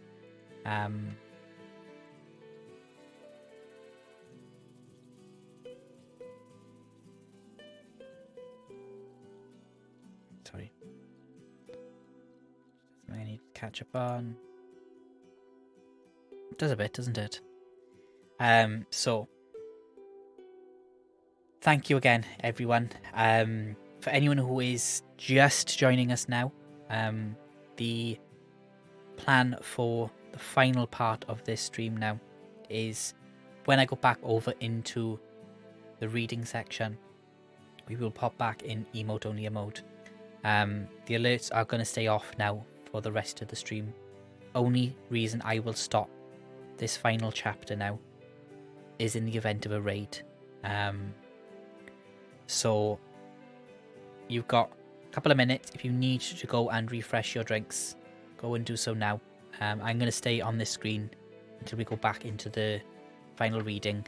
And for anyone who's just joined us, all the alerts apart from the raid alert have been turned off, and no sound should play for those. All the channel point redemptions apart from the wellbeing redemptions have been paused, and if you were to redeem one of the wellbeing redemptions, they are for everyone else in chat today, not for me. I am hydrating and stretching and resting when I take these breaks. So use them please to remind each other to look after your well-being. We'll be starting back reading in 2.5 minutes. So quickly go and grab yourselves a drink if you need one, have that stretch, and take those meds if you need to take your meds. So I'm going to adjust cushions on the seat.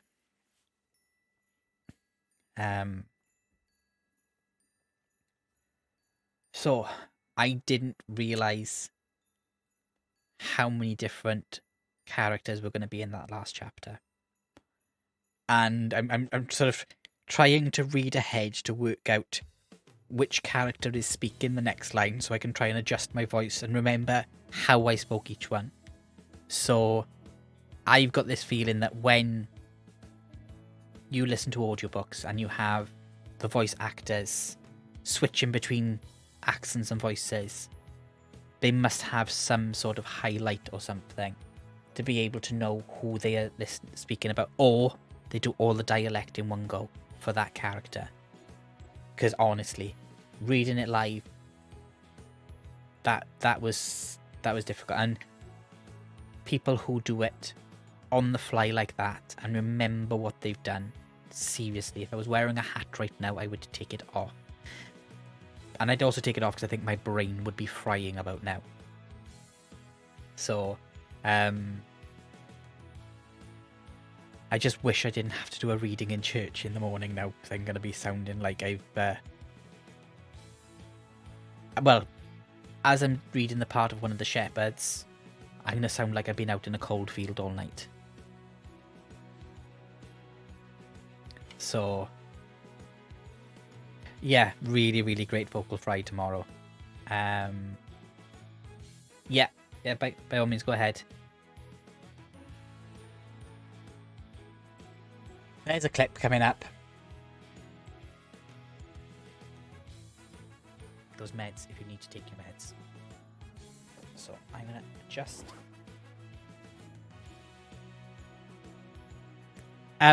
No, it was there's a lumbar cushion on the back of the chair. I'm going over into the read-in.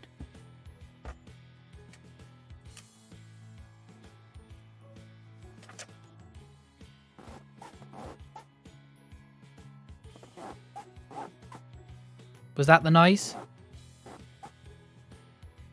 That was the cushion on the back of the chair.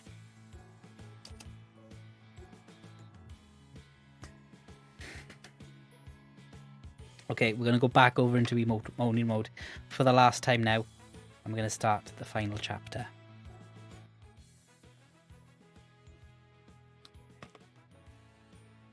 Chapter 5.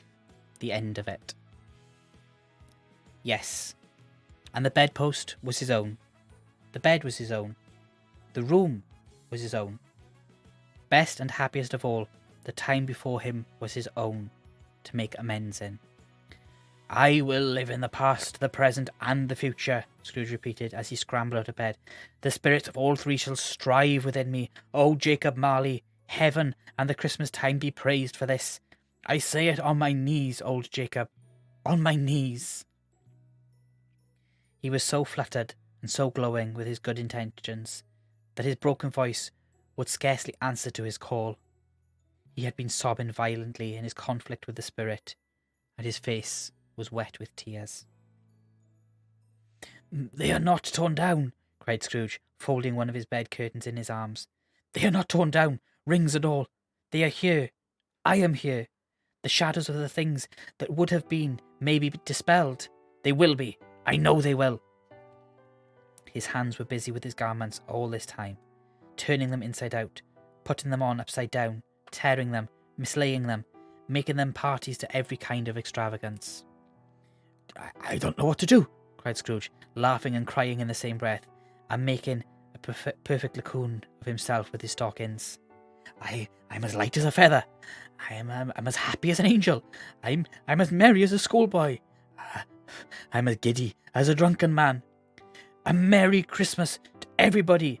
A Happy New Year to all the world. Hello there. Whoop. Hello. He had frisked into the sitting room and was now standing there, perfectly winded.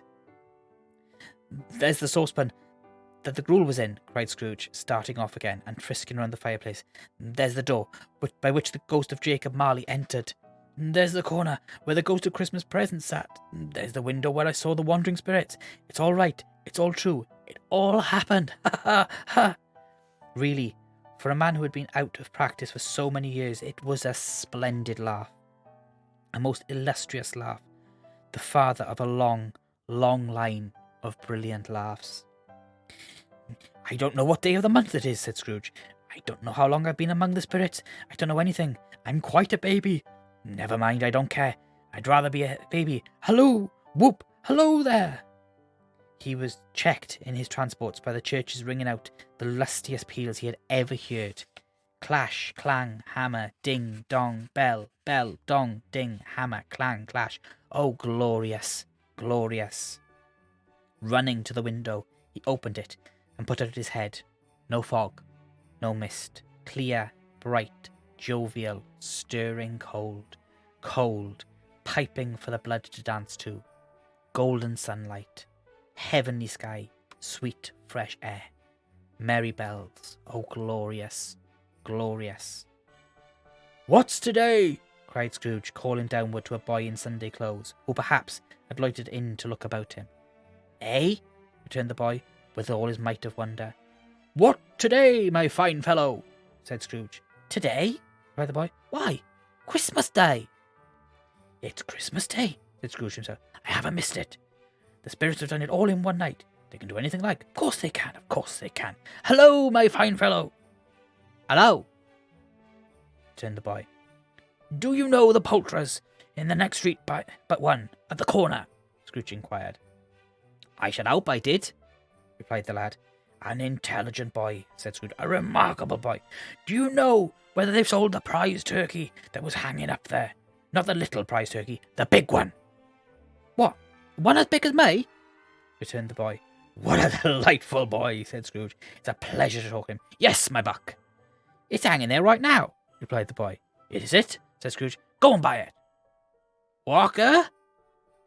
exclaimed the boy. No, said Scrooge. "I am in honest. Go and buy it, and tell him to bring it here, that I may give him the direction where to take it. Come back with a man, and I'll give you a shilling. Come back with him in less than 5 minutes, I'll give you half a crown."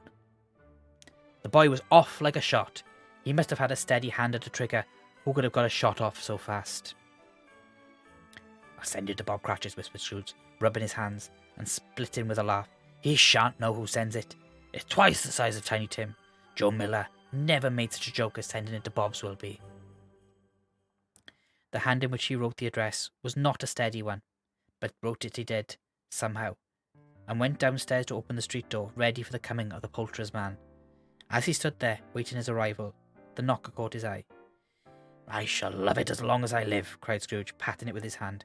"I scarcely ever looked at it before. What an honest expression it has on its face. It's a wonderful knocker. Here's the turkey. Hello, whoop! How are you? Merry Christmas." It was a turkey. He never could have stood up on his legs, that bird. He would have snapped them short off in a minute, like sticks of sealing wax. "Why, it's impossible to carry that to Camden Town," said Scrooge. "You must have a cab." The chuckle with which he said this, and the chuckle with which he paid for the turkey, and the chuckle with which he paid for the cab, and the chuckle with which he recompensed the boy, were only to be exceeded by the chuckle with which he sat down breathless in his chair again, and chuckled till he cried. Shaving was not an easy task, for his hand continued to shake very much, and shaving requires attention, even when you don't dance while you are at it. But if he had cut the end of his nose off, he would have put a piece of sticking plaster over it and been quite satisfied. He dressed himself, all in his best, and at last got out into the streets.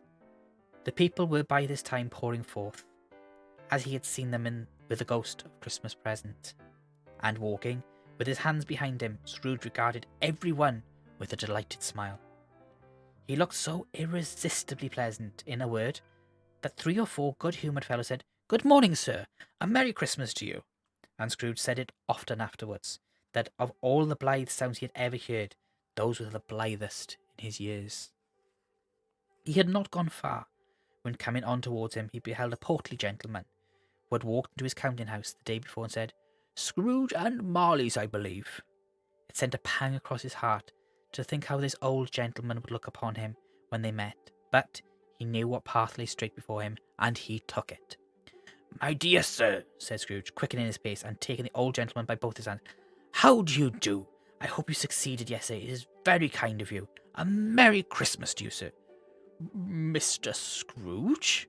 "Yes," said Scrooge, "that is my name, and I fear it may not be pleasant to you. Allow me to ask your pardon, and will you have the goodness—" Here Scrooge whispered in his ear. "Lord bless me!" cried the gentleman, as if his breath were gone. "My dear Mr. Scrooge, are you serious?" "If you please," said Scrooge, "not a farthing less. A great many back payments are included in it, I assure you. Will you do me that favour?" "My dear sir," said the other, shaking his hands with him, I don't know what to say. So much money for—" "Don't say anything, please," retorted Scrooge. "Come and see me. Will you come and see me?" "I will," cried the old gentleman, and it was clear he meant to do it. "Thank ye," said Scrooge. "I am much obliged to you. I thank you 50 times. Bless you." He went to church, and walked about the streets, and watched the people hurrying to and fro, and patted children on the head, and questioned beggars, and looked down into the kitchens of houses, and up to the windows, and found that everything could yield him pleasure. He had never dreamed that any walk, that anything, could give him so much happiness. In the afternoon, he turns his steps towards his nephew's house.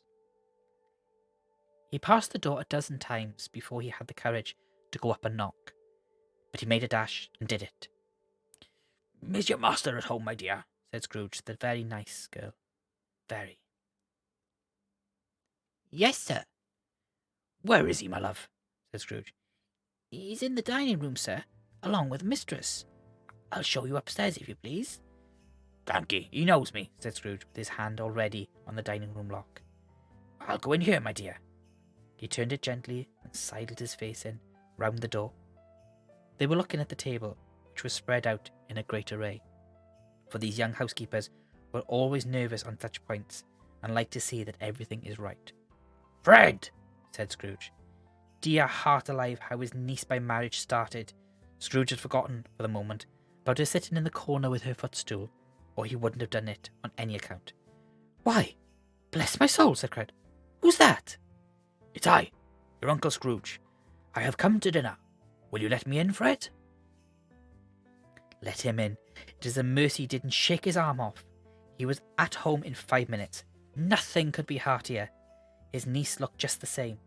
So did Topper when he came. So did the plump sister when she came. So did everyone when they came. Wonderful party, wonderful games, wonderful unanimity, wonderful happiness. But he was early at the office the next morning. Oh, he was early there. If he could only be there first and catch Bob Cratchit coming late. That was the thing he had set his heart upon. And he did it. Yes, he did. The clock struck 9. No Bob. 1:15. No Bob. He was a full 18 minutes and a half behind his time. Scrooge sat with his door wide open, that he might be seen come into the tank. His hat was off before he opened the door, his comforter too. He was on his stool in a jiffy, driving away with his pen, as if he were trying to overtake 9 o'clock. "Hello!" growled Scrooge in his accustomed voice, as near as he could feign it. "What do you mean by coming here at this time of day?" "I am very sorry, sir," said Bob. "I am behind my time." "You are?" repeated Scrooge. "Yes, I think you are. Step this way, if you please." "It's only once a year, sir," said Bob, peering from the tank. "It shall not be repeated. I was making rather merry yesterday, sir." "Now, I'll tell you what, my friend," said Scrooge. "I am not going to stand for this sort of thing any longer. And therefore," he continued, leaping from his stool and giving Bob such a dig in the waistcoat that he staggered back into the tank again, "and therefore I'm about to raise your salary." Bob trembled and got a little nearer to the ruler. He had a momentary idea of knocking Scrooge down with it, holding him, and calling to the people in the court for help and a straight waistcoat. "A Merry Christmas, Bob," said Scrooge, with an earnestness that could not be mistaken, as he clapped him on the back. "A merrier Christmas, Bob, my good fellow, than I have ever given you for many a year. I'll raise your salary and endeavour to assist your struggling family, and we will discuss your affairs this afternoon over a Christmas bowl of smoking bishop, Bob. Make up the fires, and buy another coal scuttle before you dot another I, Bob Cratchit." Scrooge was better than his word. He did it all, and infinitely more. And to Tiny Tim, who did not die, he was a second father. He became as good a friend, as good a master, and as good as man as the good old city knew, or any other good old city, town, or borough in the good old world. Some people laughed to see the alteration in him, but he let them laugh, and little heeded them, for he was wise enough to know that nothing ever happened on this globe for good at which some people did not have their fill of laughter in the outset. And knowing that such as these would be blind anyway, he thought it quite as well that they should wrinkle up their eyes in grins as have the malady in less attractive forms. His own heart laughed, and that was quite enough for him. He had no further intercourse with spirits, but lived upon the total abstinence principle ever afterwards. And it was always said of him that he knew how to keep Christmas well. Any man alive possessed the knowledge. May that be truly said of us, and all of us. And so, as Tiny Tim observed, God bless us, everyone. The end.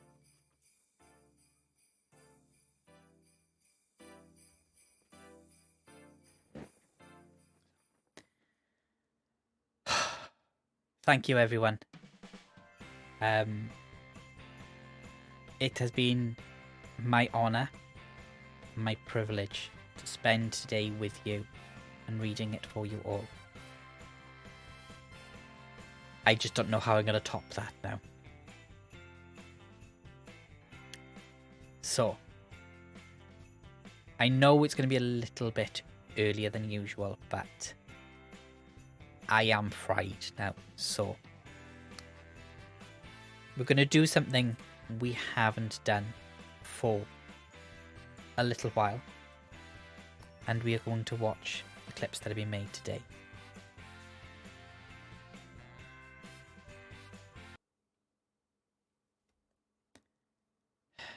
Right. So, we have a few.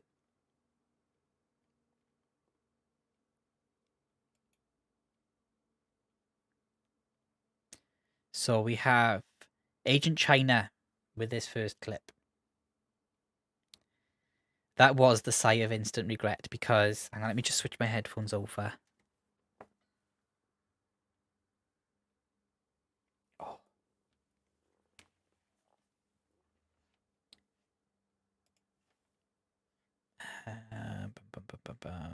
That change to that. Okay. Right. Pop this on charge because my ear is hurting now. Right, so here we go. Took a little bit longer than I was expecting. The tea bags weren't behaving properly. Took a little bit longer than I was expecting. The tea bags weren't behaving properly. Wow.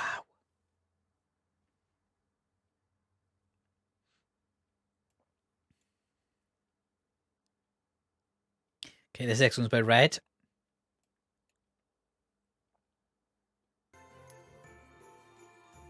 Oh. And the coaster has decided if it keeps staying, it's going to stick to my cup.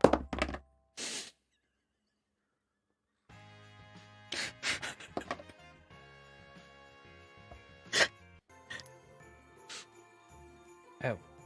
And the coaster has decided if it keeps staying, it's going to stick to my cup. Sign, welcome in. The VOD will be available as soon as the stream ends. What I am going to do is I'm going to download it, edit it if I need to, and upload it onto YouTube so that people can go back and watch at their leisure. Okay, next one's by Red.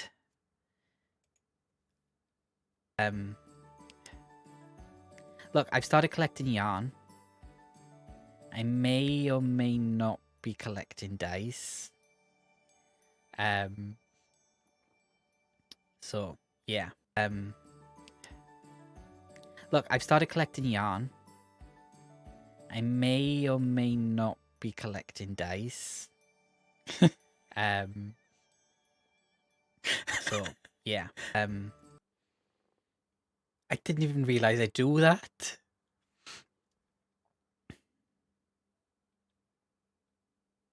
Yeah.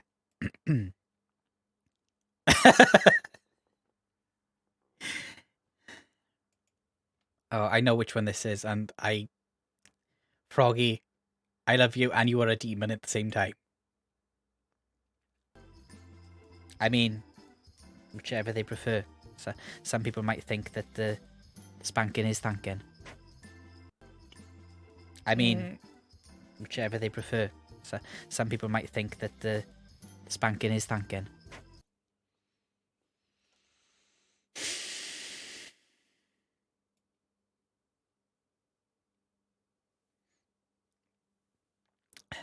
To that new follower, welcome into the Weir. Thank you for that follow. It is a pleasure to have you as part of the community, and I do hope you enjoy your stay here. Right, I'm going to skip over the next one because it may be a misclip, and the next one after that by Dragon's Lair is exactly the same thing.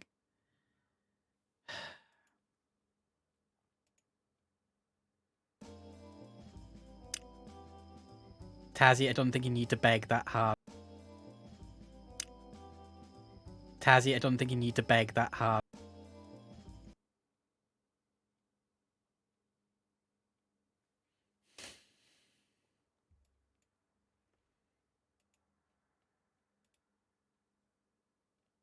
Is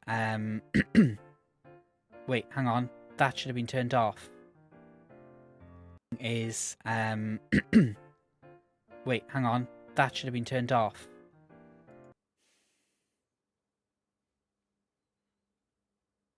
Wow. I think Malone can give you a run for your money in out of context clips, Tazzy. Okay, so like we used to say before, unless I say otherwise, all clips were by Tazzy. Now I'm going to say the rest of these clips are all by Malone.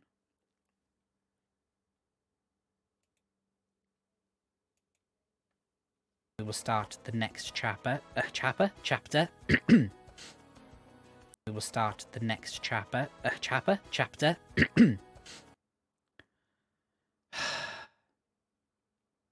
Would it have helped if I hadn't corrected myself and just carried on? Do I need to stop correcting myself when this happens?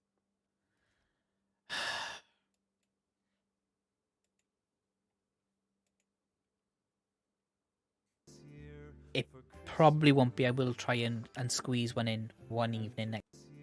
It probably won't be. I will try and squeeze one in one evening next. It probably won't be. I will try and squeeze one in one evening next.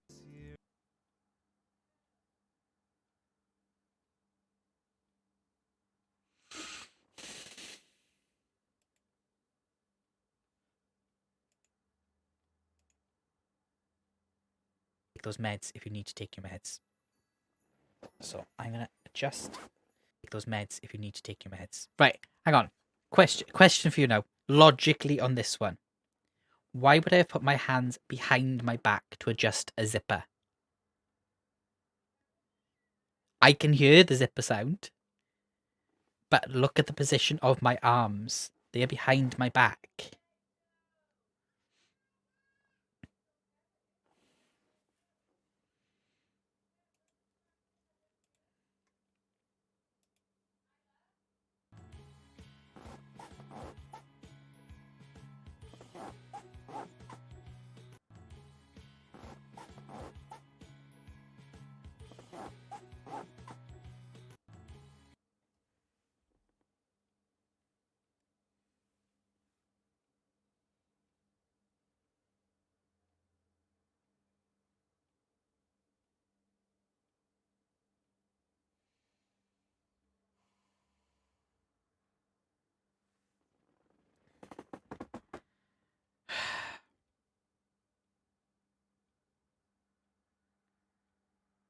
Yeah, Liv, there will be a VOD.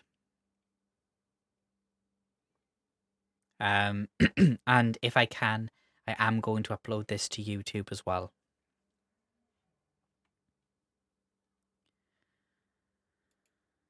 Okay, last one. Look, I cannot be blamed for this one. I was just reading the text.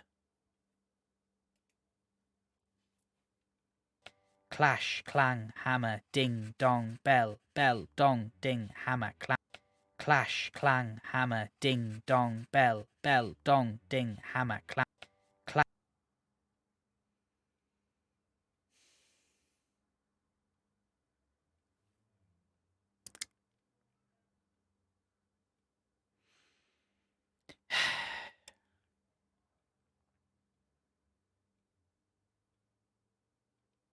I will copy it out from the book, Froggy, and I will send it to you on Discord. So, we are going to call it a day there.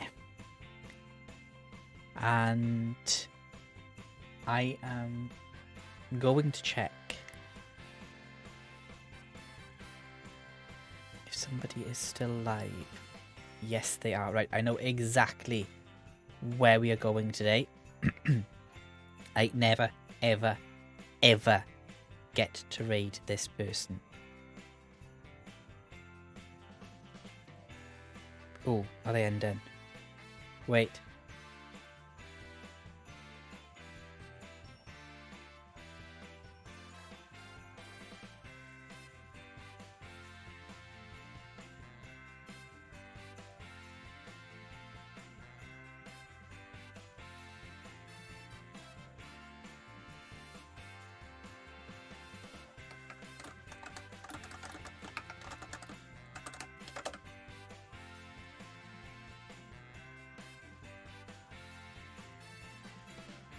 Right.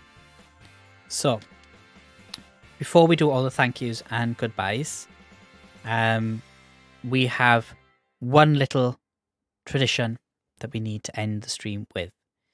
Now, we're going to end the stream with a smile. With a compilation of some of the times I have struggled to speak. So, this video comes with a health and safety warning, and we advise you not to eat or drink whilst watching it. And you need to remember that sometimes word speakies be hard. We absolutely. Another moment caught on stream where Para's brain goes yeet just because the stuff is said. The bit I like is the bit at the minute because How long am I gonna leave? I'm loving to getting loving the name time off. I can't speak today. Do I need to reflect?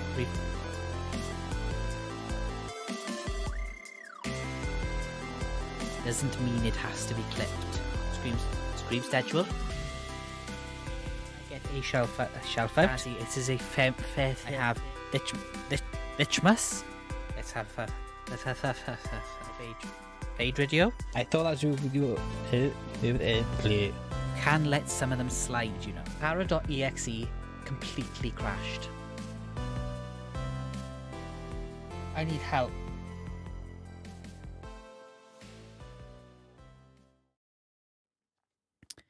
Okay, so it appears the person I was planning on raiding is about to finish. So we need to find somewhere else to go.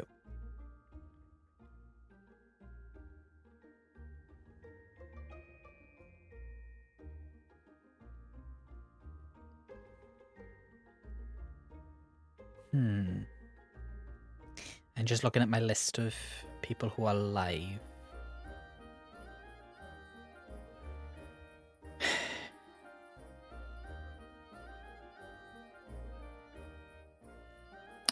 But thank you everyone. Whilst I have a think about where we're going to go, thank you everyone for for being here today, for supporting me, for keeping the chaos to an absolute minimum. I really, really do appreciate it. I was partly concerned that you would all have other ideas and be trying your best to distract. So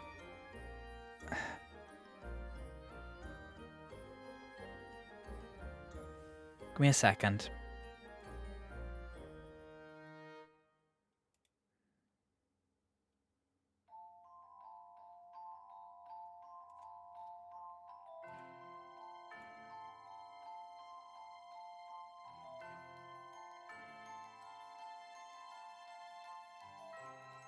So I'm just checking some of the people I got live.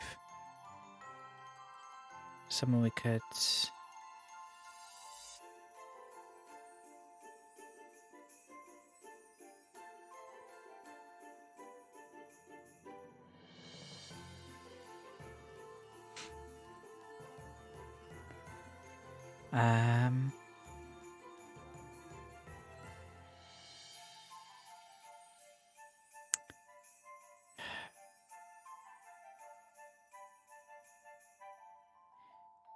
Would you all mind if we didn't actually raid out?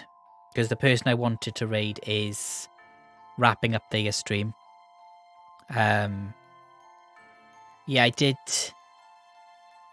see that one. I'm considering that one.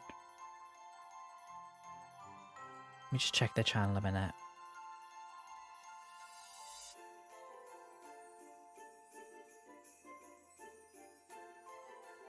No, actually, I'll go with that. I'll go with that suggestion. I probably won't stick around for long, but here are our raid messages. Please copy one if you are subscribed. The top two raid messages are subscriber emotes. The bottom one are global emotes, and everyone can use them. I'm just going to mute that channel a second. I'm going to copy the festive one because we are in festive time, and then let's get this raid started. Don't think I've actually ever raided this person before, but they have definitely raided here. Now, their stream has come up as being intended for mature audiences. So if you are under the age of 18, this is your time to drop out. And remember, when we go over, double click on their icon so that your view will count for them. They are currently making a Dragon Slayer armor costume. So let's go over, let's give them some numbers, show them some love, some festive cheer. But remember to look after yourselves, please. Be kind to yourselves. Remember, if you're having a bad day, you have to eat, to drink, have to take your meds. But most importantly, you need to take time for yourself to stop and take a moment to breathe. Thank you everyone again who's been here today. A massive thank you to my mod team for being the incredible people you are and supporting me through today. Thank you to everyone who contributed to the hype train earlier. Welcome into our new followers as well. I hope to catch you again in future streams. I will let you know in the Discord if there are going to be any streams this week, what they are and what we'll be doing. But all that's left for me to say once again is a massive thank you to everyone for being the incredible people you are. I'll hopefully see you again soon. And if I don't catch you before, have a wonderful Christmas and a very, very happy New Year. And from Wales, Merry Christmas, Nadolig Llawen.